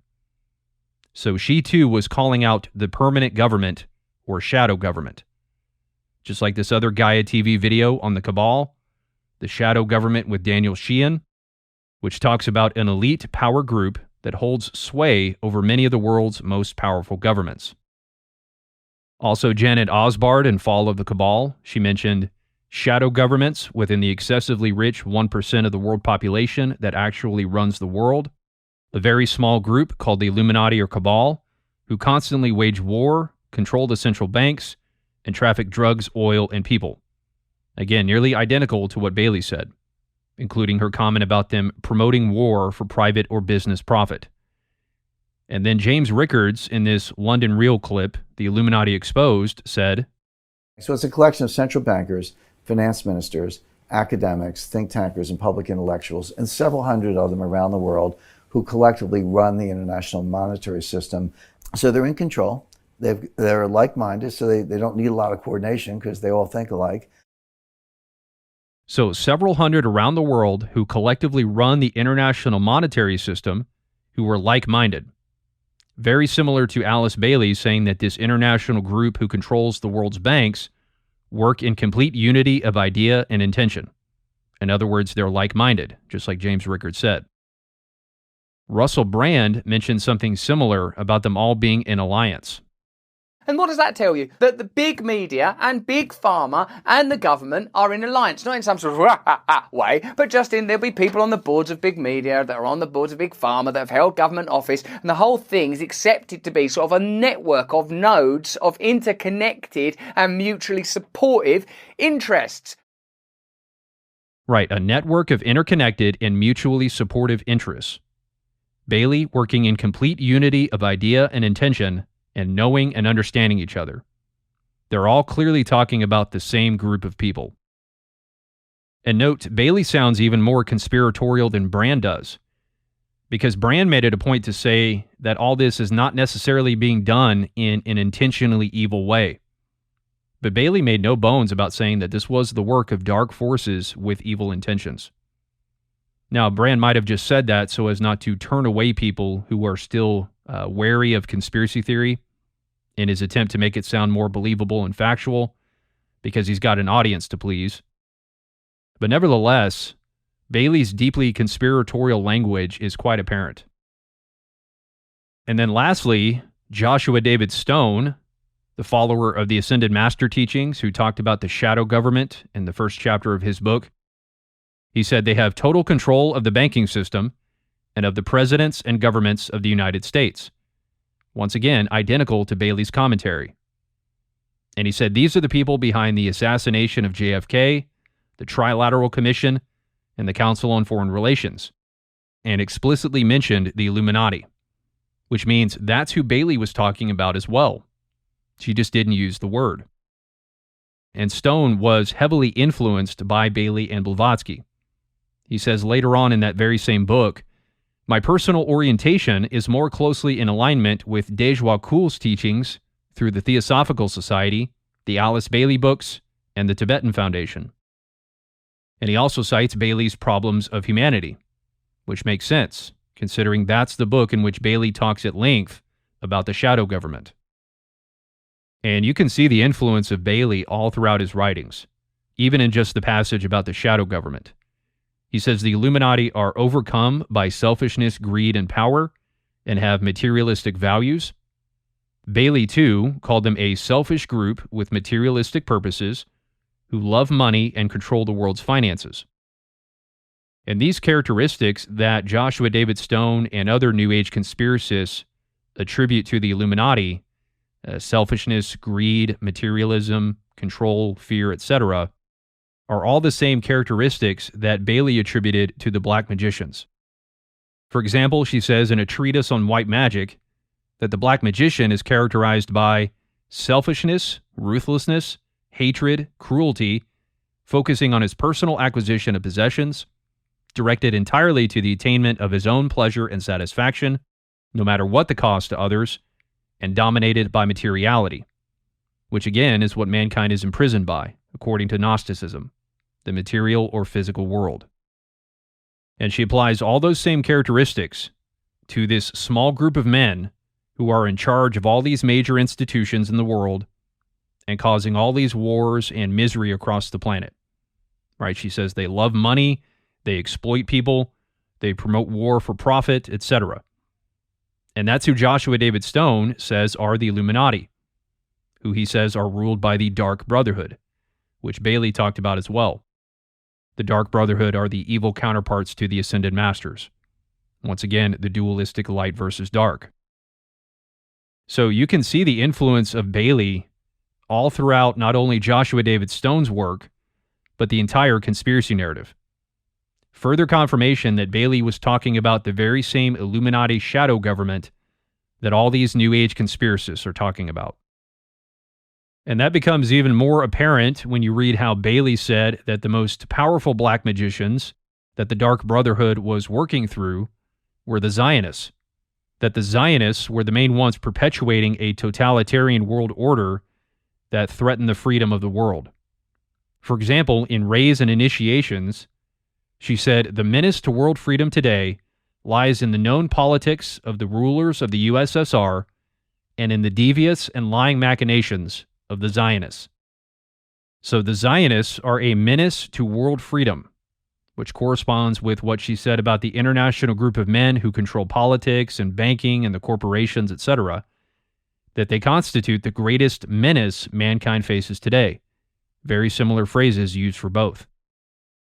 And the remark that they're a menace to world freedom is also very similar to Foster Gamble's comment about the agenda for global domination, or the New World Order, being a threat to our health, prosperity, and freedom each day. Very similar to Bailey's language about the Zionists and this international group of powerful men who stand behind governments being a menace to world freedom and the greatest menace mankind faces today. And even more blatantly, she said, "These forces of evil work through a triangle of evil, one point of which is to be found in the Zionist movement in the United States, another in Central Europe, and the third in Palestine." So the forces of evil are working through Zionism and Israel. Two of the main headquarters of this triangle of evil are the Zionist movement and Israel. And these are such common beliefs in the conspiracy movement that it almost goes without saying. I mentioned at the beginning, for example, that Dylan Monroe has the reestablishment of Israel in 1948 on his deep state map. Also, Adolf Hitler's comment in Mein Kampf about the Jews establishing a state as a central organization for their international world swindle. David Icke also, in The Biggest Secret, has a section on the creation of Israel, which he says is pivotal in the Rothschild Brotherhood agenda. The state of Israel is really the state of Rothschild, he says. Probably Alexandra talks about all this stuff too in An Inconvenient History. The stuff she says is practically taken straight from Icke's commentary in The Biggest Secret. Israel was created in 1948 with the help of the Rothschilds, England, and the Balfour Declaration. The NZs were used to exterminate the Hebrew Jays and replace them with Zs. The world now sympathized with the Jayish people, not aware that the Zs had infiltrated Jayism. And then there's Q's comment about Israel being saved for last. The centrality of Israel in the New World Order is such a staple of the conspiracy narrative that it's practically part of the conspiracy stereotype. For example, here's a stock image of what you'll find when you search conspiracy theory.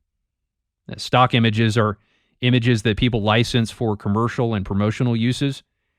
And so if someone wants a stock image that perfectly captures conspiracy theory, they would use something like this. And it's got all the usual conspiracy topics: New World Order, reptilians, deep state, Illuminati, flat earth, 5G, chemtrails, big pharma, etc. And then right here, it says Israel, with the Illuminati symbol above it. It's the only nation mentioned in this image. This isn't necessarily made to be serious, like the Deep State map and the Great Awakening map. This is just meant to represent conspiracy theory in the most basic and stereotypical way for people to use on the internet. The guy who made this may not even be a conspiracy theorist himself. In fact, he likely made this sarcastically. For example, it says over here, "Are birds real?" And then he's got Big Pharma pointing to a random question mark. So this image has a satirical element to it. It's so on the nose that it borders on comedy. And in its satirical, on-the-nose portrayal of conspiracy theory, it includes Israel, because that's been a staple of the conspiracy narrative for decades, going all the way back to Hitler and Alice Bailey, who were both truthers.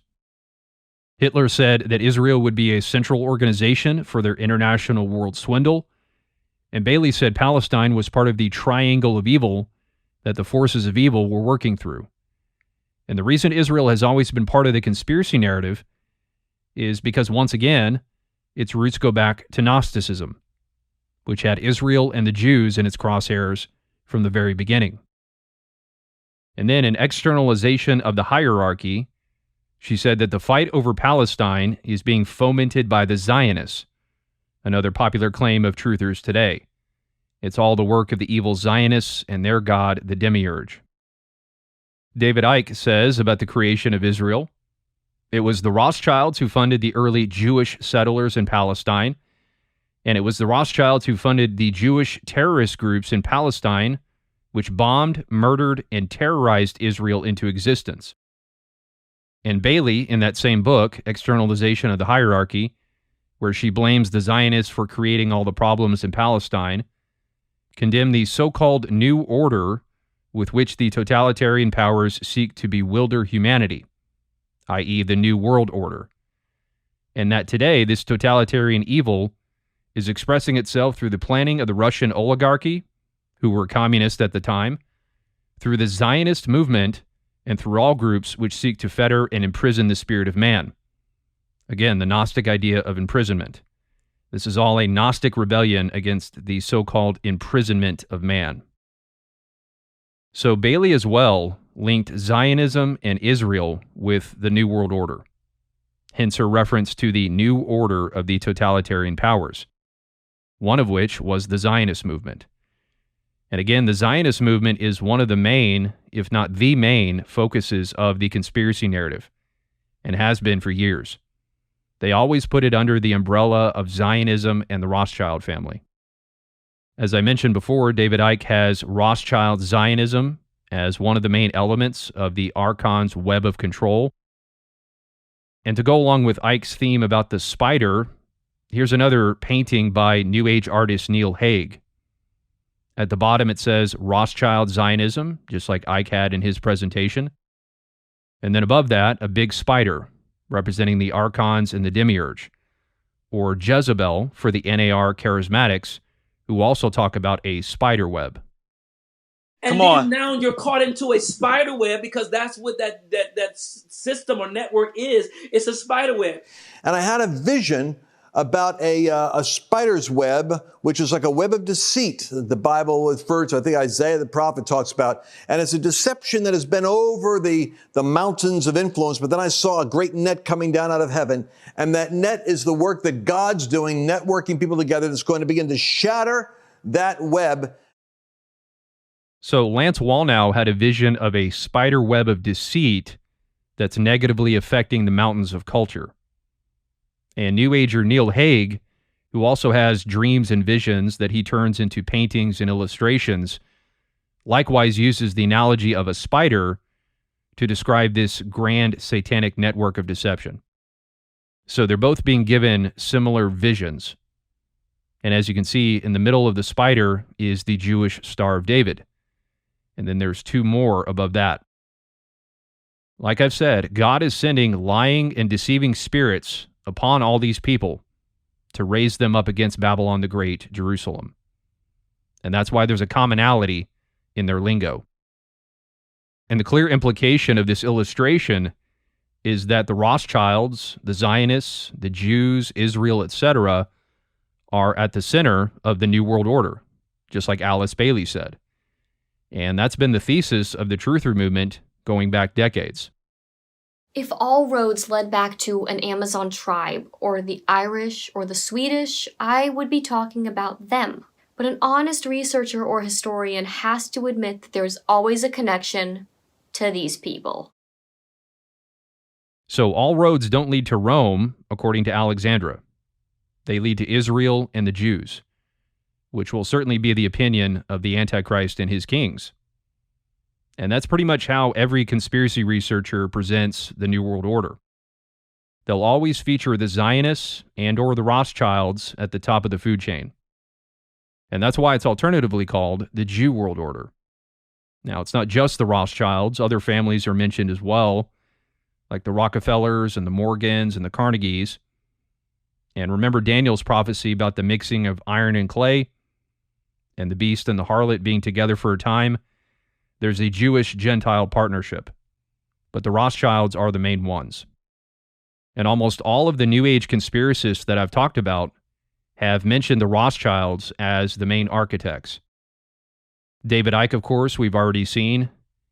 In The Biggest Secret, references to Rothschild are found on 78 pages, and he talks about them extensively in other books as well. David Wilcock, as you heard before, mentioned them in his interview with Tim Ray, and talks about them quite a bit in The Financial Tyranny. And he also mentions the Satan-worshipping Zionists who have been in control of these institutions from behind the scenes, which he talked about with Tim Ray. He mentioned the satanic cult that runs the world. George Humphrey mentions the Rothschilds in his book, Life, Love, and Joy. Jordan Sather mentioned them as well when he was talking about the Cabal. Dylan Monroe includes them on his Deep State map. Right up here near the top, it says Rothschild Bank. And then he also includes the First Zionist Congress, which eventually led to the reestablishment of Israel in 1948. Champ Perinia has the Rothschilds on his Great Awakening map, just to the outside of his Q section, right next to pedophiles and child trafficking. It says Clintons and Rothschilds, the global elite. Here's a reference to the Rothschilds in Saucers of the Illuminati by Jim Keefe. Foster Gamble talks about them in Thrive. Here's a page from the official transcript with a few of the mentions of the Rothschilds in the film. Janet Osbard talks about them in Fall of the Cabal. She says the Rothschild family is at the top of the pyramid and owns most of the world. Bill Cooper, in his book Behold the Pale Horse, which New Ager Joshua David Stone acknowledged as the source of much of the information in his chapter on the Illuminati, he mentions the Rothschilds as well. Bill Deagle brings up the Rothschilds in his interview with Project Camelot. Alexandra mentions the Rothschilds all throughout An Inconvenient History, which you heard an example of before. She said that Israel was created with the help of the Rothschilds, which essentially paints God as the Demiurge, because the Lord is the one behind the reestablishment of Israel. Q talked about them quite a bit in his drops. It says here 25 posts containing Rothschild, and as I mentioned before, he called them the cult leaders or the church of the New World Order that worships Satan. Once again, the satanic cult that runs the world. And as you can see, he was quoting Vladimir Putin, who's also spoken out not only against the worship of Satan and wokeism, as I've mentioned in previous parts of this series, but the Rothschild family specifically. Here's an article from 2017. Russian state TV promotes the Rothschild conspiracy theory. And I'm sure that Russian state TV is closely monitored and endorsed by Putin himself. It says, how does the Rothschild family struggle to control the world? Russian state-controlled Channel 1 sees no problem in asking this kind of question and illustrating it with this image. Look at the piglets in the image below to see the reach of the Rothschild conspiracy, according to Russian public television. So this is public television, right? This isn't on some fringe conspiracy channel. And the picture that they're talking about, it has all these elements: CIA, Al-Qaeda, ISIS, Zionism, etc., feeding from the Rothschild Bank, depicted as the mother of all the piglets. And here's a shot from the Russian station's site where the story was run, and it's got a picture of the late Lord Jacob Rothschild. And as I've talked about before, there's also Russian Today News, RT News, which has been covering conspiracy topics for many years. They've run stories on the Illuminati and Bohemian Grove and interviewed people like Alex Jones and Stephen Greer, and even this woman here who believes that the Pleiadian ETs are going to save humanity from the New World Order. It's a highly conspiracy-oriented station, and it too is Russian.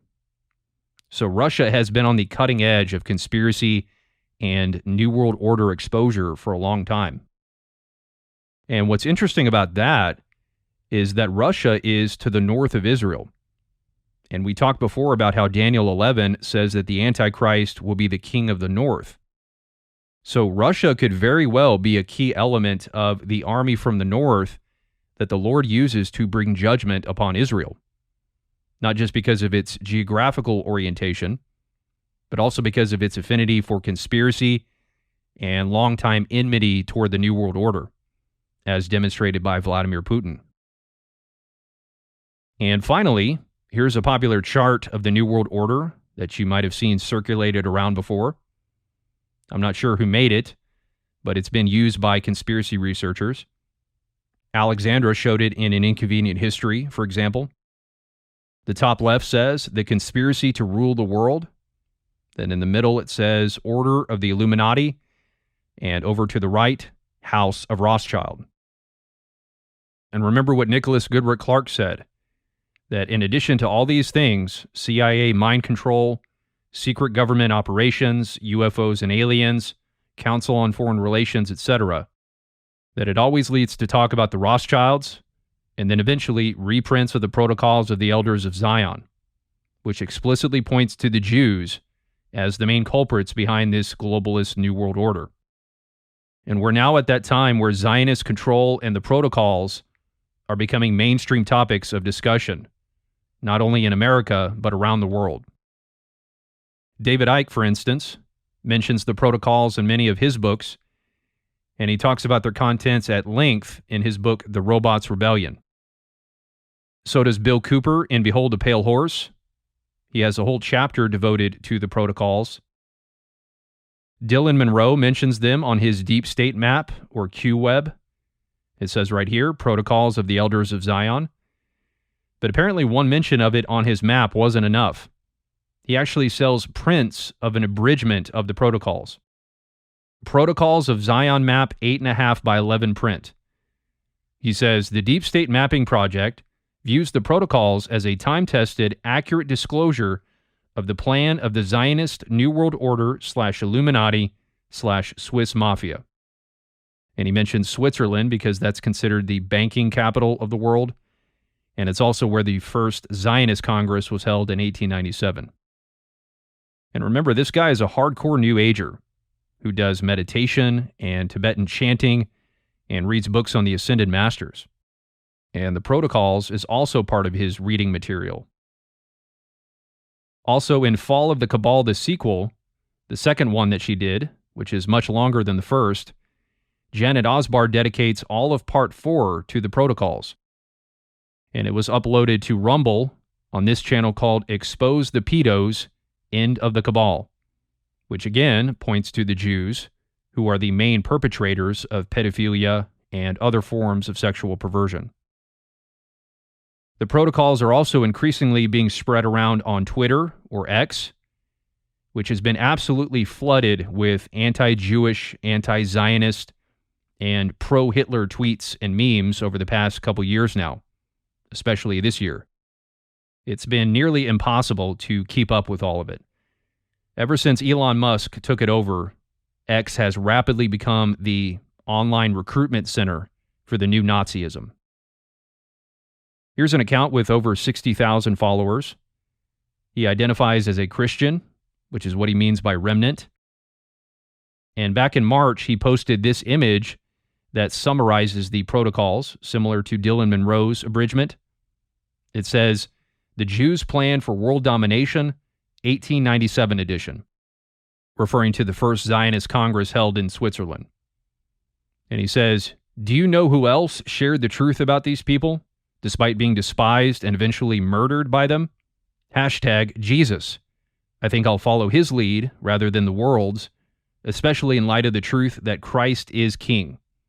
So there it is again, Christ is king.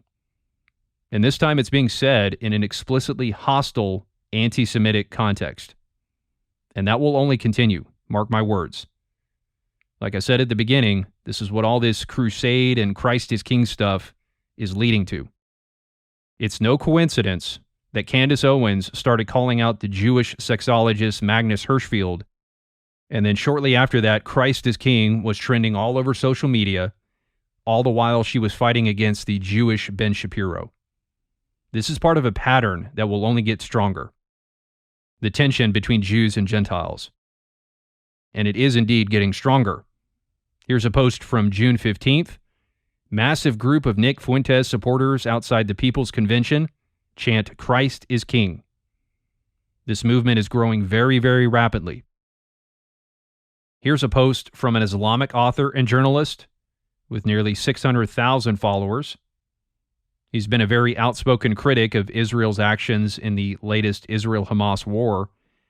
And he posted this graphic called the Zionist Brain.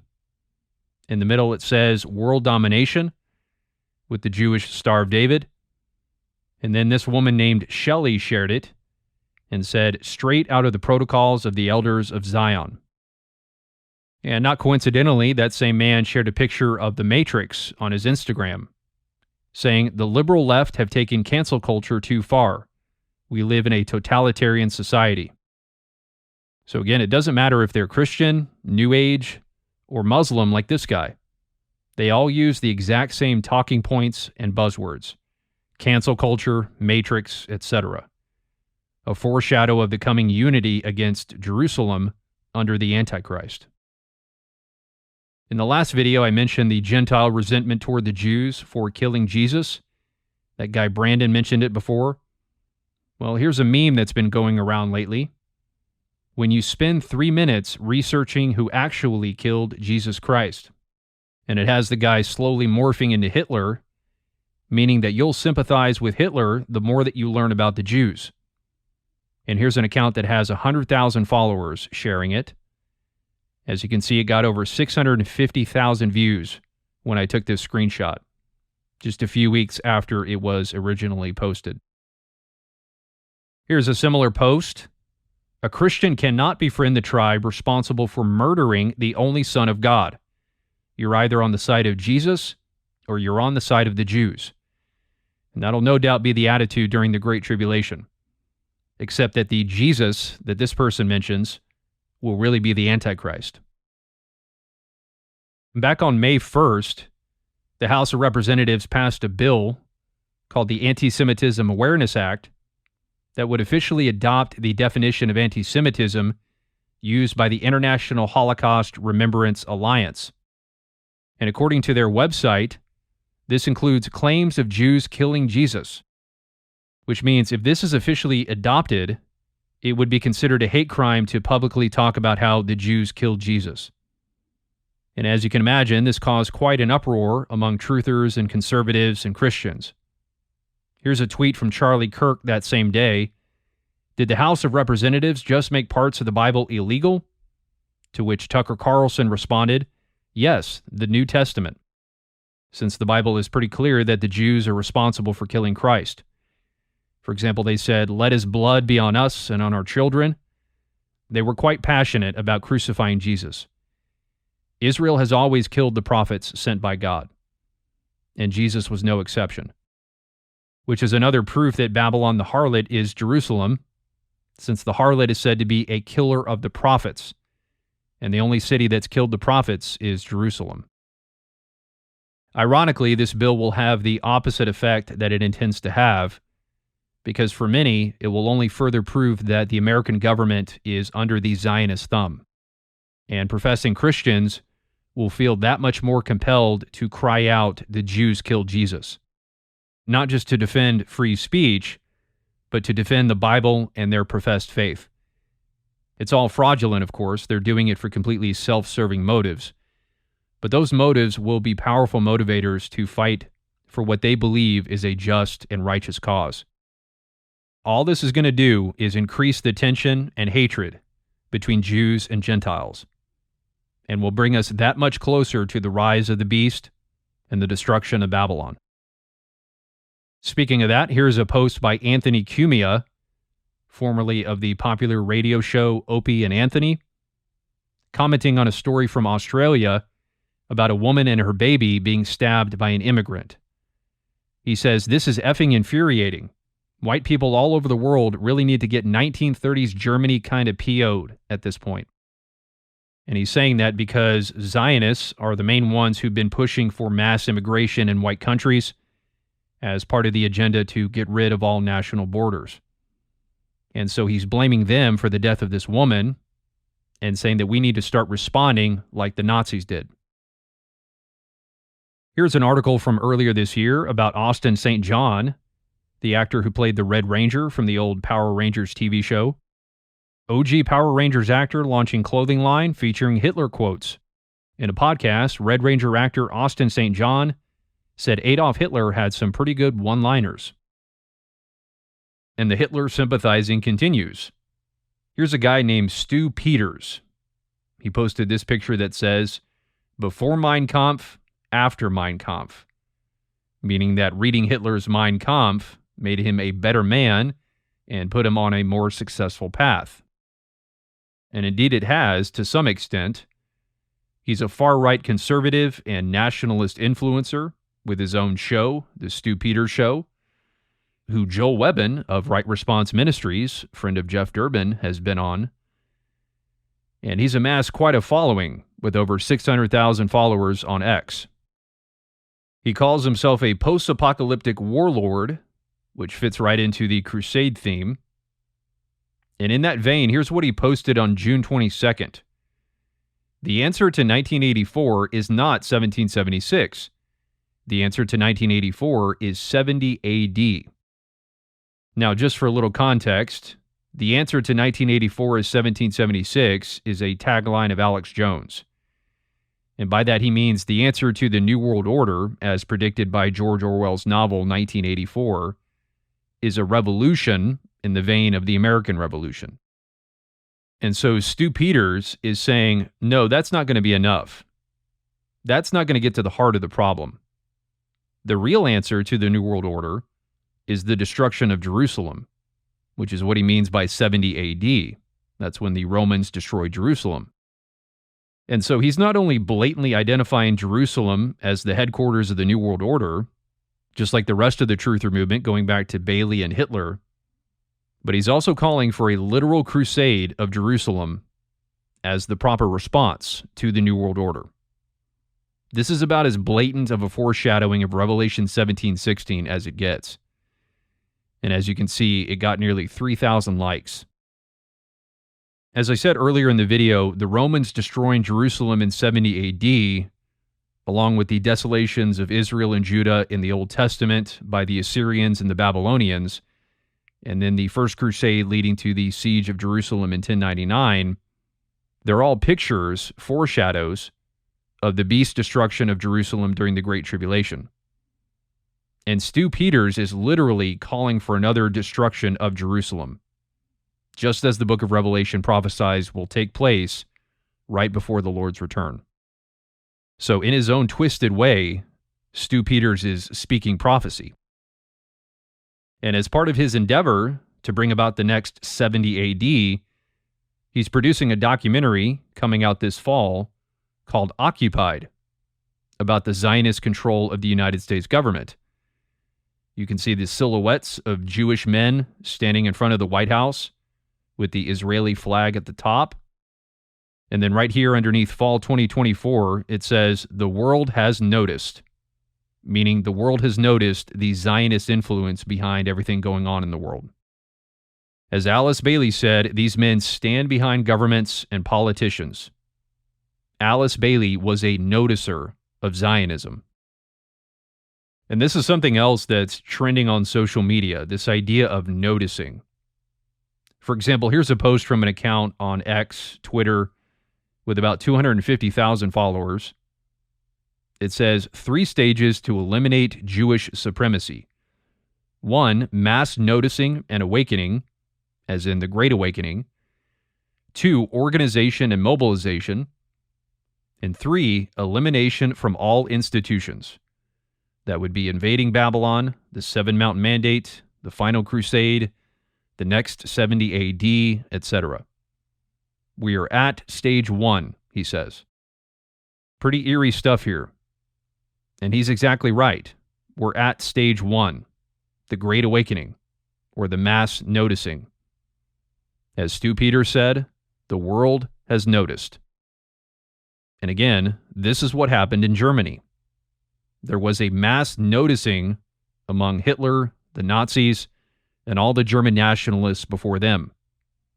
They were all noticing the Jewish contamination of their culture and had finally had enough of it. This is what the Great Awakening is about. Waking up to the satanic Jewish contamination of Gentile culture. Hence this guy saying mass noticing and awakening. And interestingly, the Nazis used this same concept of awakening to rouse the Germans to action. Here's a picture of a Nazi flag or a military standard that they used in their marches. It says, "Germany awake," or "wake up" in German. And this became such a popular slogan for them that books and documentaries have been made about this. Here's a book, Germany Awake, The History and Development of the Nazi Party and the Germany Awake Standards. Another book, Germany Awake, The Rise of National Socialism, 1919 to 1939. And here's a documentary called Germany Awake, a documentary on the German motion picture and its use as a propaganda tool by the Nazis. So the Nazis made awakening into the theme of a propaganda film. The theme of awakening was also incorporated into what's called the Storm Song, which was the de facto anthem of the Storm Detachment, the paramilitary wing of the Nazi Party. They ended each stanza with the phrase, "Germany awake, awake." And they began each stanza with "storm" 6 times, which rings of cues references to the storm, the calm before the storm, and fear the storm. And I'm sure I don't have to tell you what the storm will ultimately be. Revelation 17:16, the beast hating and destroying the harlot. And now that same rallying cry of "awake, awake" is trending all over America and the world. Hitler said in his speech, "Germany is now awake," and Sean Feucht in a worship song, "We're coming awake." We are currently in the 1930s Germany version of America right now, as people are waking up to the Jewish influence behind wokeism, communism, and the New World Order.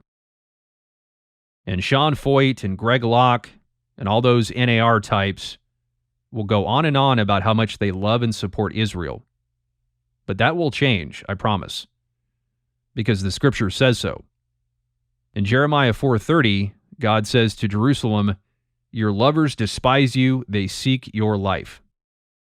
This was part of a prophecy about Judah's destruction by the Babylonians in the 6th century BC, which again is a picture of what the beast will do to Jerusalem in the last days.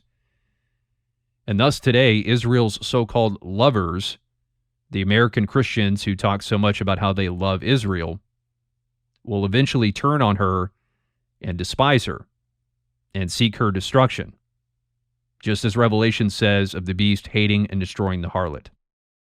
And guys like Stu Peters, who are now literally talking about invading and destroying Jerusalem, are just ahead of the curve. It won't be long before the entire world calls for another 70 AD. So, as this guy said before, step 1 is mass noticing and awakening, as in noticing the Zionist influence and control over society. And someone commented on that post, for step 2, refer to this man. A picture of Adolf Hitler with glowing red eyes that says, "The noticing will continue." And indeed, it will. But this time, it's not just Germany that's noticing the Zionist contamination of society. It's the entire world. Germany was just a dress rehearsal of what's coming on a much grander scale. And the woman who commented that has altered her bio since posting this because she got flagged for her content. But before she changed it, this is what it said. #End Jewish Supremacy. And we are living through Weimar 2.0. A reference to the Weimar Republic, the woke culture of Germany in the 1920s and 30s that preceded the rise of the Nazi movement, when the first transgender surgeries in the world were performed. Like I said, we're in 1930s Germany right now. And Weimar 2.0 will lead to the Nazi movement 2.0, which will not just be one country, but the entire world, which will eventually follow the lead of the Antichrist. Here's a like-minded post on Facebook from an account that has 13,000 followers. The Goyim, which is the Jewish word for non-Jew, are starting to notice, as in the mass noticing. And it's saying all these institutions, religion, law, money, politics, are controlled by the Jews and their black magic, hence the common use of the six-pointed Star of David.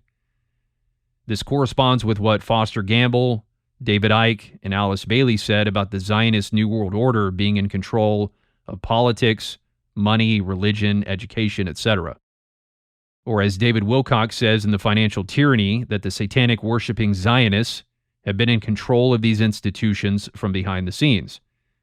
The satanic elites are in control of all the major institutions, just like the Christian Dominionists who say that Satan and Jezebel are currently controlling the spheres of influence. Remember the spider web of deception that they all talk about. Hence the call to invade Babylon, because Babylon is currently in control of religion, law, money, politics, etc., as this person on Facebook says. And that's basically an abridged version of the Seven Mountains of Culture. And the Great Awakening, or the mass noticing, is going to take back control of these institutions from satanic Babylon or Jezebel. Here's a New Ager on Facebook. He says here, "Make your heaven here on earth." And he calls himself Maestro, Ascended Master, Mystic White Wizard, all sorts of things. And he also makes a ton of posts about conspiracy, including the Zionists. Here's just a couple from earlier this year. This one is saying that both Biden and Trump are under Zionist control. And this one that says, "In case you are still a Zionist sympathizer, here's proof that Israel was behind 9/11, an inside job. The attacks in Israel by Hamas, also an inside job. That's their modus operandi." And that's something that I think will be more and more exposed. The idea that the Zionists were behind the initial Hamas attacks last October. And if that is the case, that'll definitely make supporters of Israel turn against them. Like I said, those who currently love and support Israel will eventually turn. And then Kanye West, back in late 2022, started speaking out against Zionist Jew control of the media and wokeism, essentially echoing stuff that David Icke has been saying for years, and helping to further bring that mentality out into the mainstream. And of course, Kanye's album in 2019, Jesus is King, fits right in with all this, proclaiming Christ as King as they invade and destroy Jerusalem. The answer to 1984 is 70 AD. So we have a mission right now to save our families from social media, from Zionist control, and bring Jesus Christ back to the forefront. And there was a group of people who were so empowered by what Kanye said about the Jews that they put banners up on the highway saying Kanye was right about the Jews. And they even started passing around flyers saying how every aspect of society is controlled by the Jews. Every single aspect of Disney child grooming is Jewish. Every single aspect of the media is Jewish. Every single aspect of the COVID agenda is Jewish, and on and on and on. And you'll notice at the top, it has the Jewish Star of David and the satanic pentagram on each side, obviously saying that the Jews worship Satan, which meshes perfectly well with the Gnostic idea that the Jews worship the Demiurge. And that's found on every flyer from this group. You can see here at the bottom it says, "For more info, visit goyimtv.tv." And this is actually the same group of people who made this image of the protocols of the Elders of Zion being spread around on Twitter. It has that same hallmark with the Star of David on the top left and the satanic pentagram on the top right. So just as Goodrick-Clarke said, all these conspiracy topics, CIA mind control, UFOs and aliens, Council on Foreign Relations, Bilderberg Group, etc., it always ends up leading to talk about the Rothschilds and then eventually reprints of the protocols of the Elders of Zion. And here we are. We're in Weimar 2.0, as that woman on Twitter said. Much of the world right now is in a state equivalent to Germany in the 1920s and 30s. At that time, Hitler was saying, "Germany, awake, awake," and it's only a matter of time before the entire world notices and awakens to the Jewish control of the world. And the final crusade commences with the invasion and destruction of Jerusalem. As Stu Peters said, The answer to 1984 is 70 AD. And pretty soon, the whole world will be calling for that. Listen. The Jewish media has made us feel like the Nazis and Hitler have never offered anything of value to the world. I see good things about Hitler also. You look at who controls Facebook. Zionists. Who controls Google? Zionists. Who controls YouTube? Zionists. The red are the executives that are Jewish at these companies. The Zionists control the 300 in control of the media and control of the governments. You understand, woke culture is controlled by the Zionist media. A relatively small group of families, especially the Rothschilds, Rockefellers, Morgans, and Carnegies, along with the Harrimans, the Schiffs, and the Warburgs, have been leading the controlling elite in the West for generations. The cabal being the CF, Clinton Foundation, Saudi Arabia, the Bushes, George Soros, McCain's, the Rothschilds, Starting with Evelyn Achille the Rothschild. A lot of people think that the Catholic Church is the one running the world and making all the plans, but they don't know how the CIA, the communists, Rothschilds, and the brothers are the ones running the Catholic Church. The central bank of central banks is the Rothschild-created Bank for International Settlements. Whoever makes the money makes the rules.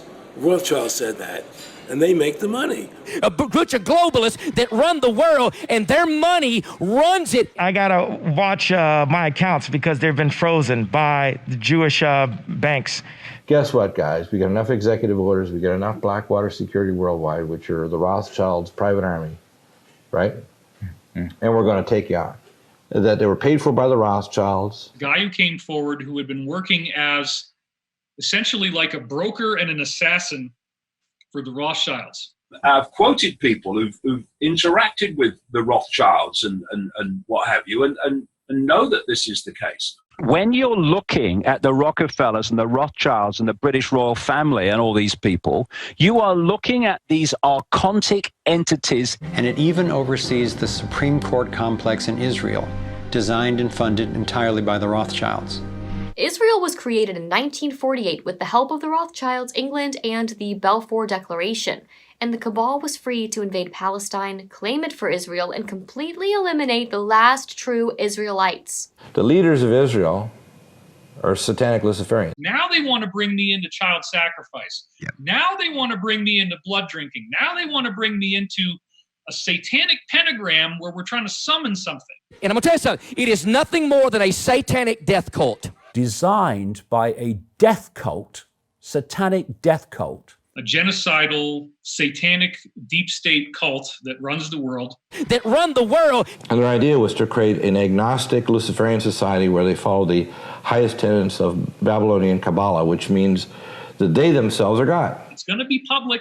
It's going to be something everybody knows. The world was being run by a satanic cabal. Satanic death cult. Satanic death cult. And what they do is they drink your blood when they torture you to death, and they get super high, and then they see demons. So we have a mission right now to save our families from social media, from Zionist control, and bring Jesus Christ back to the forefront. But an honest researcher or historian has to admit that there's always a connection to these people.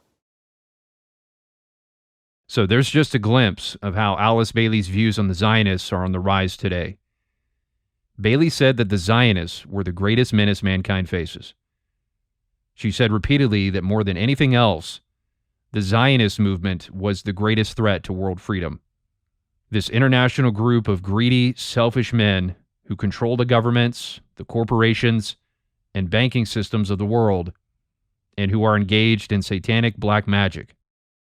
And that's exactly the mentality that we see increasing all over the world right now. This is what the New Age movement really is. And it wasn't just the ruling Zionists who were the problem. Bailey said the Jews in general were a major problem. She had a whole section in Problems of Humanity called The Jewish Problem, and called them an international minority of great aggressiveness. Even David Icke says that not all Jews are the problem.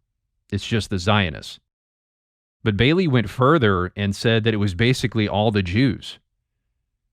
She goes back hundreds of years, even thousands of years, all the way back to the ancient Israelites, saying that they're primarily to blame for all the resentment toward them. You could very easily pass off her words as Hitler's and vice versa. And we'll take a look at more of what she said about the Jews later. But if Bailey is the mother of the New Age movement, then we have to acknowledge that vehement opposition to Zionism is just as much a part of the New Age movement as anything else in her books. You can't pick and choose. For her, opposition to the Zionist world order was just as important as any of the other topics she covered in her books. And that's why so many New Agers passionately speak out against Zionism. And when you consider the big picture, opposition to Zionism was clearly an integral part of the white magic endeavor to release the prisoners of the planet, or help everyone escape the Matrix, the prison planet created by the Demiurge and the Jews. Again, it wasn't just about doing yoga and meditation. It was a real, practical, political, and social activism against black magic tyranny, which she clearly said was primarily being perpetuated by the Zionists and the Jews in general, which goes all the way back to Gnosticism, the original conspiracy theory. And Bailey made her distaste for the Demiurge, the God of the Old Testament, quite apparent. In Esoteric Healing, she said that Jehovah is not God, but merely the tribal god of the Jews, calling him materialistic, possessive, greedy, and endorsing and encouraging aggression, which is why the Jews were, as she put it, an international minority of great aggressiveness, because they took after their wicked God. In Problems of Humanity, she said that the Gentile intensely dislikes the cruel and jealous Jehovah of the Jews and looks upon the Old Testament as the history of a cruel and aggressive people, and that in the Jewish dispensation, God appeared as the tribal Jehovah, as the soul, the rather unpleasant soul, of a nation. And coming back to Nicholas Goodrick-Clarke's book, Black Sun, he says, according to the Thule Society, the Old Testament God El Shaddai commanded the Jews to make hell on earth, which is why the world is always consumed by war and conflict. Which lines up with Bailey's comments about Jehovah being a cruel and aggressive God and his people being a minority of great aggressiveness. The Thule Society and the Nazis blamed the Jews for all the wars and conflict, and so did Alice Bailey. Remember her comment about the international group of men being the cause of all the world wars and all the misery on the planet. And then in Externalization of the Hierarchy, she said that Orthodox Judaism was dying out, quote, because of its presentation of a wrathful Jehovah caring only for his chosen people. This is a basic evil. The Lord of the world, the God in whom we live and move and have our being, is totally otherwise. And note how she referenced the Lord of the world as the true God. The Lord of the world is the title that the Bible gives Satan. John 12:31, John 14:30, and 2 Corinthians 4:4. So right after condemning God as evil, she honors Satan as the God in whom we live and move and have our being. So if the God of the Jews is cruel, unpleasant, aggressive, possessive, greedy, etc., then it naturally follows that his chosen people, who he loves so much, would be the same way as well. Cruel, unpleasant, aggressive, possessive, and greedy. And that's how she saw it. And pretty soon, the entire world will see it that way too. So Bailey's influence on the conspiracy movement is pretty undeniable. And that's why I consider her the mother of conspiracy theory in addition to the New Age movement. And she's one of the best examples, if not the best example, of the bond between the New Age and conspiracy theory. In terms of authoritative sources in the New Age movement, it doesn't get much higher than Alice Bailey. She's the one who coined the term New Age. That's where the term comes from, her writings, talking about the astrological age of Aquarius.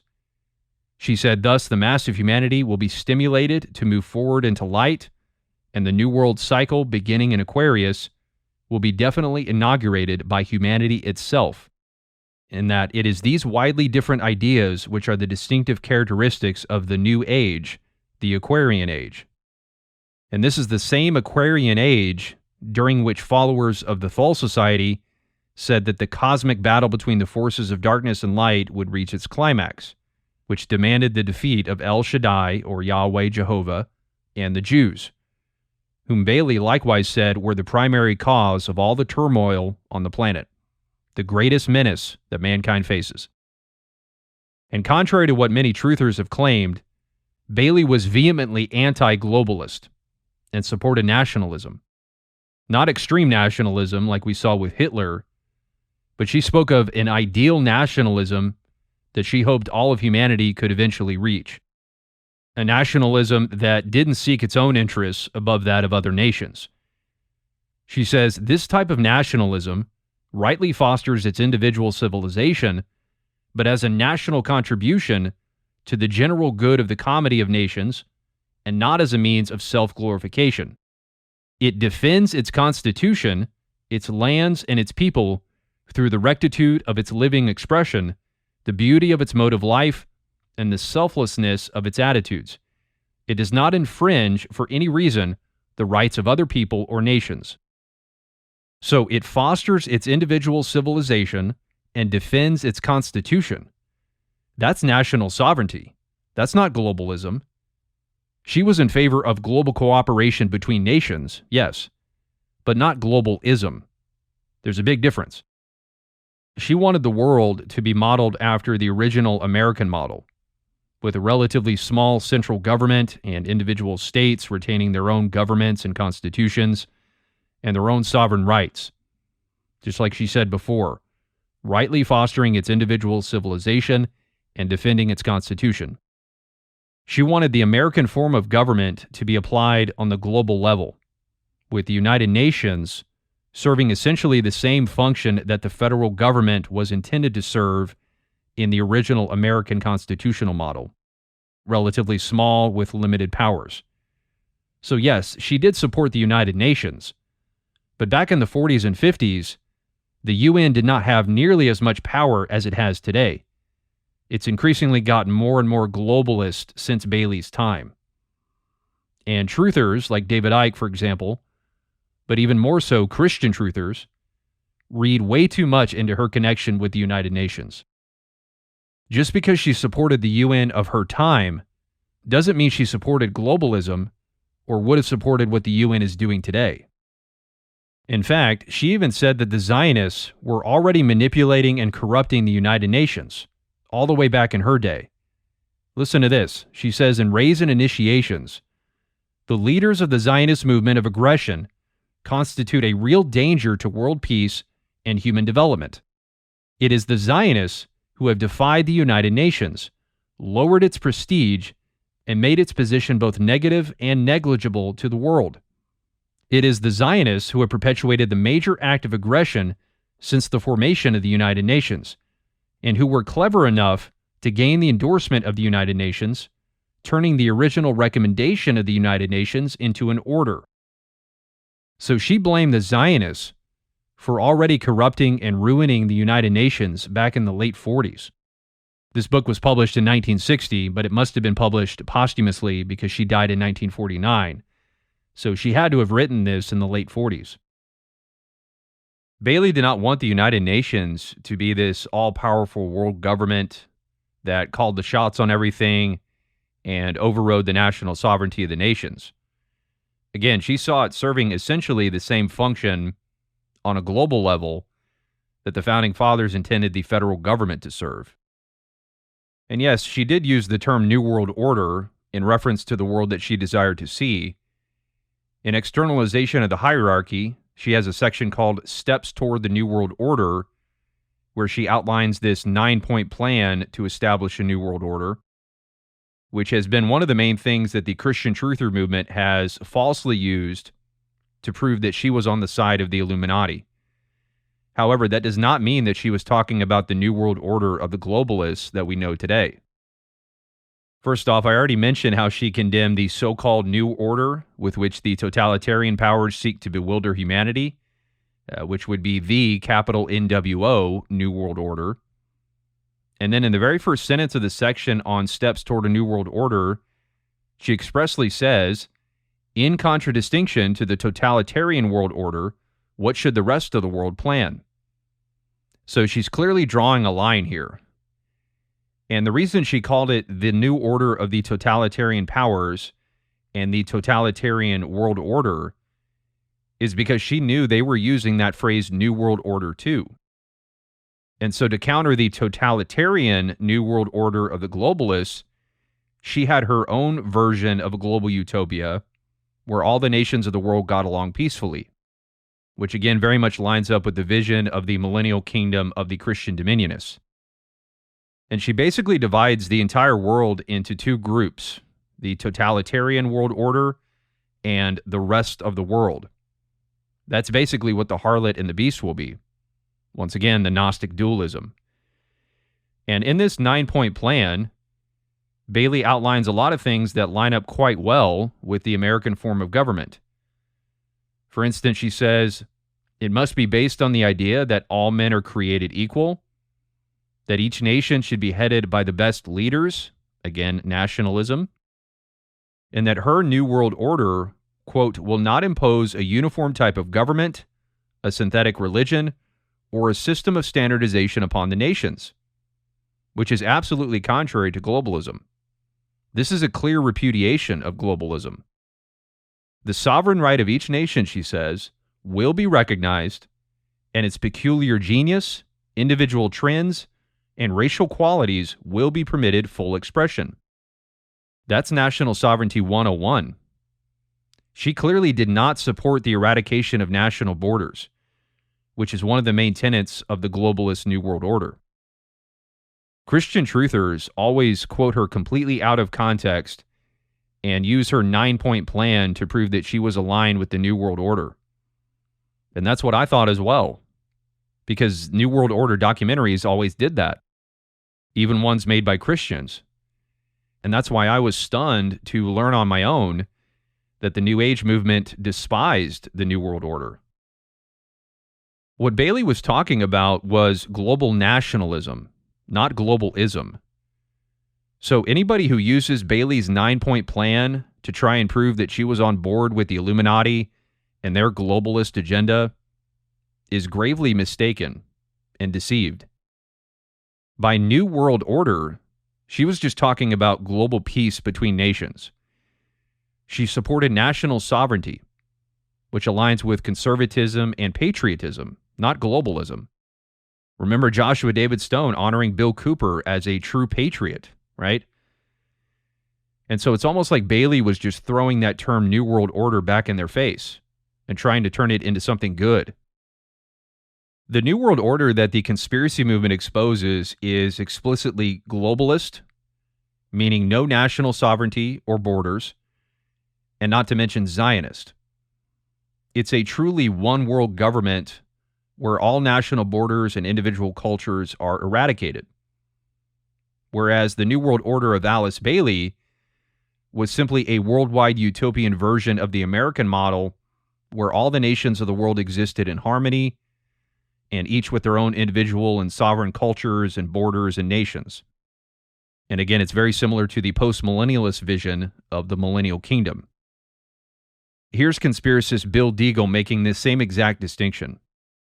And if they don't get the message correctly, which transcends religion, politics, national borders, or their version of a new world order or world government, because they get a world government that's absolutely noxious. It's not, see, a world government can be a world government with national boundaries and nations. It can be with peoples that keep their recipe cards and, and control of their civilization. It can be with a world that has some degree of order without knocking all boundaries down and creating regional trade zones, because the world is not based on economy. It's based on, if you want to call it, identity. Okay, and what they're doing is they're homogenizing the identity so they can control the population and turn people into cybernetic robots, is what they want to do. Absolutely. So he says a world government can be a world government with national boundaries and nations without knocking down all boundaries and creating mutual trade zones. And that's exactly what Alice Bailey outlined in her 9-point plan. She said no imposition of a uniform type of government, synthetic religion, or system of standardization upon the nations, which completely dismantles the theory that she promoted the one world government and one world religion. And then she said the sovereign right of each nation will be recognized and its racial qualities given full expression. And these things would be against the homogenization of the world that Bill Deagle said the globalists want to achieve. So Bailey was not some Illuminati globalist. She was a conspiracist trying to expose their agenda.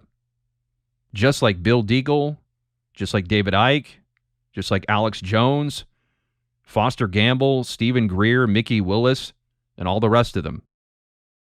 Globalization is where there's an international company bigger than the nations, bigger than all the ships, that controls and dominates and finances all those ships. Surveillance and control of every human being. A one-world government run by an elite few.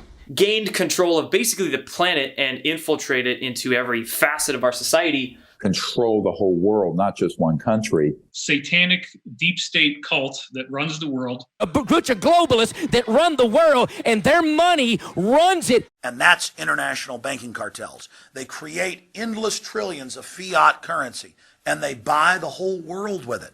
See, a world government can be a world government with national boundaries and nations, without knocking all boundaries down and creating regional trade zones. So we've established the conspiracism of Alice Bailey. Now let's talk a little bit about her spiritual predecessor, Helena Blavatsky.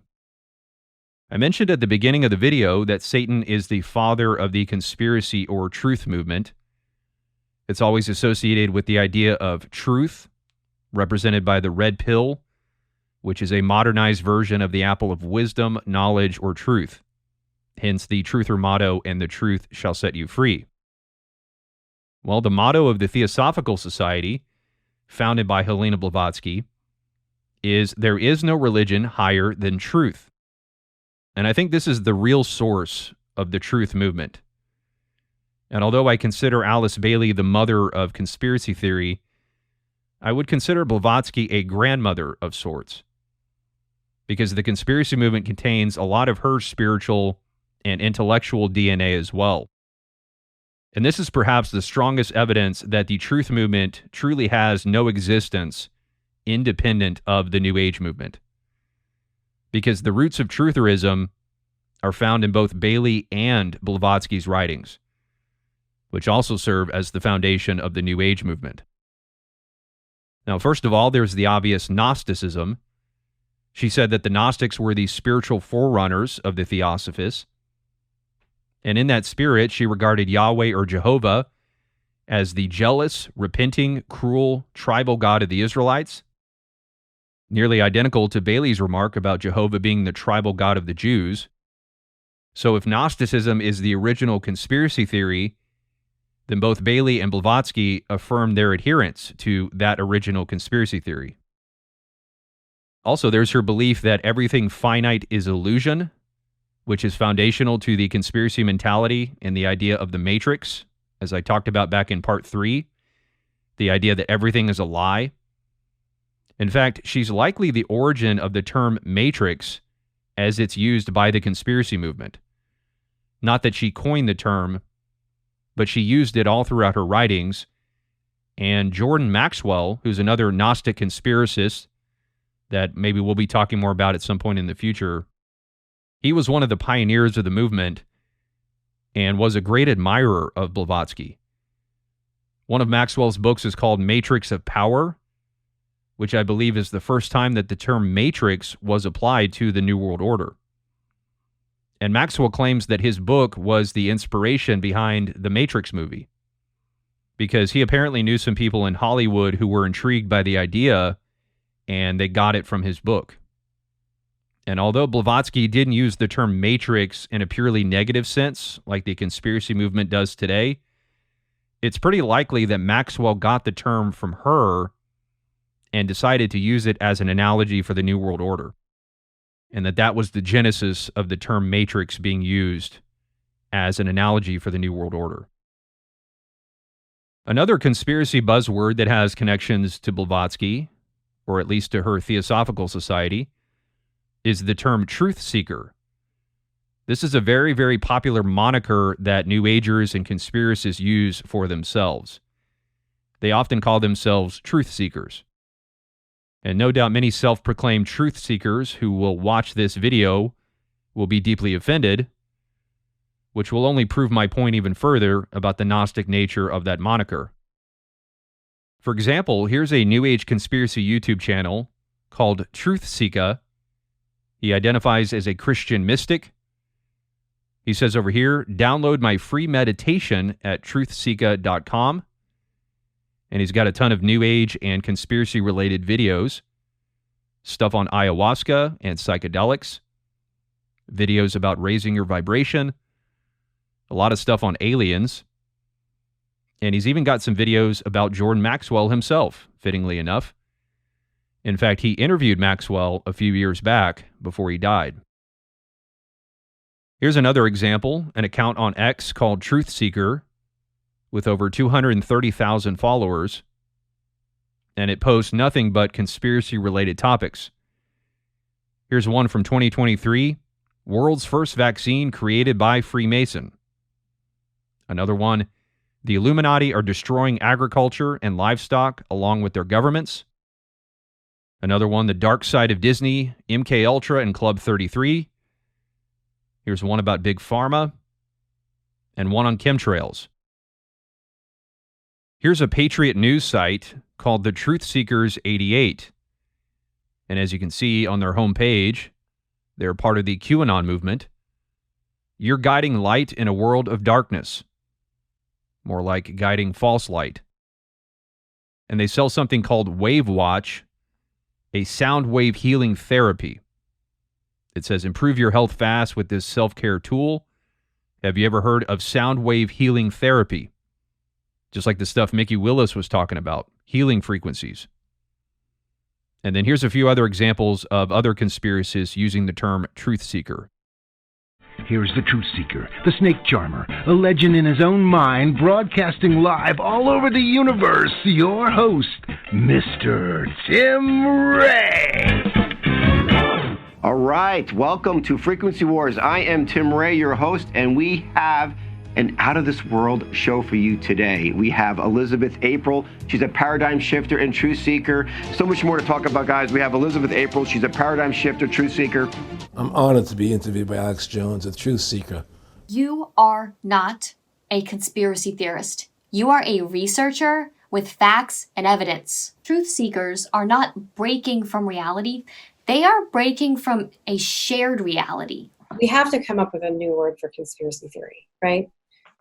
The conspiracy theory situation, like, I mean, I know that that's your... I like truther, or just... Yeah, truth seeking.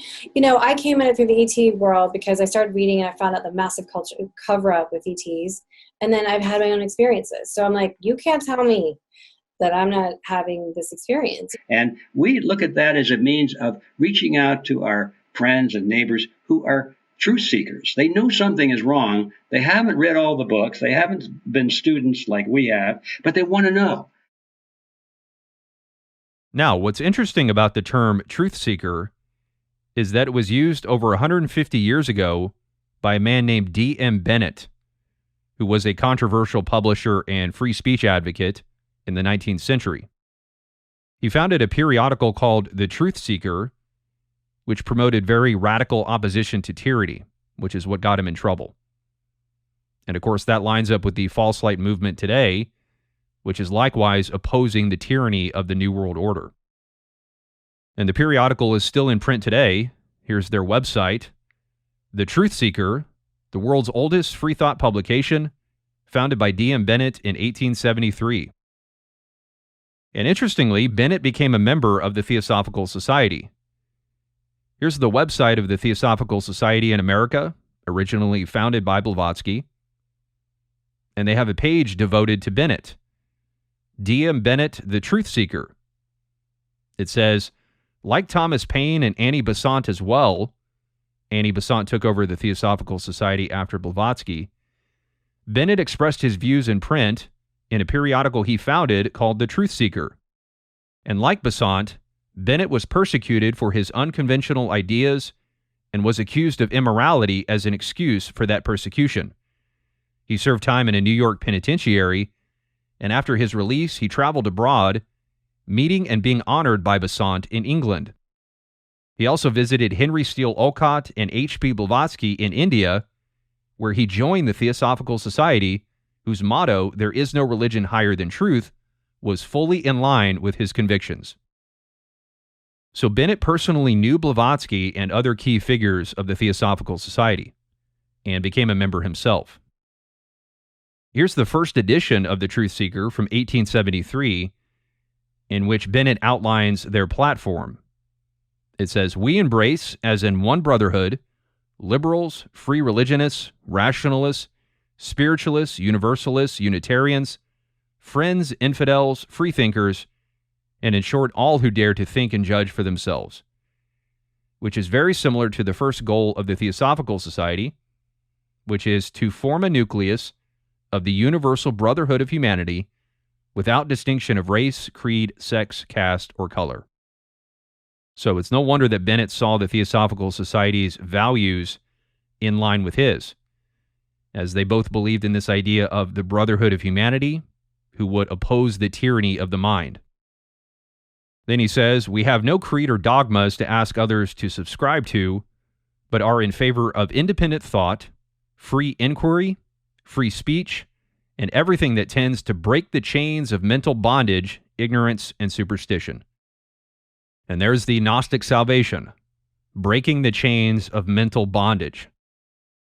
The whole concept of truth-seeking implies an egotistical, self-centered, Gnostic pursuit of truth, where the person tries to figure out how the world works. As David Icke said about Gnosticism, that salvation comes through knowledge of reality and how it works. That's truth-seeking. That's what people mean when they say they're truth seekers. They're trying to figure out the world outside themselves instead of figuring out what's going on in their own hearts, which is the truth that they really should be seeking. Truth-seeking is associated with the idea of free thinking. It's this idea that I'm a free, independent thinker and researcher, like Alexandra said, and I've got a lot of things figured out. I know how the world works. It's all about the self. It's egotistical and narcissistic. And that's why the conspiracy movement has adopted this term. If truth-seeking was really about seeking actual truth, then most truth seekers would be actual Christians. But they're not. They're New Age conspiracists and false converts. You don't find Jesus after 30 years of so-called truth-seeking down the rabbit hole. That's not how it works.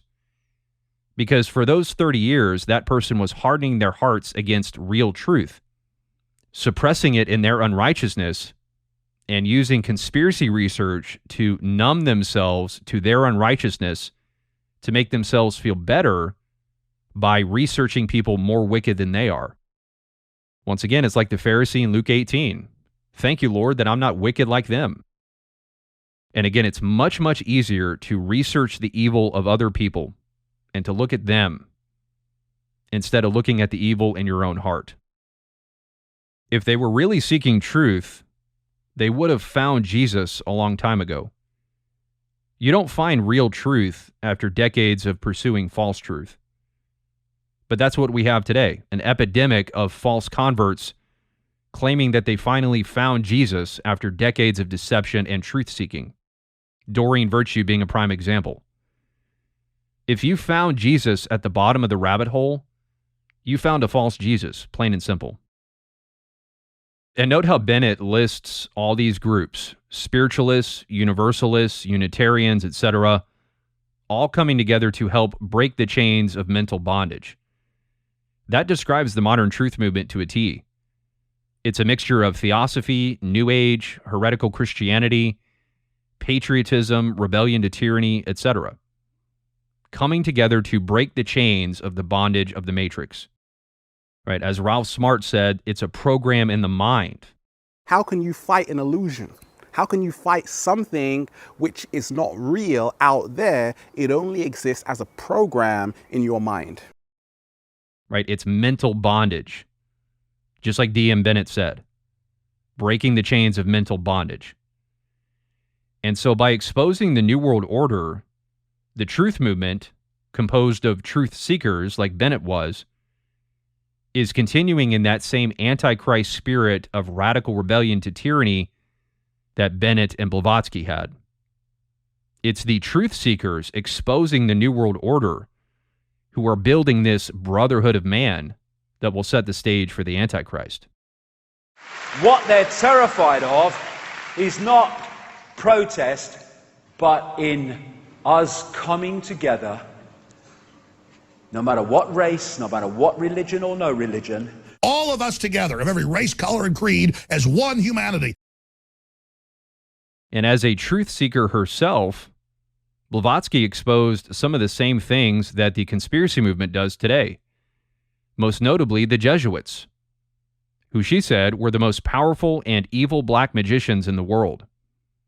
In an article called Theosophy or Jesuitism, she said that the Jesuits have practiced not only occultism, but black magic in its worst form, more than any other body of men, and that to it they owe in large measure their power and influence. This is a very conspiratorial statement. As I mentioned before, conspiracists tend to place the Jesuits at the top of the New World Order, along with the Zionists and Freemasons. For example, Champerinia includes them on his Great Awakening map right next to the Freemasons. Dylan Monroe has them on the Deep State map, or QWeb, right near the top. Underneath it says God's Assassins. Through the Vatican, through the Jesuits, that eventually ended up in the CIA. David Icke in The Biggest Secret says the Jesuits go very high in the Illuminati network. And in Children of the Matrix, he says, the Roman Catholic Jesuit movement is an important vehicle for the manipulation of the global conspiracy. Janet Osbard talks about them in Fall of the Cabal. She says, did you think the roof was Charles, the Rockefellers, George Soros, the government leaders, even the royal families? Did you think they are at the top of the 1%? They're not. There is a very dark order above them all, making puppets of everybody else, even of kings and queens. Ever heard of the Jesuit order? So the Jesuits are at the top of the top, just like Blavatsky said. Also, these New Age blogs that talk about the Archons and the Matrix, they also mention the Jesuits. It says here in the True Matrix story, the Jesuit organization is the hiding place on the surface of the planet for the Archons that are incarnated in the black nobility families. The Jesuits are working under the command of the Archons to maintain the quarantine status of planet Earth, and that they are going to team up with the Rothschilds to take over the process of creating the new financial system. And then on the portal, it says, on the physical plane, the Archons are incarnated within the Jesuit organization, and they spiritually control their administrators. Through Jesuit societies and 33rd degree Freemasons, they hold the Illuminati structure together. This structure is now finally falling. Also, probably Alexandra said that the Jesuits are one of the groups who've created the artificial matrix that's transmitted into the lower atmosphere, and also mentions them all throughout her video in Inconvenient History. We live in an artificial matrix that is transmitted into the lower atmosphere by the royal and noble bloodlines, priests, rabbis, imams, and different occultists, including but not limited to brother men and Jesuits. Jesuit James Bauer created a program called Genesis, which is a bio and neurosimulator created to hack the human brain and body. At this time, also, the Jesuits took a more active hand in brothermanry than ever, and through Jesuit leadership, brothers controlled the Vatican and the Catholic Church. And fittingly, Jordan Maxwell, as a spiritual child of Blavatsky, also exposed the Jesuits, which he no doubt read about from Blavatsky. And send them to Central America, South America, Uruguay, and Paraguay, which incidentally, those two countries were founded by Jesuits. Probably some of the most powerful criminal syndicate in the world is the Jesuits. Now, just to be clear, the Jesuits being considered high up in the Illuminati still doesn't take away from the Jews and Israel being the ultimate target here. Because the general contention in the conspiracy movement is that the Jesuits and the Vatican are under the control of the Freemasons and Rothschilds. For example, in this clip of Alexandra that I played earlier. A lot of people think that the Catholic Church is the one running the world and making all the plans, but they don't know how the CIA, the communists, Rothschilds, and the brothers are the ones running the Catholic Church. So most still consider the Vatican and Jesuits under the umbrella of Zionist control. And plus, the Jesuit element reinforces the idea of the Demiurge being the god of the Illuminati, since the Jesuits are an offshoot of Christianity, and the Demiurge is the god of the Jews, Christians, and Muslims. So it still doesn't deviate from Jerusalem being the ultimate target of the beast. And Blavatsky's statement about the Jesuits being the most powerful black magicians is conspiratorial not just because of the mention of the Jesuits, but also because of her statement that they owe their power and influence to their black magic. This is exactly what truthers say about politicians and celebrities, that they got to where they are because they practiced Satanism or sold their souls, a la Spencer Smith and Good Fight Ministries, and they sold their souls for rock and roll documentary. That's how the conspiracy mind operates. And we see that exact same line of thinking in Blavatsky. She also talked about the Jesuits in ISIS Unveiled, which interestingly is the book that David G. Robertson compared with David Icke's The Biggest Secret, and is also the book that Jordan Maxwell said was Blavatsky's best work. She said, the Jesuits have done more moral harm in this world than all the fiendish armies of the mythical Satan, and that the Jesuits practically control Romanism or Catholicism today and are the hidden enemy that would-be reformers must encounter and overcome. Throughout the whole of antiquity, where and what land can we find anything like this order or anything even approaching it?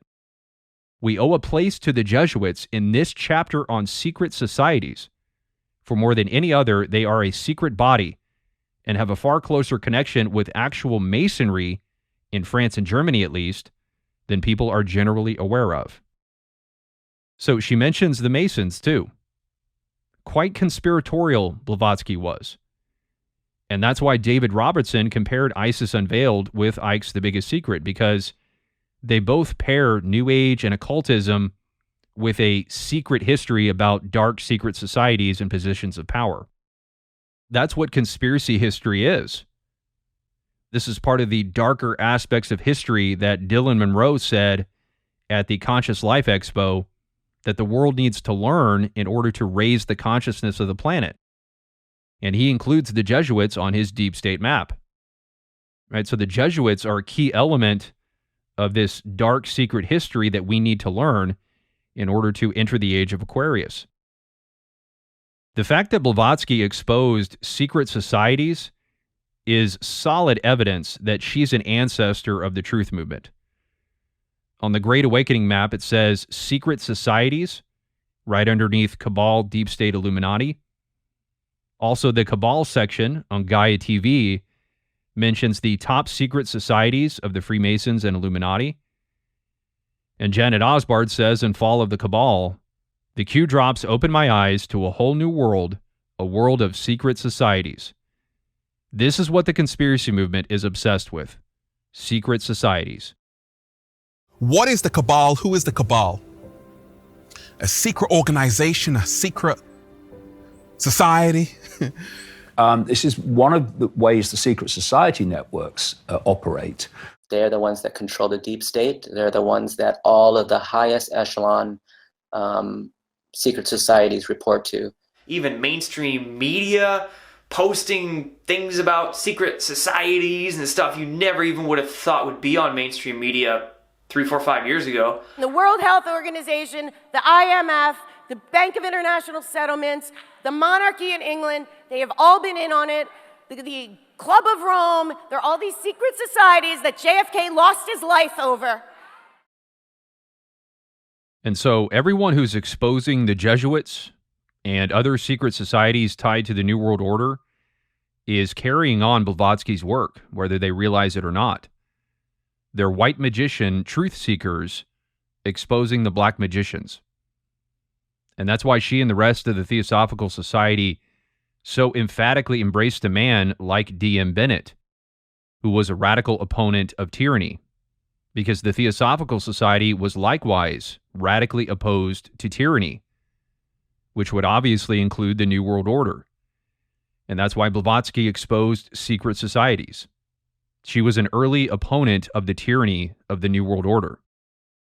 As Alice Bailey wrote in Reappearance of the Christ, "When true freedom covers the earth, we shall see the end of tyranny, politically, religiously, and economically," which directly corresponds with the popular Christian adage, "Resistance to tyranny is obedience to God."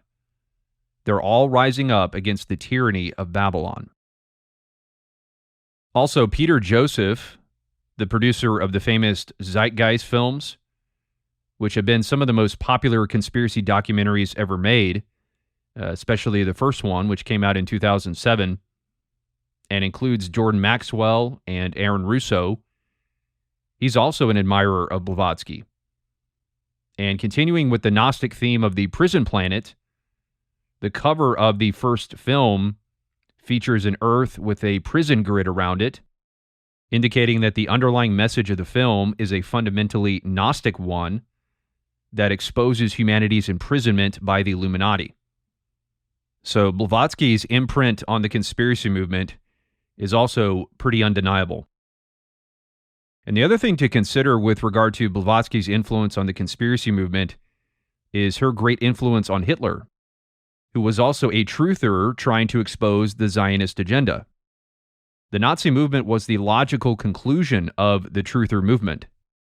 And it's no coincidence that Blavatsky's work became very popular in Germany and Austria in the decades prior to Hitler's rise. In the late 19th century, Blavatsky found a very receptive audience in Germany and Austria and helped to spark an explosion of occultism. German and Austrian occultists took Blavatsky's writings and created something called Ariosophy, a marriage of the terms Aryan and Theosophy, and was a blend of Theosophy, nationalism, and anti-Semitism. And Ariosophy became the spiritual and intellectual fuel behind the Nazi movement. This is a paper called Hitler's Racial Ideology, part of a book called The Origins of the Holocaust. And in the paper, they talk at length about the various connections between Blavatsky and Hitler and how her writings set the stage for the Nazi movement. It says, this paper began with a discussion of Hitler's racial ideology and its parallels to Blavatsky's esoteric thought. Our examination of the Ariosophy of Guido von List and Lanz von Liebenfels and the Thule Society, which I've been mentioning, described the possible channels by which theosophical thought might have reached Hitler and helped to determine his own racial ideology. The lack of originality in Hitler's thought is apparent. And indeed, Hitler got many of his ideas from the mystics that preceded him, including Blavatsky. For instance, the swastika, which was the symbol of the Nazi Party, came from Blavatsky. She borrowed it from Hinduism and put it in the seal of the Theosophical Society. And it was also adopted as the symbol of the Thule Society, further showing how it was the forerunner of Nazism. As you can see here, the Thule Society's symbol is a modified swastika. And then it's also here on this seal from 1919, which also included a sword going along with that Christian Crusader theme. And in Mein Kampf, Hitler said that the swastika symbolized the mission of the struggle for the victory of the Aryan man and, by the same token, the victory of the idea of creative work, which as such always has been and always will be anti-Semitic. So he proudly affirmed his anti-Semitism and said that the swastika represented it. Hence its use by the Thule Society, the founder of which declared Judah as his deadly enemy.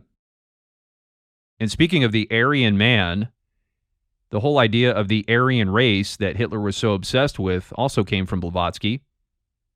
Here again in the paper, Hitler's Racial Ideology, it says, nevertheless, in her work, Blavatsky had helped to foster anti-Semitism which is perhaps one of the reasons her esoteric work was so rapidly accepted in German circles.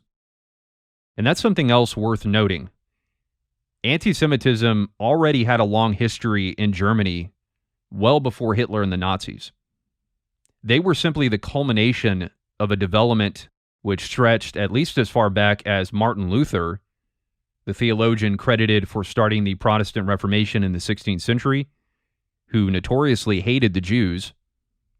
He talked about setting fire to Jewish synagogues and schools, and that's something I hope to get into more later. But Luther was not only deeply anti-Semitic, but was very culture war-minded. He talked about how Satan was taking over the schools, just like the conservative Christians are doing today. And Luther held views that essentially amounted to postmillennialism, dominionism, and replacement theology. Martin Luther was an absolutely repulsive false teacher, very much in line with the views of the Great Awakening of today. It's remarkable how many parallels there are between him and what's going on today. If the Antichrist had arisen in Luther's time, Luther would have been the first to take the mark, I assure you. And the fact that so many evangelical Christians look to Martin Luther as some kind of Christian hero is a testament to how corrupt modern Christianity really is. And with more and more Christians talking about the need for a new Reformation, the original one of which was started by Luther, Luther's anti-Semitism will no doubt be part of that new Reformation. So anyway, by Blavatsky's time, the cultural climate of Germany was already very anti-Semitic and had been for centuries. And her writings added fuel to a fire that had already been burning. And with her concepts of the Aryan race and the inferiority of Jewish religion, German anti-Semitism was propelled to the next level. It says here, she sharply differentiated Aryan and Jewish religion. The Aryans were the most spiritual people on earth. For them, religion was an everlasting lodestar. For the Jews, religion was grounded on mere calculation. They had a religion of hate and malice toward everyone and everything outside itself. Jewish materialism and selfishness contrasted strongly with Aryan spirituality and selflessness. This dualism, there it is again, dualism, is dramatically echoed in Hitler in the following passage. And then they quote Hitler, "Two worlds face one another, the men of God and the men of Satan. The Jew is the anti-man, the creature of another god, i.e. the Demiurge. He must have come from another root of the human race. I set the Aryan and the Jew over against each other, and if I call one of them a human being, I must call the other something else. The two are as widely separated as man and beast. Not that I would call the Jew a beast. He is much further from the beasts than we Aryans. He is a creature outside nature and alien to nature." Hitler's dualism, unlike Blavatsky's, was conceived simply as a conflict between two races. And then quoting Hitler one more time, "The struggle for world domination will be fought entirely between us, between Germans and Jews." And that sums it up pretty well. The struggle for world domination between Jews and Gentiles. That's what this is all about.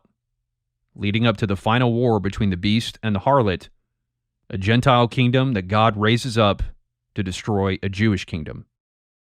Just like Janet Osbart said in Fall of the Cabal, a battle for world dominance, a battle between good and evil, one and the same as the cosmic battle between good and evil that David Wilcock references in the title of his book, The Ascension Mysteries. This is how conspiracists view the world. One more time, as Goodrick-Clarke, Barkun, and Robertson all said, the earth is a literal battlefield between benevolent and malevolent forces, a Gnostic war.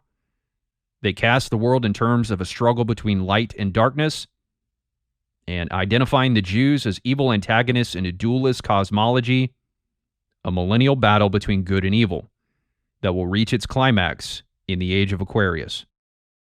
And that's exactly how Hitler saw it as well, because he too was a truther, or truth seeker, engaging in a Gnostic war against the New World Order. It's a war for dominion of the earth between Jews and Gentiles, which is why New Agers and Christians both talk about taking back control of the planet from Babylon and the satanic elites. So now that we're all awakened, we can use our thoughts against them, and basically we're taking back control of our planet. These are the people you're going to fight with, and you are going to take back this planet. We will fight, and we will take back this world for the Lord Jesus Christ who rules right now.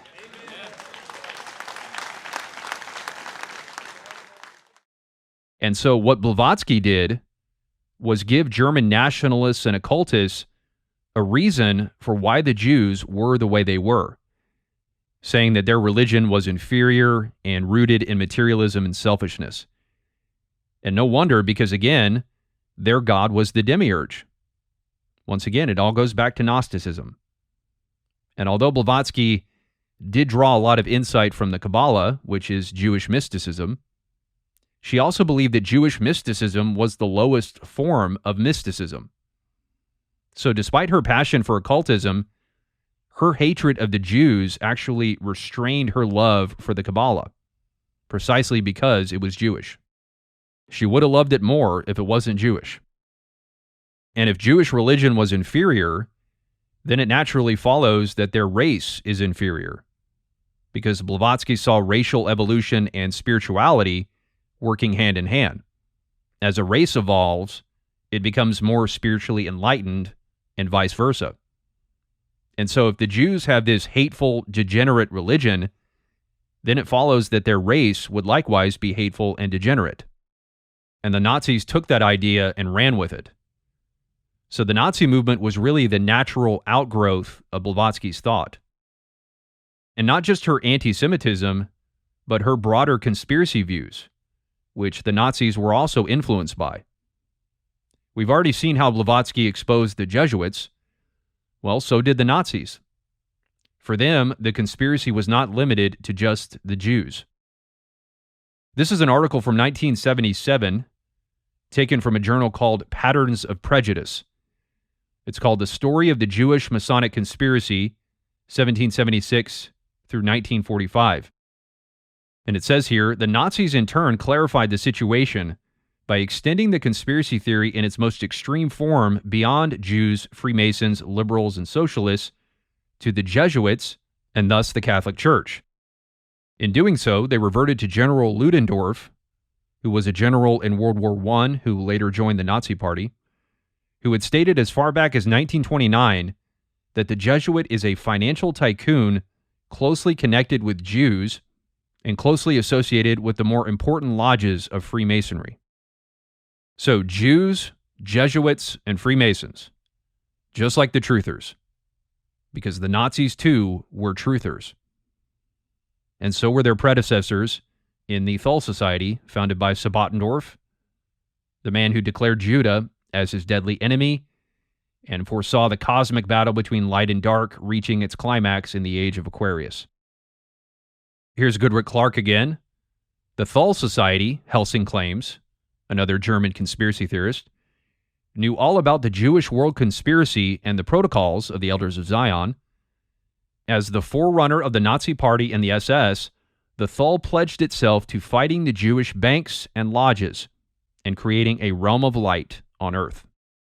I gotta watch my accounts because they've been frozen by the Jewish banks. The central bank of central banks is the Rothschild-created Bank for International Settlements. So it's a collection of central bankers who collectively run the international monetary system. All work together, with the banks to control the people. So fighting the Jewish banks and Masonic lodges and creating a realm of light on earth. And that's exactly what the entire world is doing now, building toward this so-called new age of Aquarius. I've been saying this for years, and I've now shown you other researchers who say the same thing, that this stuff always points to the Jews and leads to the rise of anti-Semitism. Always. Because it's all rooted in Gnosticism. So forget yoga, meditation, the Enneagram, and all that other low-hanging fruit of the New Age movement that Christian YouTubers love to expose as part of their ploy to give them Christian credibility. because the truther conspiracy movement to expose the New World Order is the most important aspect of the New Age. If the mother and grandmother of the New Age movement, Bailey and Blavatsky, were calling out the Illuminati and the Zionists and the Jesuits and saying that they were the chief cause of all the world's problems, then we cannot simply pass off trutherism, which likewise points to Zionism and the Jews and the Jesuits, as something separate from the New Age movement or Gnosticism. We can't pick and choose. We can't be selective about what specific aspects of the New Age movement we should be warned of. To ignore the dangers of conspiracy and trutherism is to ignore the most potent and dangerous side of the New Age movement. As we've seen, conspiracy was just as much a part of Bailey and Blavatsky's worldview as anything else.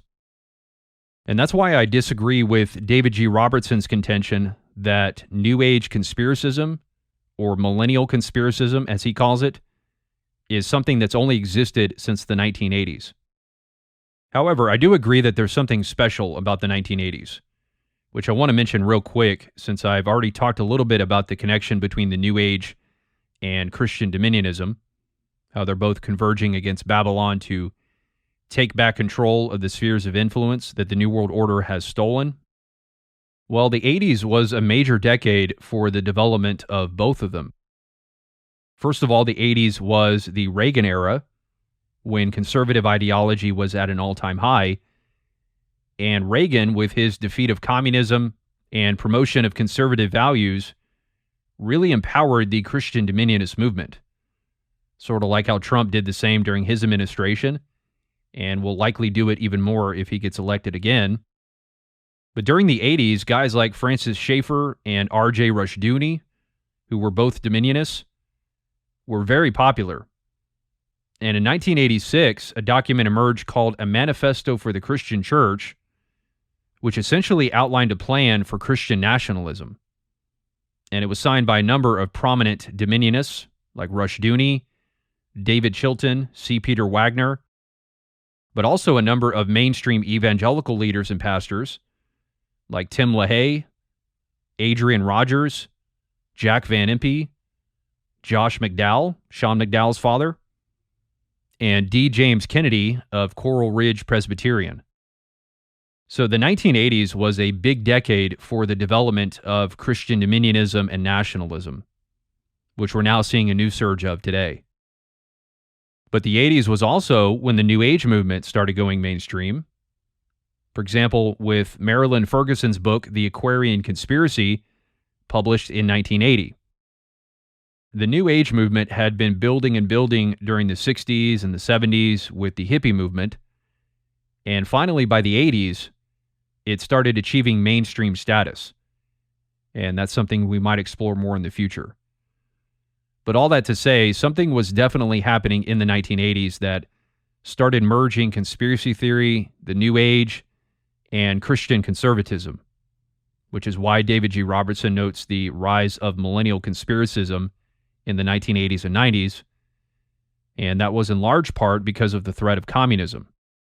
With the rise of communism came the equal and opposite reaction of Christian dominionism and the New Age. And as some of you may know, Reagan's wife was heavily into astrology.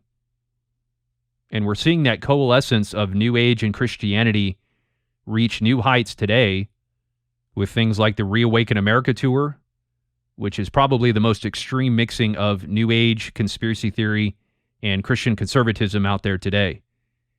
And just like in the 1980s, the thing that's driving this is the threat of global communism, which is a far greater threat today than it was in the 80s. And so what we're seeing today is essentially the 1980s 2.0. So hopefully now you have a clear picture of the Gnostic and New Age roots of the conspiracy movement. The New Age and conspiracy theory clearly have a spiritual connection that explains why they're always side by side with each other. And that's been the case ever since the birth of Gnosticism. And that's why we're seeing the pendulum swinging so strongly in the direction of the false light and the Great Awakening. Because this is the movement from which the beast will emerge.